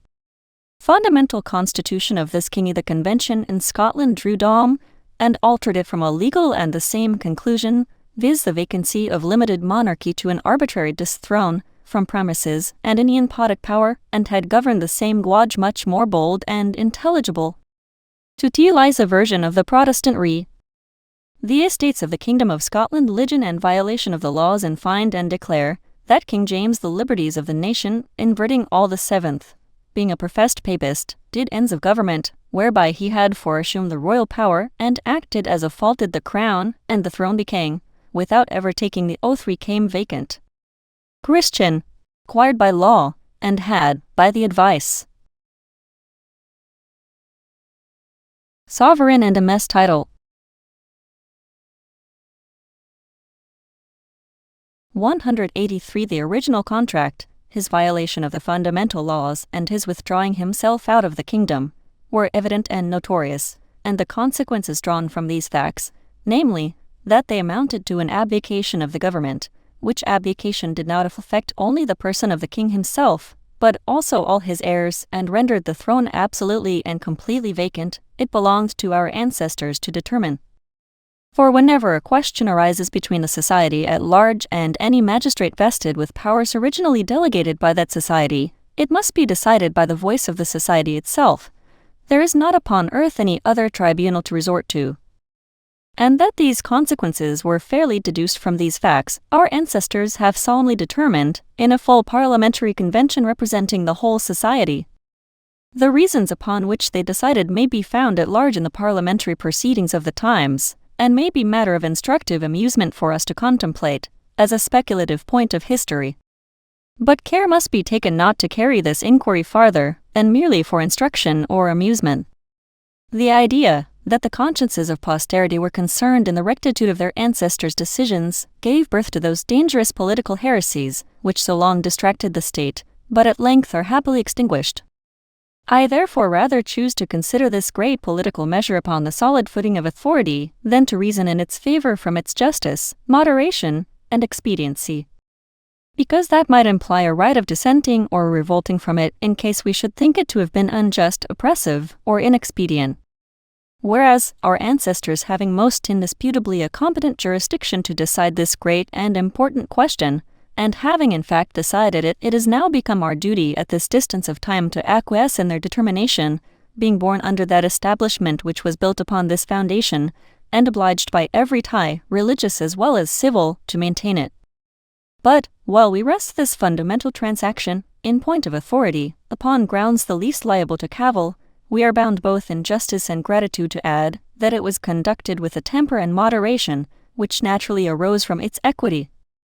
That, however, it might in some respects go beyond the letter of our ancient laws, the reason which will more fully appear hereafter, it was agreeable to the spirit of our constitution and the rights of human nature, and that though in other points owing the sovereign and his title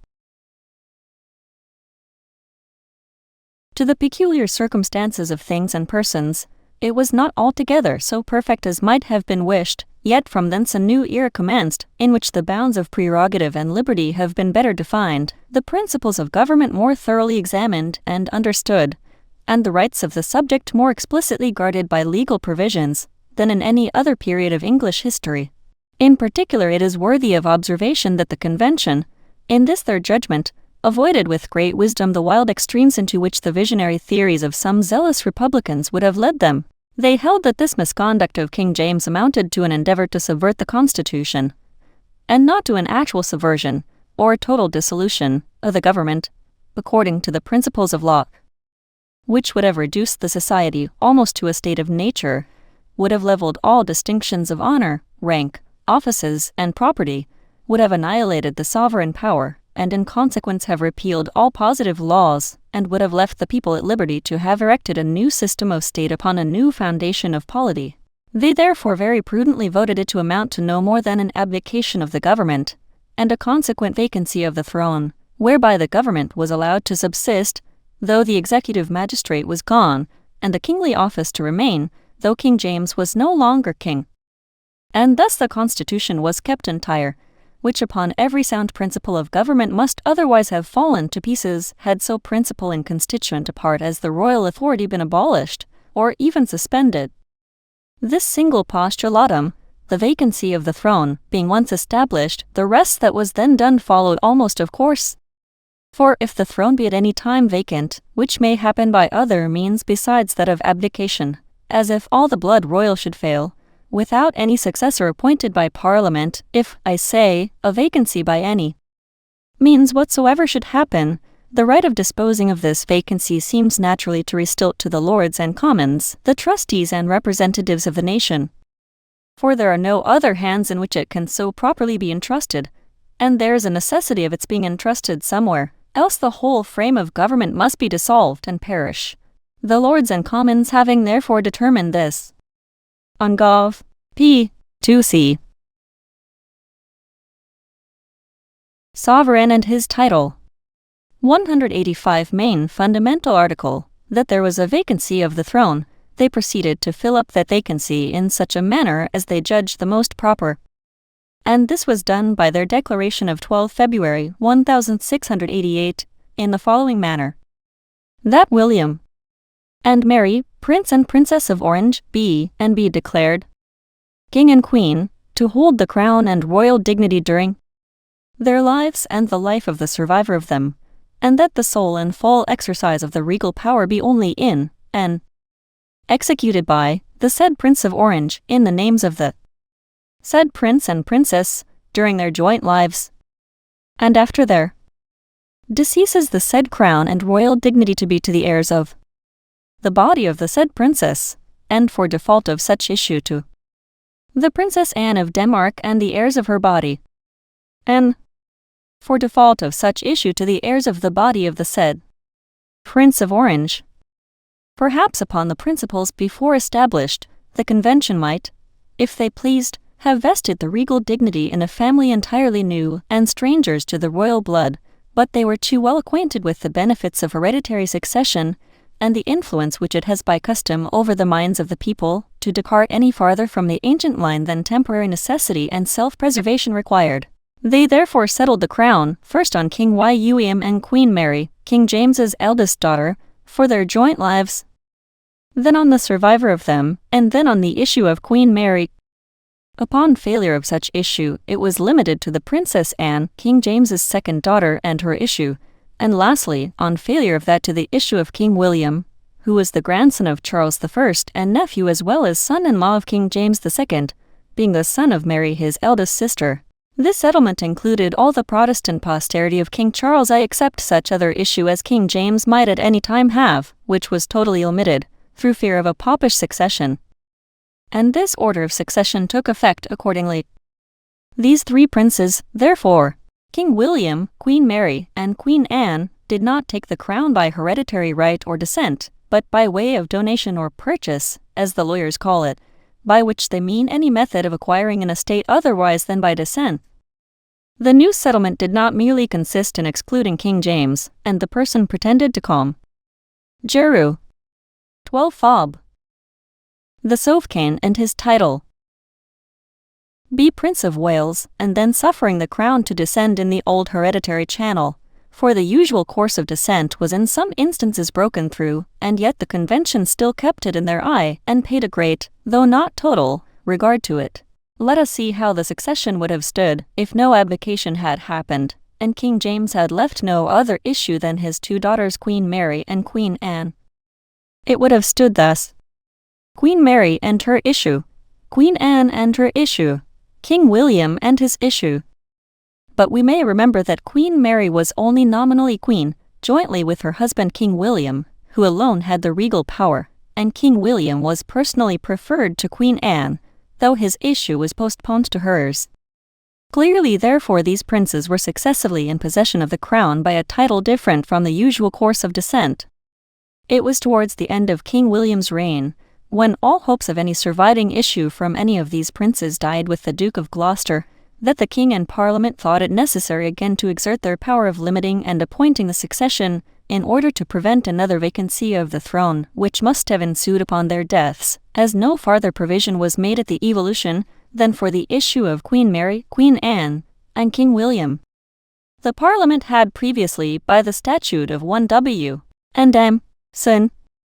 2 C. 2 enacted, that every person who should be reconciled to or hold communion with the See of Rome should profess the Popish religion, or should marry a Papist, should be excluded and be forever incapable to inherit, possess, or enjoy the crown, and that in such case the people should be absolved from their allegiance and the crown should descend to such persons, being Protestants, as would have inherited the same in case the persons so reconciled, holding communion, professing, or marrying, were naturally dead. To act therefore consistently with themselves, and at the same time pay as much regard to the old hereditary line as their former resolutions would admit, they turned their eyes on the Princess Sophia, Electress and Duchess Dowager of Hanover, the most accomplished princess of her age. For upon the M. Sanford, in his genealogical His Bohemia, says, the first was reputed the Tory, published A.D. 1677, speaking, page most learned, the second the greatest 535 of the princesses Elizabeth, Louisa artist, and the last one of the most acan Sophia, daughters of the queen of accomplished ladies in Europe. His title. 187 Pending extinction of the Protestant posterity of Charles I, the old law of regal descent directed them to recur to the descendants of James I, and the Princess Sophia, being the youngest daughter of Elizabeth Queen of Bohemia, who was the daughter of James I, was the nearest of the ancient blood royal who was not incapacitated by professing the Popish religion. On her therefore, and the heirs of her body, being Protestants, the remainder of the crown, expectant on the death of King William and Queen Anne, without issue, was settled by Statute 12 and 13 Wm. Roman 3. C. 2. And at the same time it was enacted that whosoever should hereafter come to the possession of the crown should join in the communion of the Church of England as by law established. This is the last limitation of the crown that has been made by Parliament. And these several actual limitations, from the time of Henry Roman IV to the present, do clearly prove the power of the sovereign and Parliament to new model or alter the succession. And indeed it is now again made highly penal to dispute it, for by the statute 6 Ann. C. 7, it is enacted, that if any person maliciously, advisedly, and directly shall maintain, by writing or printing, that the kings of this realm with the authority of Parliament are not able to make laws to bind the crown and the descent thereof, he shall be guilty of high treason, or if he maintains the same by only preaching, teaching, or advised speaking, he shall incur the penalties of a PR feminire. The Princess Sophia dying before Queen Anne, the inheritance thus limited descended on her son and heir King George I, and having on the death of the Queen taken effect in his person, from him it descended to King George II, and from him to his grandson and heir, King George III. Asterisk from him again it descended to his eldest son, King George IV, who dying without issue was succeeded by King William IV, the third son of King George III, the second son Frederick Augustus, Duke of York, having previously died without issue. On the death of King William IV, the inheritance descended to the only child of Edward Duke of Kent, the fourth son of King George III, our present gracious sovereign Queen Victoria. Hence it is easy to collect that the title to the crown is at present hereditary, though not quite so absolutely hereditary. The sovereign and his title, as formerly, and the common stock or ancestor, from whom the descent must be derived, is also different. Formerly the common stock was King Egbert, then William the Conqueror, afterwards in James I's time the two common stocks united, and so continued till the vacancy of the throne in 1688. Now it is the Princess Sophia, in whom the inheritance was vested by the new king and parliament. Formerly the descent was absolute, and the crown went to the next heir without any restriction, but now, upon the new settlement, the inheritance is conditional, being limited to such heirs only of the body of the Princess Sophia as are Protestant members of the Church of England, and are married to none but Protestants. And in this due medium consists, I apprehend, the true constitutional notion of the right of succession to the imperial crown of these kingdoms. The extremes between which it steers are each of them equally destructive of those ends for which societies were formed and are kept on foot, where the magistrate, upon every succession, is elected by the people, and may by the express provision of the laws be deposed, if not punished, by his subjects. This may sound like the perfection of liberty, and look well enough when delineated on paper, but in practice will be ever productive of tumult, contention, and anarchy. And, on the other hand, divine indefeasible hereditary right, when coupled with the doctrine of unlimited passive obedience, is surely of all constitutions the most thoroughly slavish and dreadful. But when such a hereditary right, as our laws have created and vested in the royal stock, is closely interwoven with those liberties which, we have seen in a former chapter, are equally the inheritance of the subject, this union will form a constitution, in theory the most beautiful of any, in practice the most approved, and, I trust, in duration the most permanent. It was the duty of an expounder of our laws to lay this constitution before the student in its true and genuine light. It is the duty of every good Englishman to understand, to revere, to defend it. Chapter Roman 4. Of the Royal Family. The first and most considerable branch of the royal family, regarded by the laws of England, supposing the sovereign to be a king, is the Queen. The Queen of England is either Queen Regent, Queen Consort, or Queen Dowager. The Queen Regent, regnant, or sovereign, is she who holds the crown in her own right, as the first and perhaps the second. Queen Mary, Queen Elizabeth, Queen Anne, and our present gracious sovereign Queen Victoria. And such a one has the same powers, prerogatives, rights, dignities and duties as if she had been a king. This was observed in the entrance of the last chapter, and is expressly declared by Statute 1 Mar. I. Sin. 3 C. 1. But the Queen Consort is the wife of the reigning king, and she, by virtue of her marriage, is participant of divers prerogatives above other women. And first she is a public person, exempt and distinct from the king, and not, like other married women, so closely connected as to have lost all legal or separate existence, so long as the marriage continues. For the Queen is of ability to purchase lands and to convey them, to make leases, to grant copyholds, and do other acts of ownership, without the concurrence of her lord, which no other married woman can do, a privilege as old as the Saxon era. She is also capable of taking a grant from the king, which no other wife is from her husband, and in this particular she agrees with the Augusto, or Piissima Regina Conjunctivi Imperatoris of the Roman laws, who is equally capable of making a grant to, and receiving one from, the emperor. The Queen of England has separate courts and offices distinct from the king's, not only in matters of ceremony, but even of law, and her attorney and solicitor general are entitled to a place within the bar of His Majesty's courts, together with the King's Council. Seld. Tit. Hon. 167. The royal family. She may likewise sue and be sued alone, without joining her husband. She may also have a separate property in goods as well as lands, and has a right to dispose of them by will. In short, she is in all legal proceedings looked upon as the feme sole, and not as a feme covert, as a single, not as a married woman. For which the reason given by Sir Edward Coke is this: because the wisdom of the common law would not have the king, whose continual care and study is for the public, and circa ardor regni, to be troubled and disquieted on account of his wife's domestic affairs, and therefore it vests in the queen a power of transacting her own concerns without the intervention of the king, as if she was an unmarried woman. The queen has also many exemptions and minute prerogatives.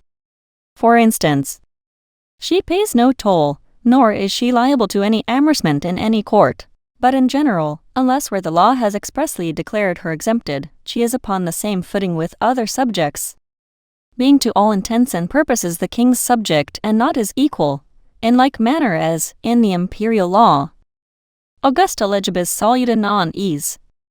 The queen has also some pecuniary advantages which form her distinct revenue.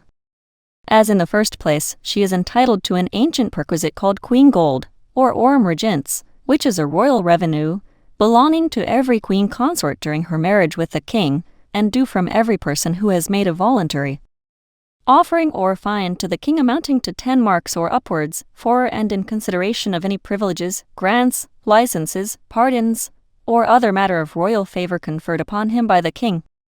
And it is due in the proportion of 1/10 part more over and above the entire offering or fine made to the king, and becomes an actual debt of record to the Queen's Majesty by the mere recording of the fine. As if 100 marks of silver be given to the king for liberty to take in mortmain, or to have a fair, market, park, chase, or free warren.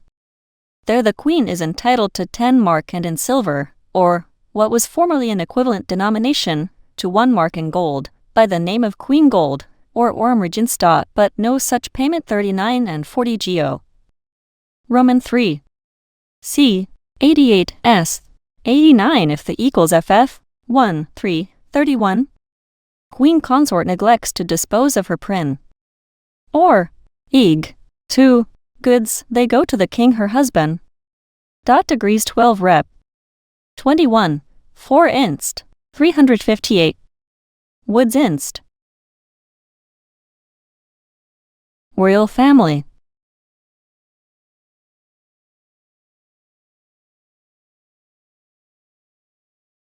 $191 is due for any aids or subsidies granted to the king in parliament or convocation, nor for fines imposed by courts or offenders against their will, nor for voluntary presents to the king without any consideration moving from him to the subject, nor for any sale or contract whereby the present revenues or possessions of the crown are granted away or diminished / the original revenue of our ancient queens, before and soon after the conquest, seems to have consisted in certain reservations or rents out of the demesne lands of the crown, which were expressly appropriated to Her Majesty, distinct from the king. It is frequent in Domesday Book, after specifying the rent due to the crown, to add likewise the quantity of gold or other renders reserved to the queen. These were frequently appropriated to particular purposes, to buy wool for Her Majesty's use, to purchase oil for her lamps, or to furnish her attire from head to foot, which was frequently very costly, as one single robe in the 5th year of Henry Roman II.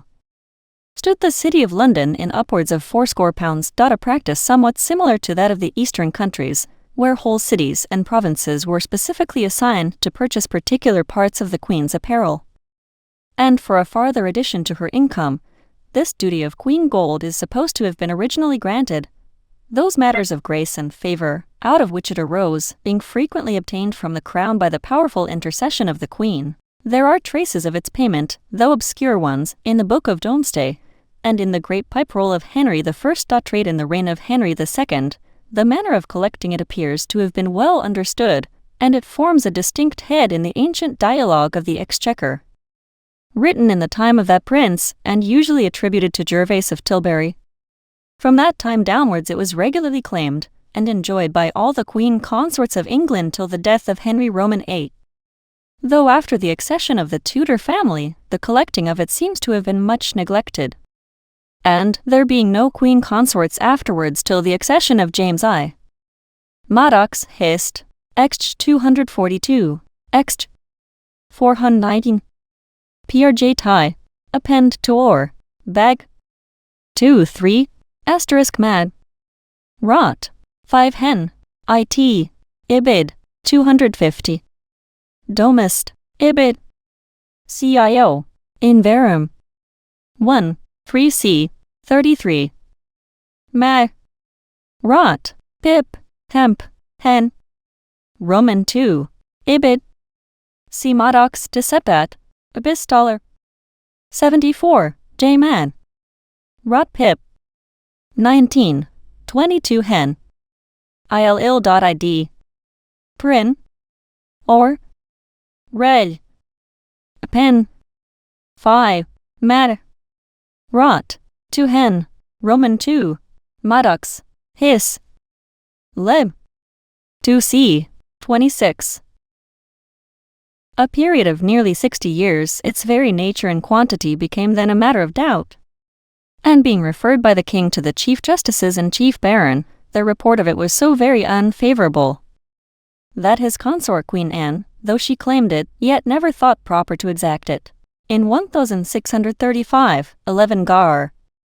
A time fertile of expedients for raising money upon dormant precedents in our old records, of which ship money was a fatal instance, the king at the petition of his Queen Henrietta Maria issued out his writ for levying it, but afterwards purchased it of his consort at the price of £10,000, finding it, perhaps, too trifling and troublesome to levy, and when afterwards, at the Eastoration, by the abolition of the military tenures and the fines that were consequent upon them, the little that legally remained of this revenue was reduced to almost nothing at all. In vain did Prynne, by a treatise which does honour to his abilities as a painstaking and judicious antiquary, endeavour to excite Queen Catherine to revive this antiquated claim. Another ancient perquisite belonging to the Queen Consort, mentioned by all our old writers, and therefore only worthy notice, is this: that on the taking of a whale on the coasts, which is a royal fish, it shall be divided between the king and queen, the head only being the king's property, and the tail of it the queen's. Distergini oservetur, quod rex ilium habev. Integrum. De heonavira sufficit si rex habeat caput, et regina. Caudum. The reason of this whimsical division, assigned by our ancient records, was to furnish the queen's wardrobe with whalebone. A reason, as Mr. Christian has observed, more whimsical than the division itself, as the whalebone lies entirely in the head.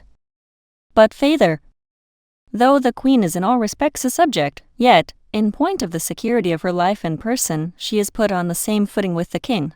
It is equally treason by the statute 25 Edwa. Roman 3 to compass or imagine the death of Our Lady the King's companion, as of the king himself, and to violate, or defile the queen consort, amounts to the same high crime, as well in the person committing the fact as in the queen herself, if Prynne, with some appearance of I. Bracton, 1, 3c, 3, written c. 17, reason, insinuates that their researches fled.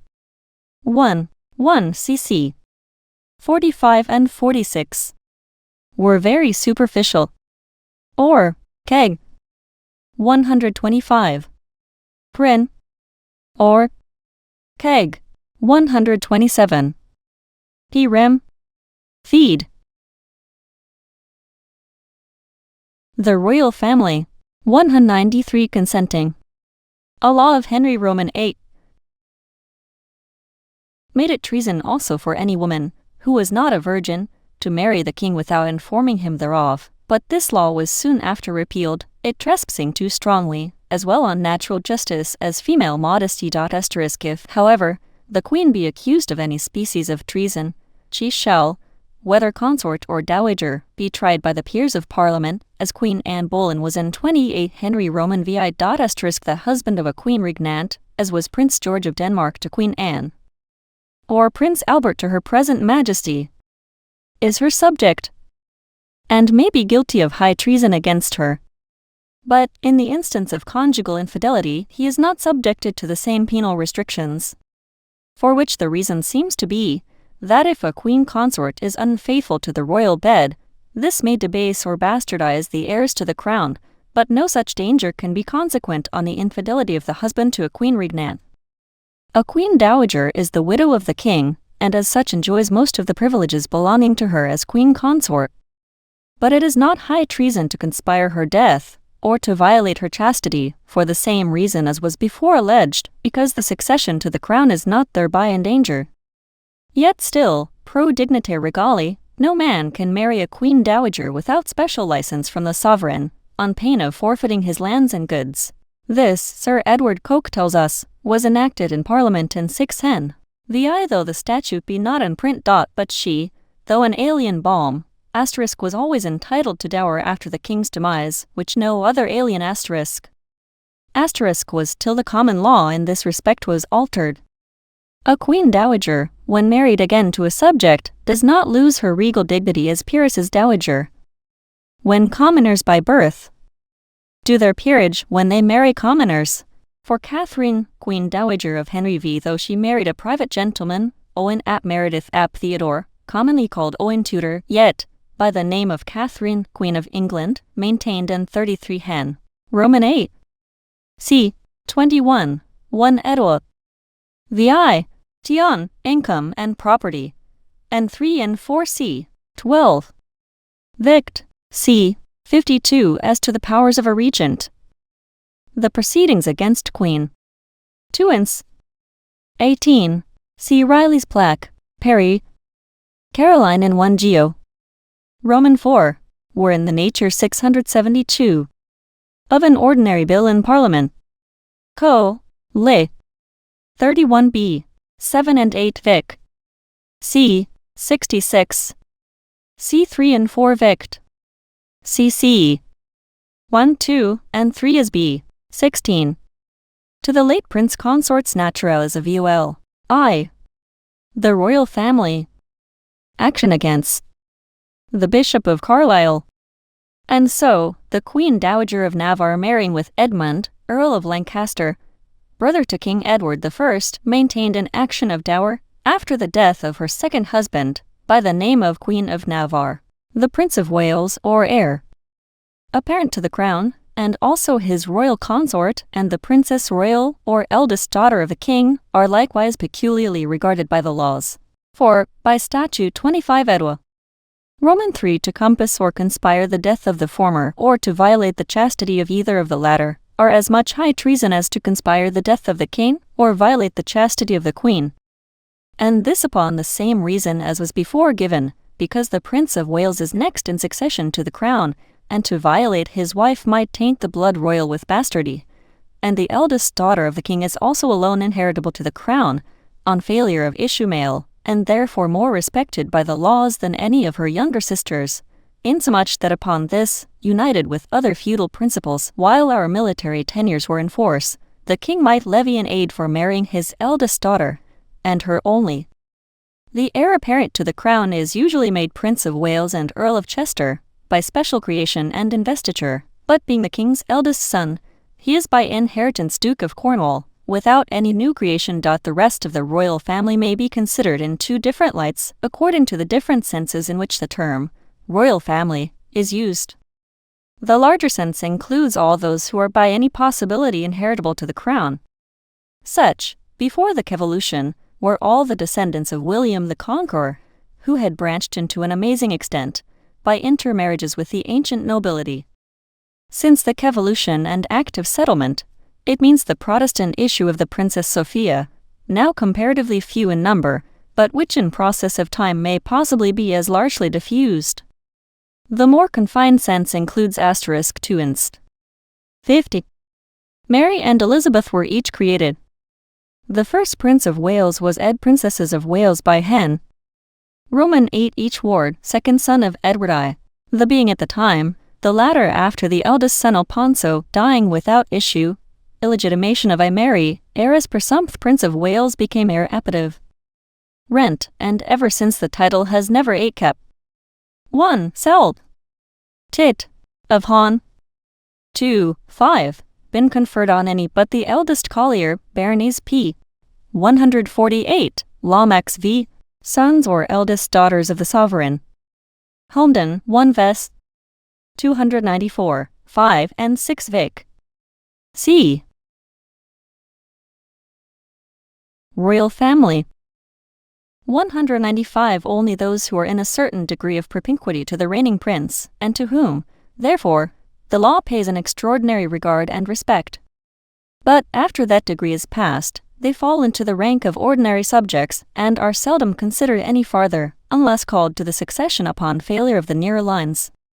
For though collateral consanguinity is regarded indefinitely, mth respect to inheritance or succession, yet it is, and can only be regarded, within some certain limits in any other respect, by the natural constitution of things and the dictates of positive law. The younger sons and daughters of the king, and other branches of the royal family, who are not in the immediate line of succession, were therefore little farther guarded by the ancient law than to give them, to a certain degree, precedence before all peers and public officers, as well ecclesiastical as temporal. This is done by the statute 31 Hen. Roman 8. c. 10, which enacts that no person, except the king's children, shall presume to sit or have place at the side of the cloth of estate in the Parliament chamber, and that certain great officers therein named shall have precedence above all dukes, except only such as shall happen to be the king's son, brother, uncle, nephew, which Sir Edward Coke * explains to signify grandson or nepos, or brothers or sister's son. Therefore, after these degrees are passed, peers or others of the H-Lude royal are entitled to no place or precedence, except what belongs to them by their personal rank or dignity. Which made Sir Edward Walker complain, that by the hasty creation of Prince Rupert to be Duke of Cumberland, and of the Earl of Lennox to be Duke of that name, previous to the creation of King Charles's second son James to be Duke of York, it might happen that their grandsons would have precedence of the grandsons of the Duke of York. Indeed, under the description of the king's children his grandsons are held to be included, without having recourse to Sir Edward Coke's interpretation of nephew, and therefore, when King George Roman II created his grandson Edward, the second son of Frederick, Prince of Wales, then deceased, Duke of York, and referred it to the House of Lords to settle his place and precedence, for inst. 362. Trax p. 301. The royal family. They certified that he ought to have place next to the Duke of Cumberland, the then king's youngest son, and that he might have a seat on the left hand of the cloth of estate. But when, on the accession of King George Roman III, those royal personages ceased to take place as the children, and ranked only as the brother and uncle of the king, they also left their seats on the side of the cloth of estate, so that when the Duke of Gloucester, the king's second brother, took his seat in the House of Peers, he was placed at the upper end of the earls' bench on which the dukes usually sit, next to His Royal Highness the Duke of York.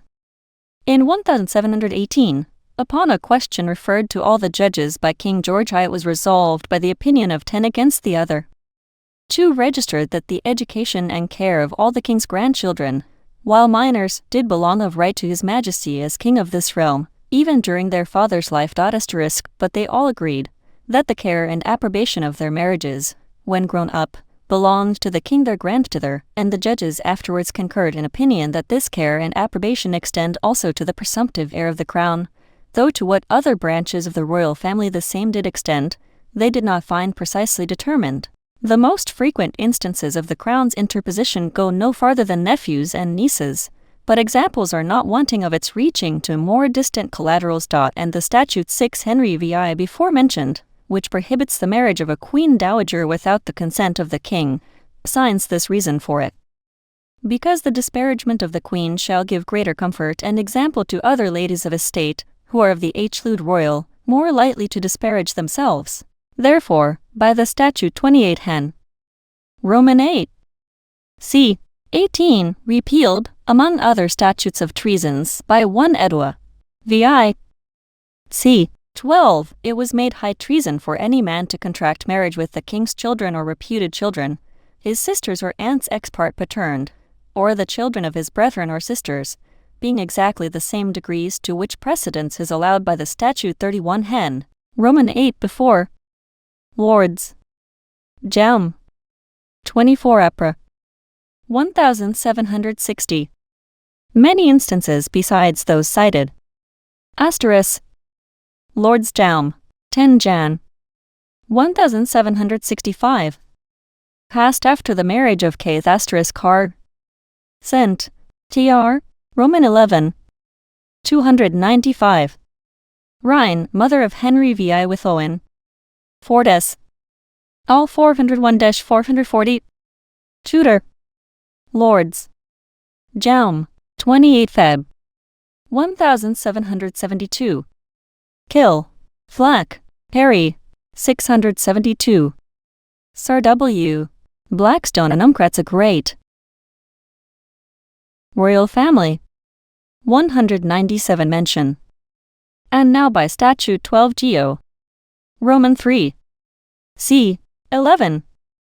No descendant of the body of King George Roman II other than the issue of princesses married into foreign families is capable of contracting matrimony, without the previous consent of the sovereign signified under the Great Seal, and any marriage contracted without such consent is void, provided that such of the said descendants as are above the age of 25 may, after 12 months' notice given to the Privy Council, contract and solemnize marriage without the consent of the Crown, unless both Houses of Parliament shall, before the expiration of the said year, expressly declare their disapprobation of such intended marriage. And all J-Erson solemnizing, assisting, or being present at any such prohibited marriage shall incur the penalties of the statute of Gexmunire. Asterisk accordingly, on the death of the Duke of Sussex, fifth son of George Roman III, who had been married at Rome in 1792, and afterwards in England, according to the rites of the Church of England, it was held that his peerage did not pass to the only son of the marriage, Sir Augustus d'Este, but that the statute extended to prohibit contracts for and to annul any marriages contracted in violation of its provisions, wherever the same might be contracted or solemnized. Asked in consequence of the Margrave, the latter to Mrs. Horton, daughter Regis of the King's Brothord, the Dukia of Lord Ibrahim of Gloucester and Cumberland. The Suix peerage ca. 11 Sci. And Rar to the Dowager Countess of Waldafin, 85. 198. This audiobook was created by the Mental Chemist for Personal Study and Education, copyright 2025.